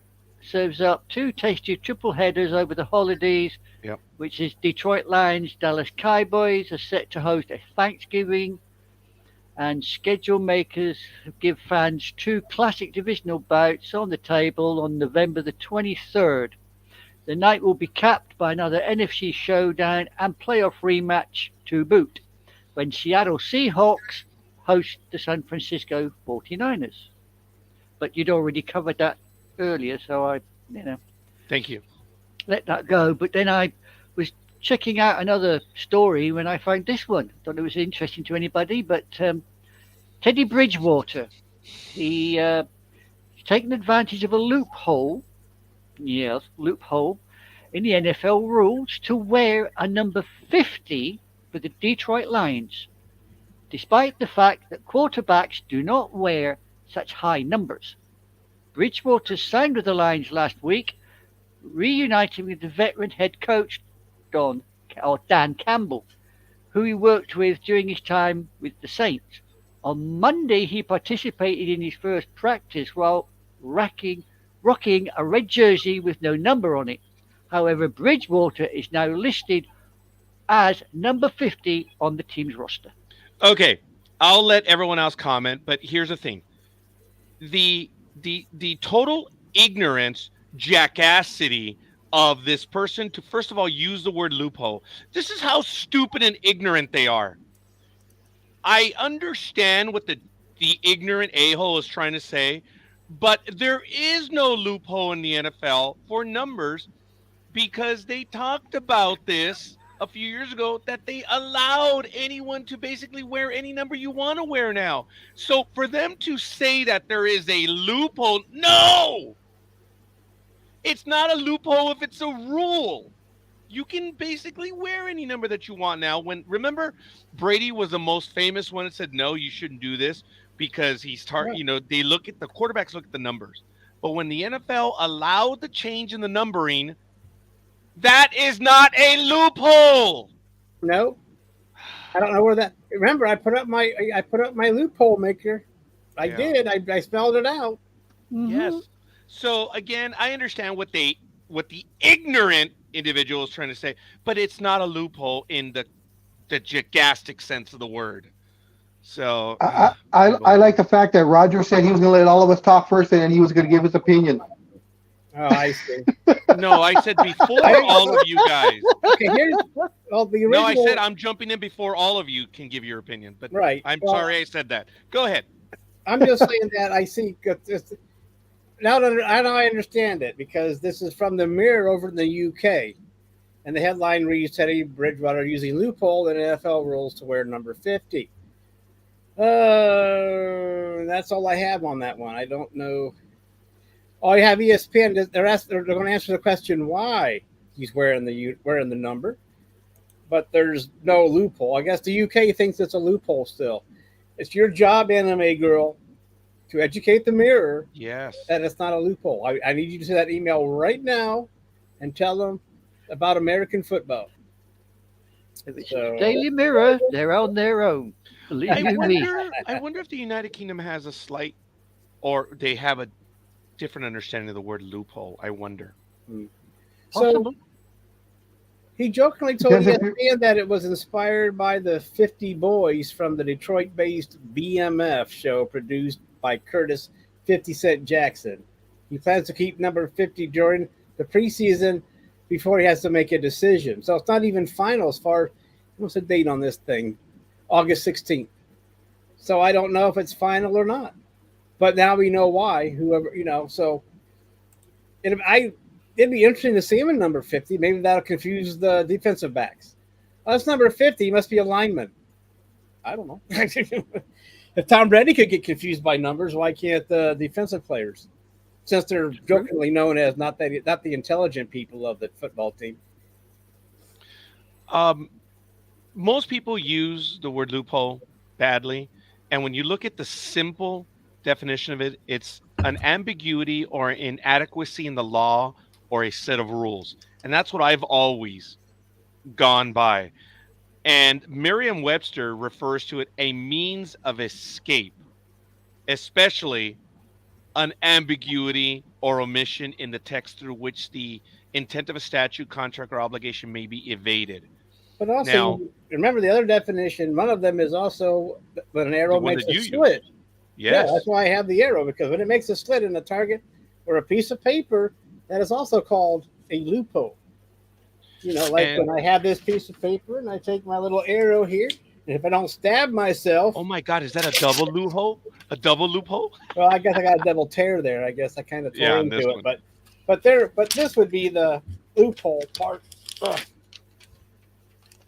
Right here. Right here would be the loophole part. But anyway, I guess I was trying too hard not to stab my hand by accident. You the man. I don't have the most steady hands anymore. My days of surgery are over. Oh, I'm sorry. Virgins like using the loophole excuse also. Just putting it out there. Yeah. Oh, geez. Yeah. Oh, man. Oh. Yeah. Should we have beeped, the word hole? Not everything else. Hey, just the word. That's the word. Just you see, it just comes into my mind because I want to see if I can make anime girl shake her head and put her head. But remember, the word "slit" alone is connotations. Yeah. I mean, one day, PD. One day. Promises. How to the moon, right? Go ahead, Scorekeeper, with your other loophole. As the film, no, I think good, it says in the film, one day, and then pow, straight to To kiss. the moon. Now, did you get that from a movie? Because No, Yeah, that's from the honeymooners. Originally it's from the Yeah, honeymooners. It might we have get that from the honeymooners. Do you get that from a movie, Anime Girl? I got it from a movie. Oh, I wonder which one it would be. I Because can't remember. we all grew up with the honeymooners. Yeah. No, this is. Well, I apologize. In rerun. In rerun. Yes, I was about to say that. It was kind of before even my time. So yeah, but No, this is. but yeah, it's a reference. It's just like you said, Anime Girl. It's a Yeah, pop culture reference even to this day. It's. I believe I remember rightly. It's a kid who keeps getting bullied at school, and there's the bully standing there in the hallway where all the lockers are, and he's giving it rice, and the kid just closes his locker very slowly, locks it, turns around, looks at the guy, and goes, "One day, just one day." Pow, straight in the kisser. Turns around and walks away. The guy's like taken aback. By the time he realizes what's been said, the guy's halfway down the hole. He's gone. Now, I can't remember if the honeymooners were shown today and Jackie Gleason said that line, they would complain about domestic abuse and would have to have him arrested. Yes. Yeah, because he always said that line to his wife. To his wife. Yeah. Oh, trivia. What is her name? I forget her name. I do too. Yeah. I keep thinking Vivian, but that was Lucy's friend, right? And you know what? She was awesome because she was the 1940s, 1950s wife. But that woman did not take his crap. Yeah. Audrey Meadows? I think that was her real name. Yeah. Gosh, Big Dog. Way to score on that one. But what's her character name? She didn't take his crap. That was cool, man. God, I can't remember her name on the show. Yeah. To be honest, when I think of the typical American housewife, Alice. I think of Lucille Ball on I Love Lucy. Yes. Well, in the honeymooners, the line was one of these days. In But I Love it started with Alice, didn't it? Alice. One of these days. There it is, Alice. Yeah. What was the phrase? Would you guys think for Ricky and Lucy? Because I think it would be to have some splaining to do. That's one of them. And oh my God, there was another line by Ricky, but I think that's one of their lines. You've got some explaining to do. Yeah, that's what I remember him saying all the time. Yeah. He'd come in and Lucy'd been, especially with the girl, the woman next door, they'd been up to something, and Lucy would be standing there, Ethel. sort of that pan face Ethel. of hers, and he's just walking and go, you got some explaining to do. And did you know He that thinks, Ethel no was, way. did you know that Ethel was younger than Lucille Ball? No, I didn't. No, Yeah. I didn't. They made her look older just because. And Vivian and Vance. she always complained that her husband was so much older than her. Yeah. Well, And they didn't get along, Ethel and No, they Fred. didn't, because he was like, you were right, but she didn't like him being that much older, and they didn't get along. And I think he's like a grandpa, and she's like still a younger woman, and she didn't. She was younger than Lucy. Yeah, and real well, life. the line by Lucy was always, "Oh, Ricky." That was always her line, because she would complain about, she'd tell him he couldn't do something or something. "Oh, Ricky." So yeah. Oh, But don't hurt That yourself, hurt. Roger. You okay? Did you stab yourself? No, he hit that strange little bone that some idiot classified bone? as, the funny God. bone. The problem Yeah, is, okay. it ain't bloody funny when you oh hit my it, God! is You it, guys Roger? saw that and you heard it. You heard it. Yeah. all? But, Damn, I'm Yeah. sorry. yeah, don't say that, because it makes my funny. Because I'm so sorry. we've all done that. Go ahead, Big Go Dog. ahead. Go on, Big D. Just want to clarify. Actually, Vivian Vance was 2 years older than Lucy. Okay. Vivian Vance was born in 1909. Lucy 1911. Thank you. Yeah. Okay. Well, Wow. her husband was still older than Yes. that. And that's really where I got it. That she was older by- William Frawley. William Frawley, I believe, was his name. Yeah, he was a God, drunk. He was at least 20 years older. He was a drunk. Yeah. Yeah. And they didn't get along. Like, I mean, Big time. the things I've read, documentaries and crap like Yep. that, and you know, plus you picked that stuff up even when you were watching her other series that she had in the 70s, you know, and you'd read the back then when they had magazines that you actually read with paper, you'd read that kind of stuff. But yeah, Hey, you're insulting to a segment of our audience. I hope so. So they should. Well, I'm just saying, you don't really think about, you know, who does anybody actually subscribe to magazines anymore? I do. Okay, well, fine. I tried, but they stopped. What do you doing the subscribe magazine. to, Scorekeeper? Consumer Besides Reports. Playboy. No, actually, Penthouse. I dumped my Penthouse. Maxim ones. The soft porn ones, the Maxim. I don't receive it. Oh, you that's Consumer now. Reports. Maxim was not soft porn. Maxim was a Maxim? swimsuit magazine. Okay, I believe you, but dude, I mean, for But anyway, some of the stuff what's that your they have. subscriptions there, Scorekeeper? And Consumer Reports, The Week, Popular Mechanics? Mechanics, not Science for some reason, just right now the Popular Mechanics, and I believe there is another magazine still that I receive. And then Well, I did you get still those receive through a other broker? books. One of them I do, because the price is, I pay $20 Well, I mean, you a look it year up, and for then you Consumer can say you Report. get a big discount on subscriptions if you find the right broker. I Right. still receive Foreign Affairs, National Geographic. For the pictures. Yeah, and I think I get those. Well, it's good to know that some of these magazines are still out in paper form. I'm thinking of getting Trained World again, but that one is like 6 issues, like $50 a year. Holy crap! Now- Like, okay, I'll hold off on that one for a little bit. Raj, has most of those magazines through these last 20 years or so, has the content gotten smaller and smaller as far as the page count? I don't know if the content, but the actual material, the books themselves have gotten smaller. Yes, I might be able to show you one right now to give you an idea. I believe I do have it. It's the actual size of it. It's bigger than those Reader Digest ones, but it's smaller than what we're used to in the United States. I know what they're doing when they do that. That's the last one I subscribe to. Okay. Now I do buy magazines at the bookstore. I get I get several historical periodicals and archaeology books. So I do get magazines which I go and buy. I don't buy every issue. So I still buy paper. But Okay, yeah, Big I Dog, just- it's I the just wondered. material page count is probably still about the same, sorry almighty. But just the actual book itself, it's almost approaching comic book size. Ooh, a pamphlet. Yeah. Yeah, almost. It's crazy. Is National Geographic still square bound, or is it just one? He walked away. Oh, He's well, walked away. You see, that magazine I bought, that comes with a map, but it also comes with something like this.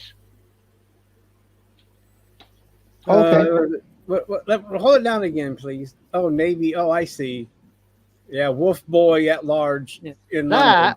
believe it or not, is a replica newspaper of that day, Oh, and you wow. get the whole damn newspaper. I like when they do that. Gentlemen, here's the Week and Consumer Reports. They're contemporary sizes, and here is Popular Mechanics. So let me align it. There you go. You can actually see it's smaller. It fits inside of the magazine itself, if you can tell that.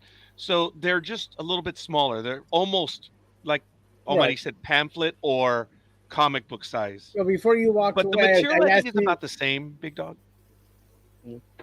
before you walk away, I asked you if National Geographic was still the square bound or if it's gone smaller as well. It's still the same, but something happened with National Geographic over the last year that it may be coming to an end. It's crazy. Yeah, well, Like that crap happens. There, It's people are too not bad. reading it. Now, National Geographic, when you go to a bookstore, they have larger editions, like the old time life books. Remember those annuals here in the United States, guys, where they would have, that some National Geographic books are actually that size now. Yeah. I've seen But that.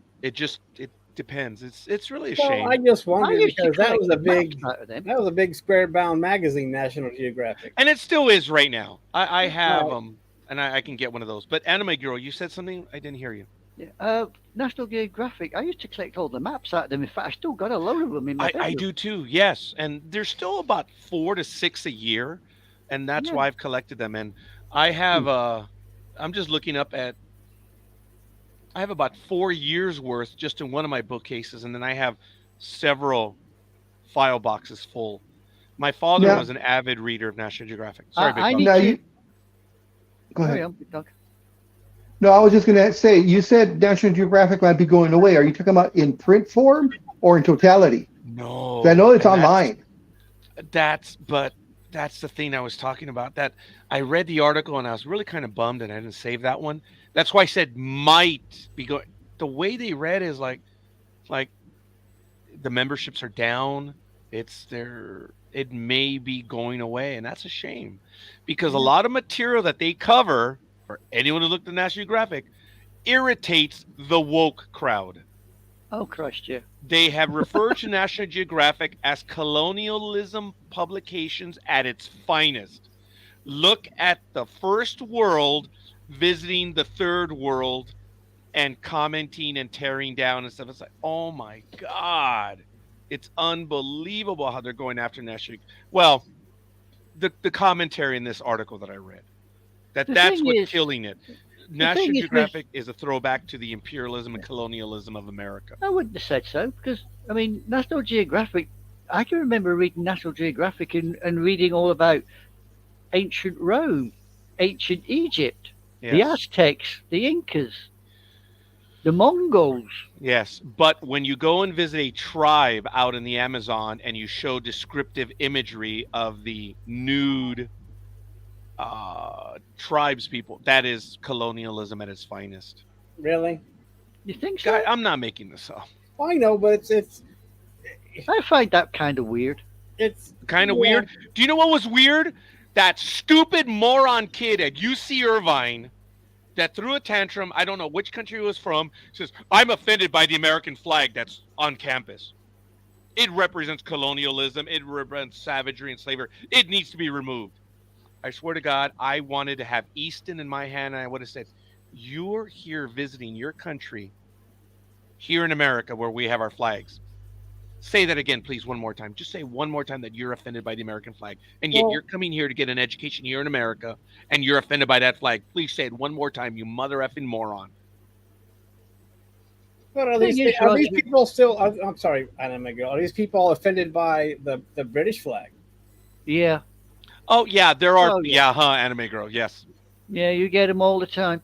I Jeez, mean, now. you get these idiots that they stand there. I never understood it. They stand there and they drag Britain through the mud, and yet at the same time you have got hundreds of thousands of people crossing the bloody channel to live here. Mm-hmm. I've never understood that. Oh, yeah, and how many years did it take the United Kingdom to build out the rail network in India? Just say it was like 10,000 miles, we'll just say. Ever since the English left, they built, well, now they're building more, but for like 50 years, they added like 100 miles of rail. Yeah, And the Brits put in 10,000 in 10 years. The thing is, also, I just read an article in one of the magazines I got hold of, and it's actually stating that Britain didn't add anything to India. In fact, we're the reason India is so impoverished because we stole everything.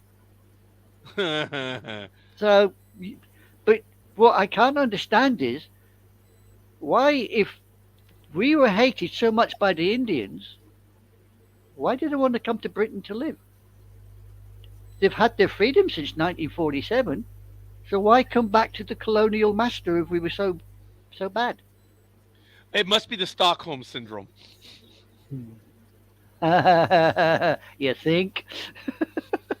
Well, it didn't work for I the am being a tad dismissive, forgive me. yeah, But I'm it being didn't work for the sarcastic. Americans though, did it? You know, Yeah. Stockholm Syndrome. You just keep kicking 7 barrels of crap out of us. 1812. Yeah. Yeah. Well, it's interesting about the War of 1812, how close you came, and yet. Oh, you a mean the tornado- English bitch slapping of America? Yeah. Well, they almost, put in for that tornado. Yeah. It was interesting because the War of 1812 was because the brothers were not done. They were not done. And that was pretty much it after that. It ended it. But history has been talking about this as of late, that the British were so done that had America we could have had Canada, man. It's crazy.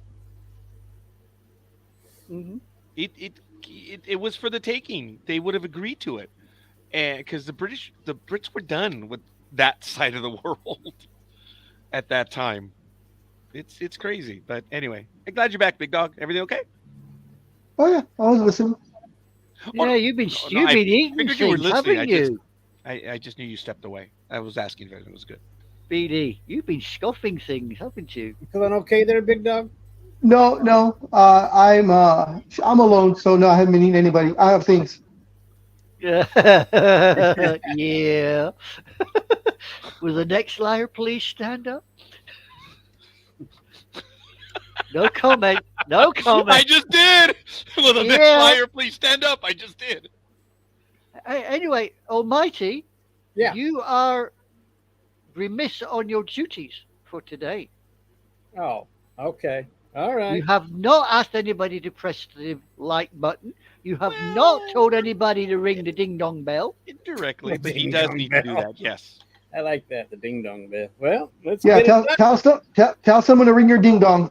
Yeah. Gotta Time to play your dingaling. show off my ding dong. Hey, guys, watch Play your my language. ding-a-ling. Do not Play use the my word ding-a-ling. ring in that manner. So, Okay? hopefully- Please. hopefully the people God, are I'm going to be really watching this tired on of the this big shit. screen so they can see my ding-a-ling, because you will need a big screen to see my ding-a-ling. So Yeah, well, anyway, since Anime Girl requested it, it must be so. So here we go. Everyone listening, everybody not listening, hit that subscribe button, hit that like button, but my God, you better hit that God damn it, on notification bell. I had that grip too tightly. Ooh. That's what she said. I had my ding dong grip too tightly, fellas. Woo!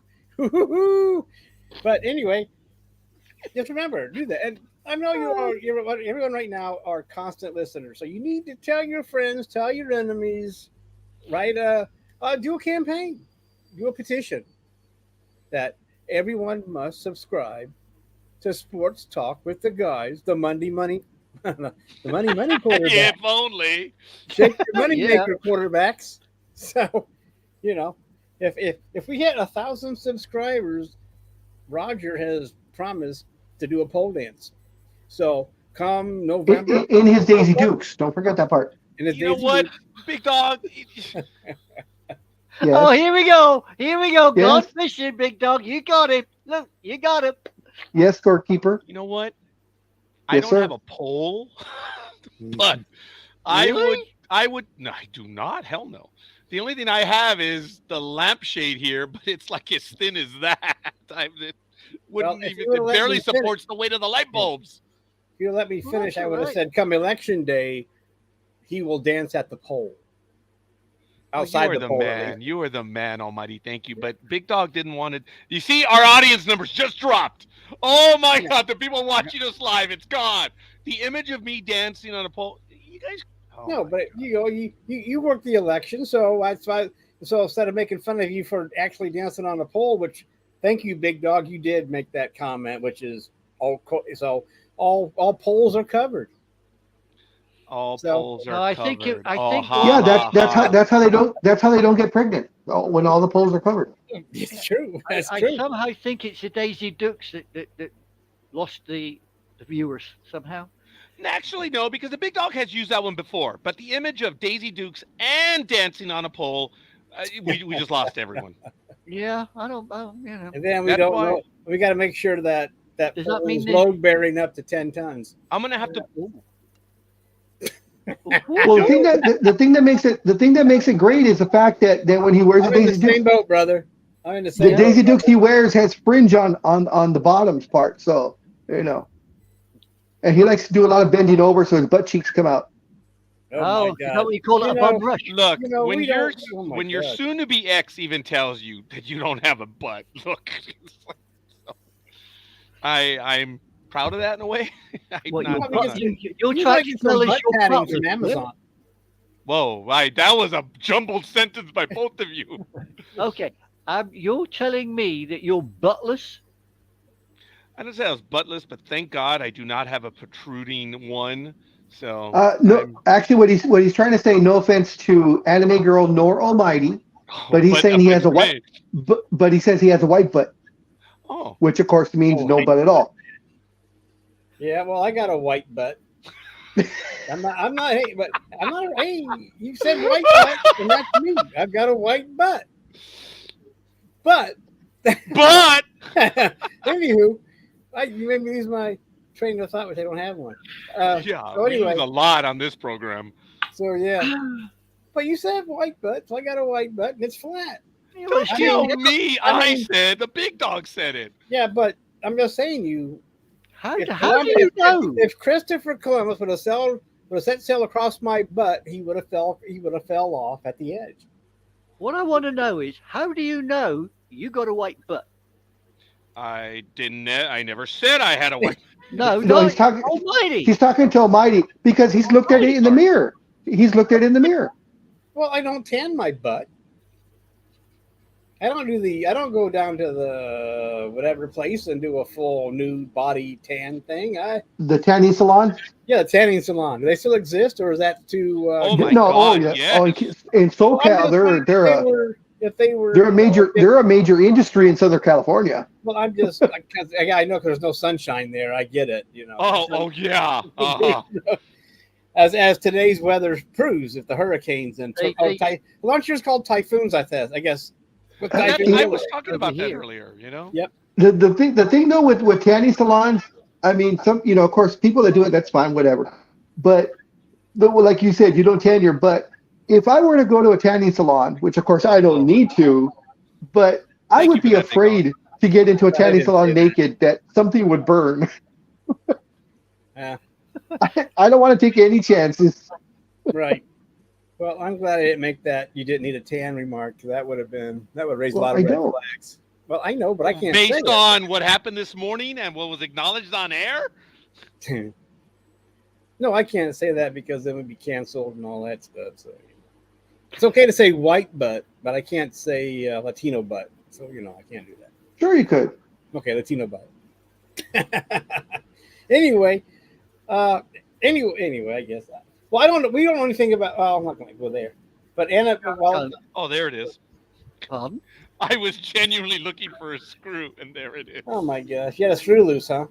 Yes, Oh, you I beat do. me to that one, Almighty. On the handle There of as my well. chair right here. The screw came loose right now. Well, finally you got a screw. I'm proud of you. You didn't have to shave this time. Oh, you are shaved. So I guess you were expecting a screw because you shaved. So we know what that means. He had a date. Yeah, he's got no comment. Yep. I don't know who he put the screw to, but it fell on the floor. This one fell on the floor. I'm actually trying to We don't need any more information of that. If put she's it on in the right floor, now. That's so, fine. Sorry. Well, there's a very old English saying about putting screws into holes. Put fluff around it, you'll find it. Oh, good. Yeah, it's damn funny. Oh, damn funny. So yeah. Okay. Roger, we need to change the name of this show to Sometimes Sports with the Guys. or more precisely, Random Conversations with Four Lunatics. Yeah. That would probably go down well. Yeah. But, who are the other three? The other four. I'm not never mind. I came out wrong. You and who else? Or Roger and who else? Bishop? I guess we are 4 lunatics. Well, sometimes that number is more than 5 or 6. We're the yeah. I think the most we've had on several times is 6. Right. So I think didn't we have 8 on at one time? We've had 8 Maybe so. Yeah, that I begged several people to join us because we were on. Yeah, you're right. I think we did have 8. I think Yeah, the for a maximum short we've while. had on since I've been here, the maximum we've had on is we've had 10. We've had 10 people on. Did Once. Tony have to work today? I don't recall 10. Yeah, more than likely. Well, I mean, I noticed earlier, but usually he pops in for say a few words. But yeah, Yeah, and Good Iron Girl and because if he Just- were just traveling, to- he would let us know. yeah. Dreem, Anyway, Dreem hasn't been around. Yeah. Well, Really? he's getting his stuff in Arizona in order. Big Dog. Going back to Daisy Dukes. I know you guys passed, but you know me. It takes me a while to get to find what I needed. Scorekeeper didn't know, but I took a picture of him at the con, and I caught a picture of him. He did not know I was taking the picture. Hey, yo. oh man. Roger, who knew you had such a lovely set of pins? Love you, Raj. Yeah. Oh, I'm sorry. Yes, Well, we was I do. supposed to deny it or get mad or something? I mean, what are you gonna do? I mean, jeez, it's damn funny. I wasn't expecting that. I'd seen it. It's like, what are you gonna do? Just shut up and laugh, man. Pat the The only least reason resistance, why- Big Dog. You and I have talked the only- about this. The only thing is because I remembered, since I used to work, of course, for American Greetings, there was this is a greeting card. I forgot what the whole premise was, but that was on the front of the greeting card, and we've always used to stay with it, make fun of it. God, man, that is freaking. One thing, I know it's getting late, so I know it's already 10, almost 10:30. I did want to mention one thing that I forgot to talk about the NBA.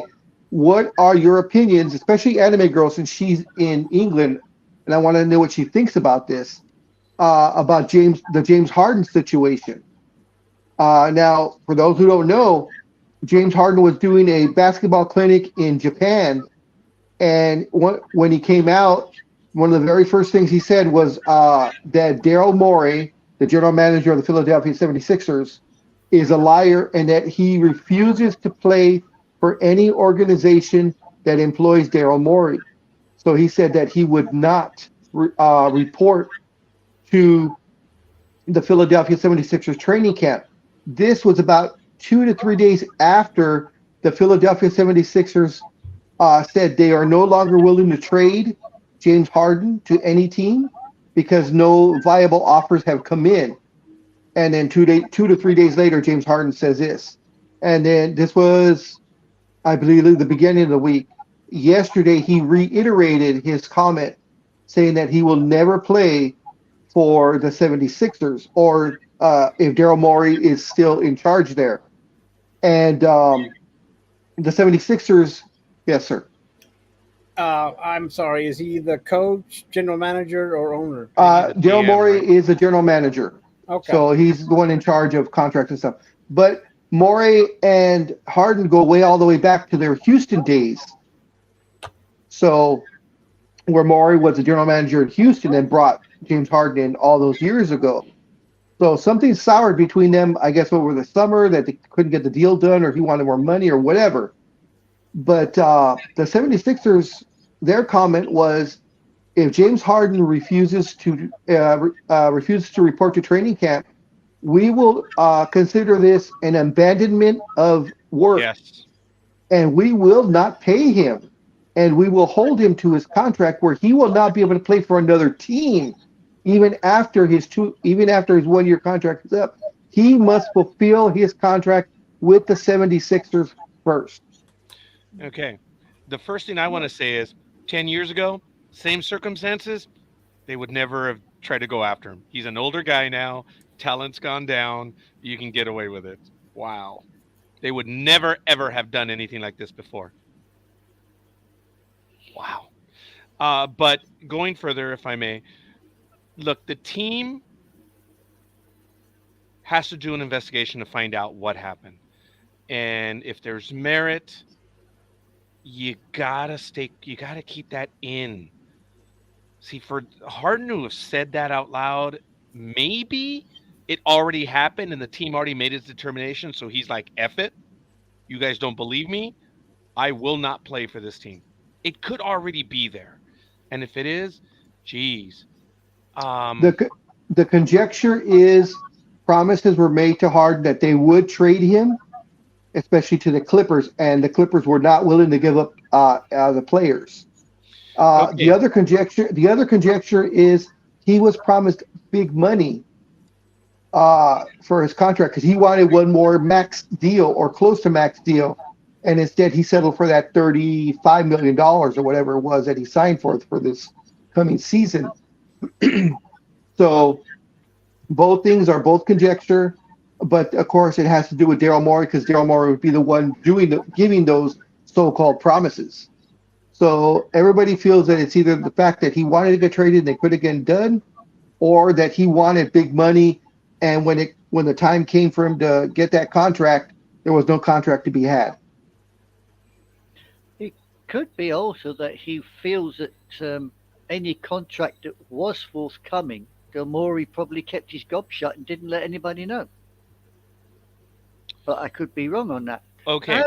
If it is a contract thing, then it's not tampering, but that's illegal in the NBA. Say, hey, I'll take care of you. Stick around and I'll offer you a little bit. That you can't do that. You just cannot do that. So if it's true, then the team would be fined. And if he could prove it, then yeah, that would go badly for the team. I don't think there's any proof. It was probably, as it's implied, there was a verbal. Dude, tough shit. Unless it's in writing, you've got nothing. Now, if it's true that promises were made, okay, I'm sorry. Yeah, it happens. Thing is, I mean, even if he comes back to play for them, who's going to say he's going to be trying his best? He can just hang back and think, this actually happens a lot. We've talked about this over the years that some players, if the money's not there or something happens, that they don't try to perform. I do believe the teams should penalize them. And Big Dog says that this team has said, we're going to consider you abandonment. Wow. That's crazy. Yeah, I think his iPad goes for about 4 hours. We've gone way over. Wow. I mean, he changed his microphone and head earbuds, but he didn't change his. Oh, he's back again. Yeah. Did I think it's his iPad. The battery went. Yeah. Are you okay, Big Dog? No, I'm back. I lost my audio for whatever reason. Oh, okay. So this is crazy. I believe this just didn't happen like this week. No, his accusation, right? There's a little bit. So I believe the team the accusations were already made, and Harden didn't get the result that he wanted. This is conjecture on my part. That's why he's gone public. That he's going to burn this down because he claimed he lied. The team said, yeah, well, okay. I don't believe you. Or I believe you, but we ain't going to do anything about it. So he's now burning it. And he didn't expect the team. Because, look, this thing would not have happened 10 years ago with a talented player like that. What I'd want to know is, why did he do it in Japan? That was the first time he had a public appearance. He was paid for a basketball clinic represented by his shoe company. I'm not sure what shoe company he has, probably Nike. And they run basketball clinics and usually bring in the stars who, are there for a day or two teaching the kids, fundamentals. So that was the first thing. And as soon as he walked out, he said, before we start the clinic, I have something to say. And that's when he just came out with it. Ooh. Wow. What makes it look bad for him, though, is the fact that Philadelphia is his fourth team in about 6 years. Yeah. Because he went from Oklahoma to Houston. From Houston, he went to Brooklyn. From Brooklyn, he went to Philadelphia. And after a year or whatever year, not even a year, he wants out again. So It's the fact that when he doesn't get what he wants, or the team isn't going how he wants, he immediately asks for a trade. So basically, he's a serial walker then. Yes, Well, very much so. Very much so. That don't bode That well. has not even gotten to the championship. Not even to the finals. He made it once to the finals with the Oklahoma City Thunder when it was Durant himself and Russell Westbrook when they were second or third year players. But since then, he has not proved to be a positive addition to the other teams he's been to. I forgot the name. You said Harden right now, right? Yes, James Yeah, Harden. I'm sorry. When you said beard. Westbrook and Durant, I was like, oh, Mi- damn it, wait. I thought Mr. we were talking about, Mr. Strip Club. yeah. Well, would you rate him as a player, or would you? Well, say 10 that years he's a bit of- ago, he was a damn good player. None of this would have happened. The player would have gotten his way. Something would have resolved. Even 3 years ago, Raj, he was still one of the top, probably top 10 at least. He's now down. It's this way. Yeah, So he's on a downward trend because he's 34. Yeah. Let me see what his age is. So what? He's got what? A year, 2 years left, maybe. I don't know. No, could be a little bit more. Yeah, a lot of these players now last a lot longer. Yeah, to the athletic programs, they can I keep gotta them be going. honest and say that Actually, I'm surprised, Raj. He's going to turn 34 barely in next week. Yeah, guys, in basketball terms, he's on the seasoned side. He's getting older, but he is far from old. He is far from. I mean, this guy could still put in some years athletically based on what other players have done. you see, doing that sort of thing in Japan, I wouldn't have thought would have made him a lot of friends or impressed people, because the Japanese are all into this company loyalty thing. Yeah. Yes. What makes news? Well, the Japanese are honorable people. They honor their contracts. Over the last, I'd say 5 to 7 years. I mean, it's happened before, but I mean, really, the last 5-7 years, especially in the NFL, NBA. Now these players, even though they're signing these mega deals for 5-6 years, after like 1 or 2 years, like, I don't want to play here anymore. Trade me. Well, it doesn't matter that you're paying me $50 million a year. I don't feel like playing here anymore. Trade me somewhere else. Yes, sir. Almighty. Did you imagine how much is he making in a contract this year? How much he do? Do you know? 36, I believe. Let me make sure.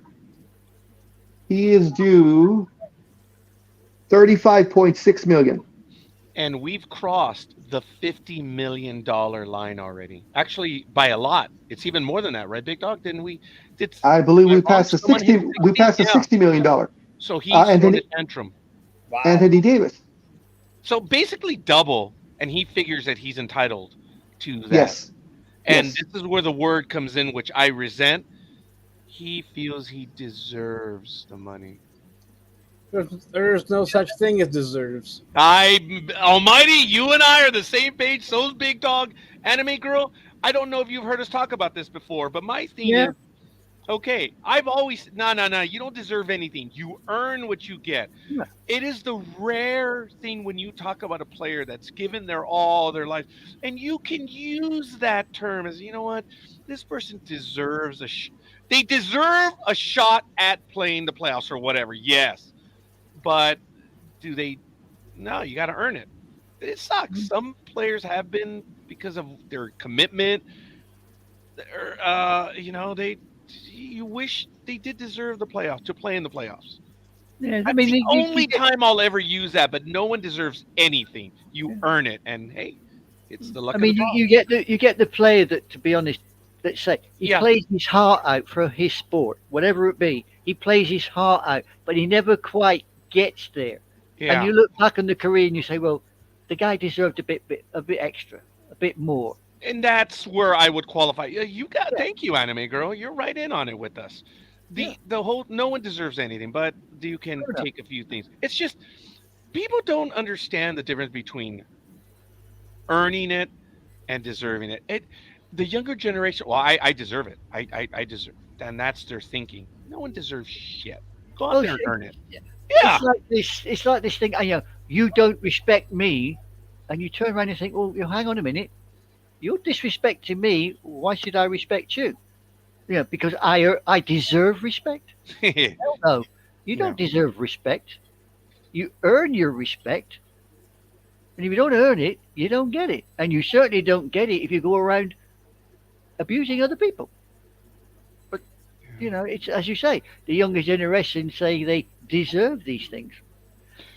My conjecture, Big Dog, is that they've already argued about it, and the team said sorry.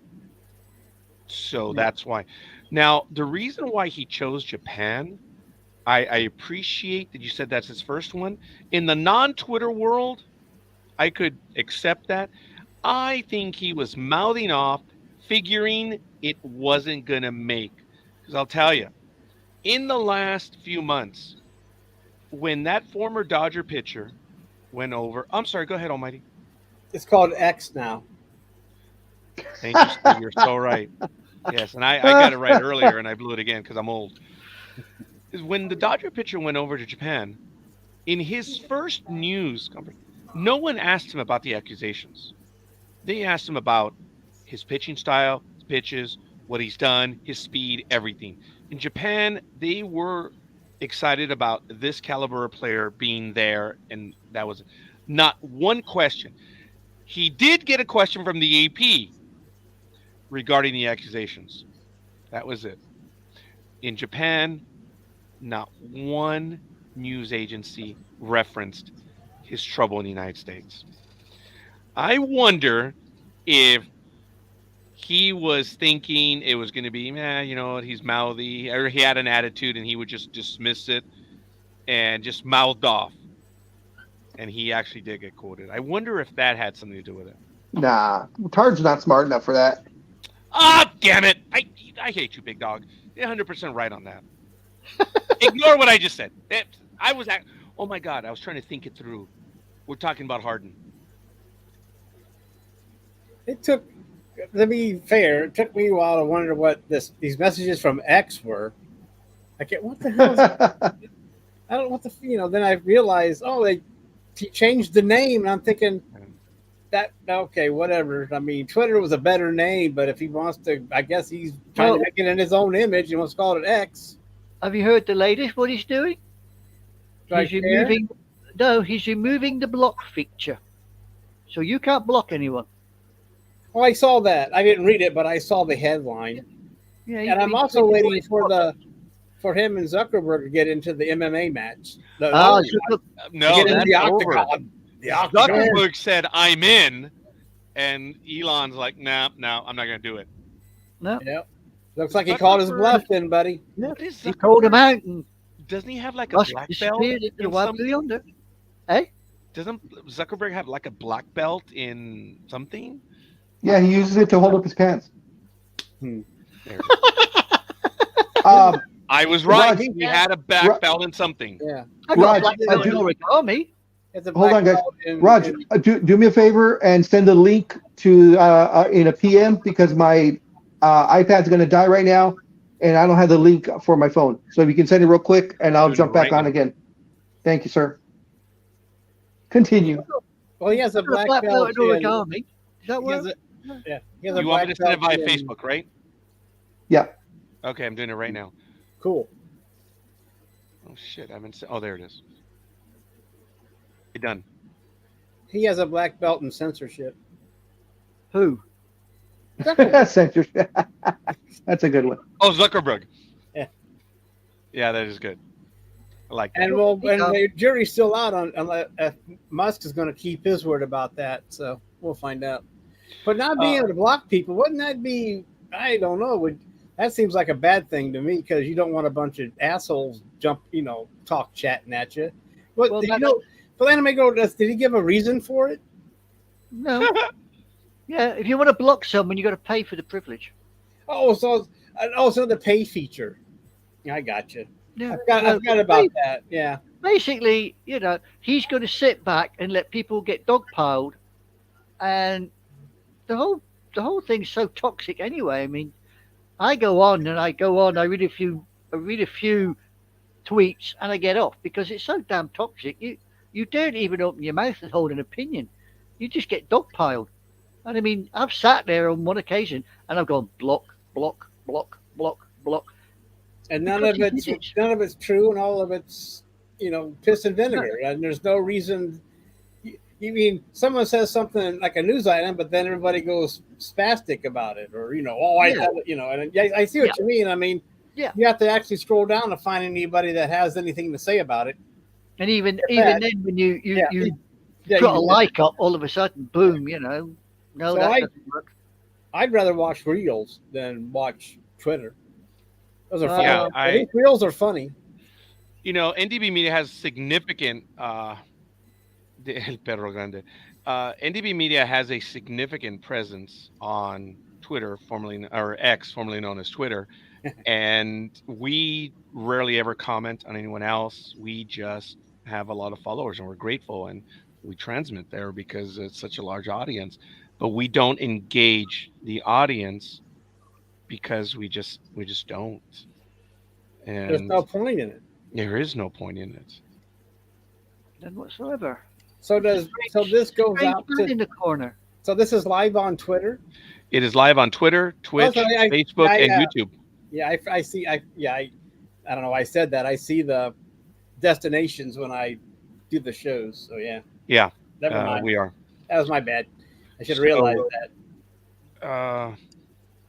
It's just it is incredibly toxic. I know it's toxic because of what I've seen, but I've not engaged anyone on X because it's just no. I made the mistake one time. There was a comment made about a certain section of community, to which unfortunately I myself have been linked, and I responded with my opinion. And the responses I got back, I thought, you know what? Screw it. It just ain't worth it. And I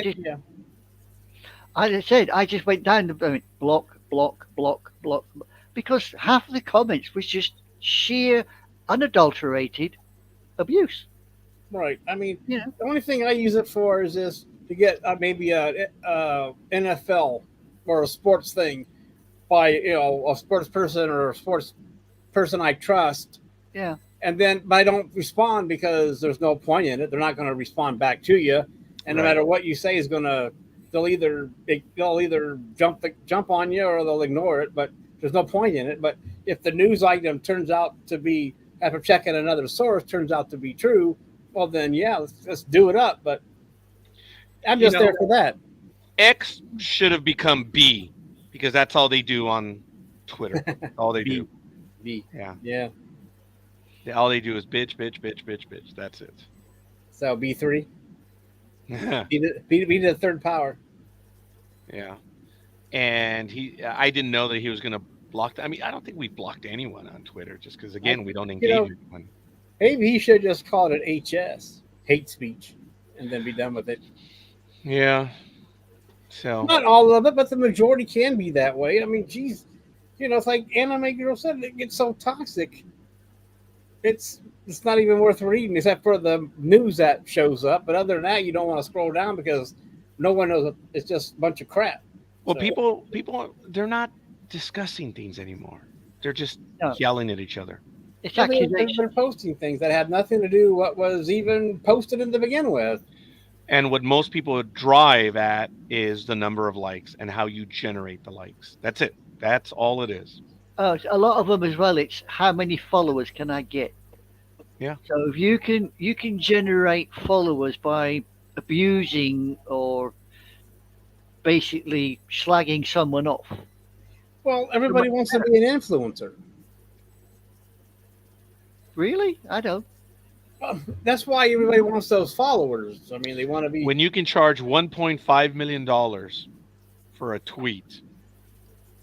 For exactly that, just having a tweet. What? Is that the Kardashians or what? I don't know what their latest rate is, but I know that one of the younger ones, she charges in excess of $1 million when she wants to do her advertising. Yes, and great. All power to them. They knew what they were. Actually, they were ahead of the curve.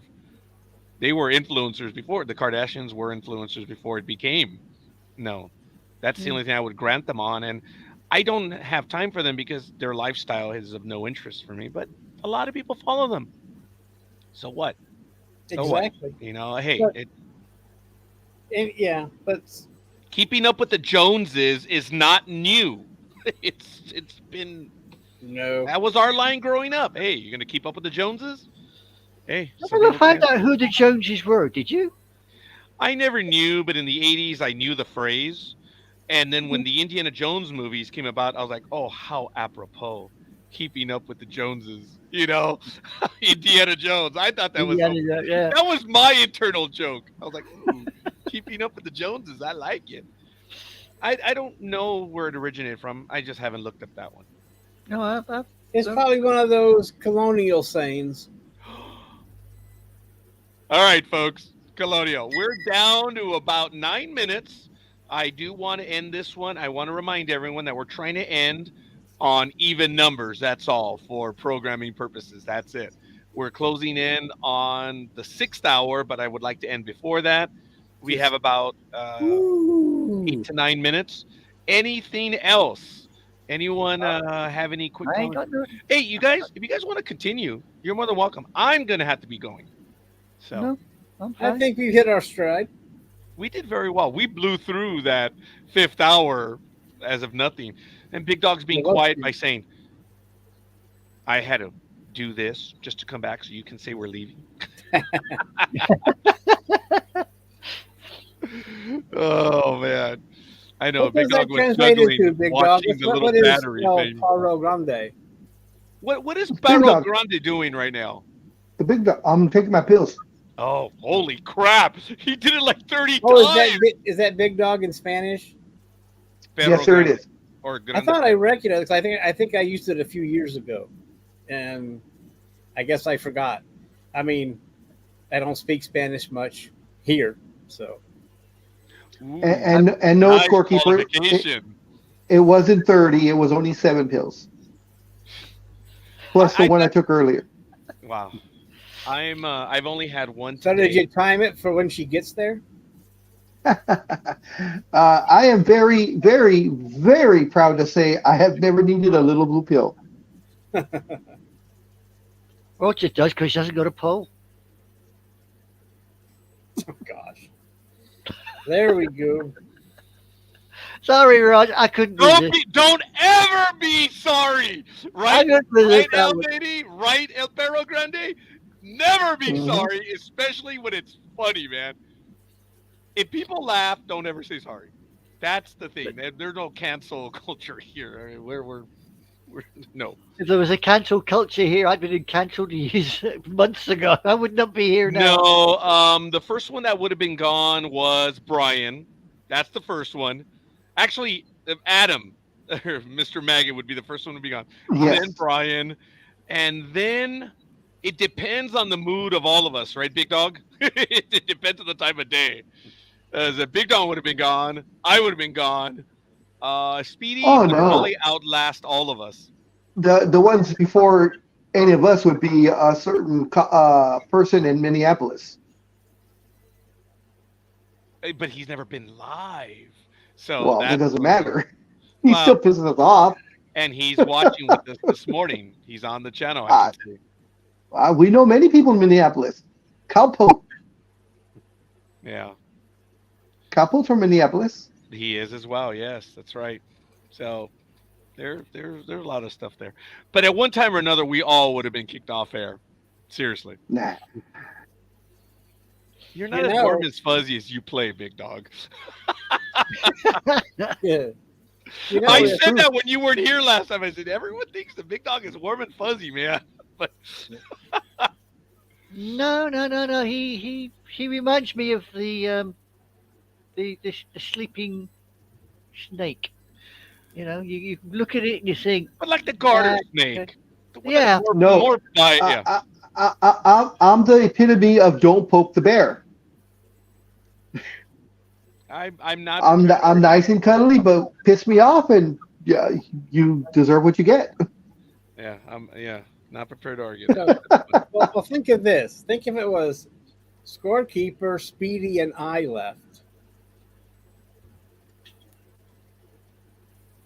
Arrange the acronym.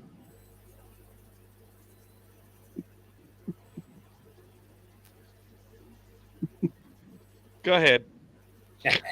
Go ahead. It would be the sports talk with the ass. That's what it would be.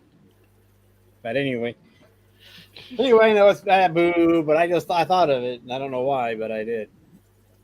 That was funny. That was good. That's because you were going back to. That's because you were going back to your original show, the Almighty Sports Show. Ass. Yep. Then I can show off my white ass all the time. Just like I love. Just like I love your other station, Balls Deep. Oh yeah. I laughed so hard when I first saw that name. I wondered where you were going with that one, Big Dog. What do you mean? Balls too many jokes. Too many. I'll be nice. He knows all about that from our night together. He knows all about that from our night together. So if you want, it's no secret. Uh-oh. We don't use lube. So take it from there. That's why Almighty doesn't get up, because he'll whistle when he walks, but his lips won't move. Yeah, that's true. True story. There it is.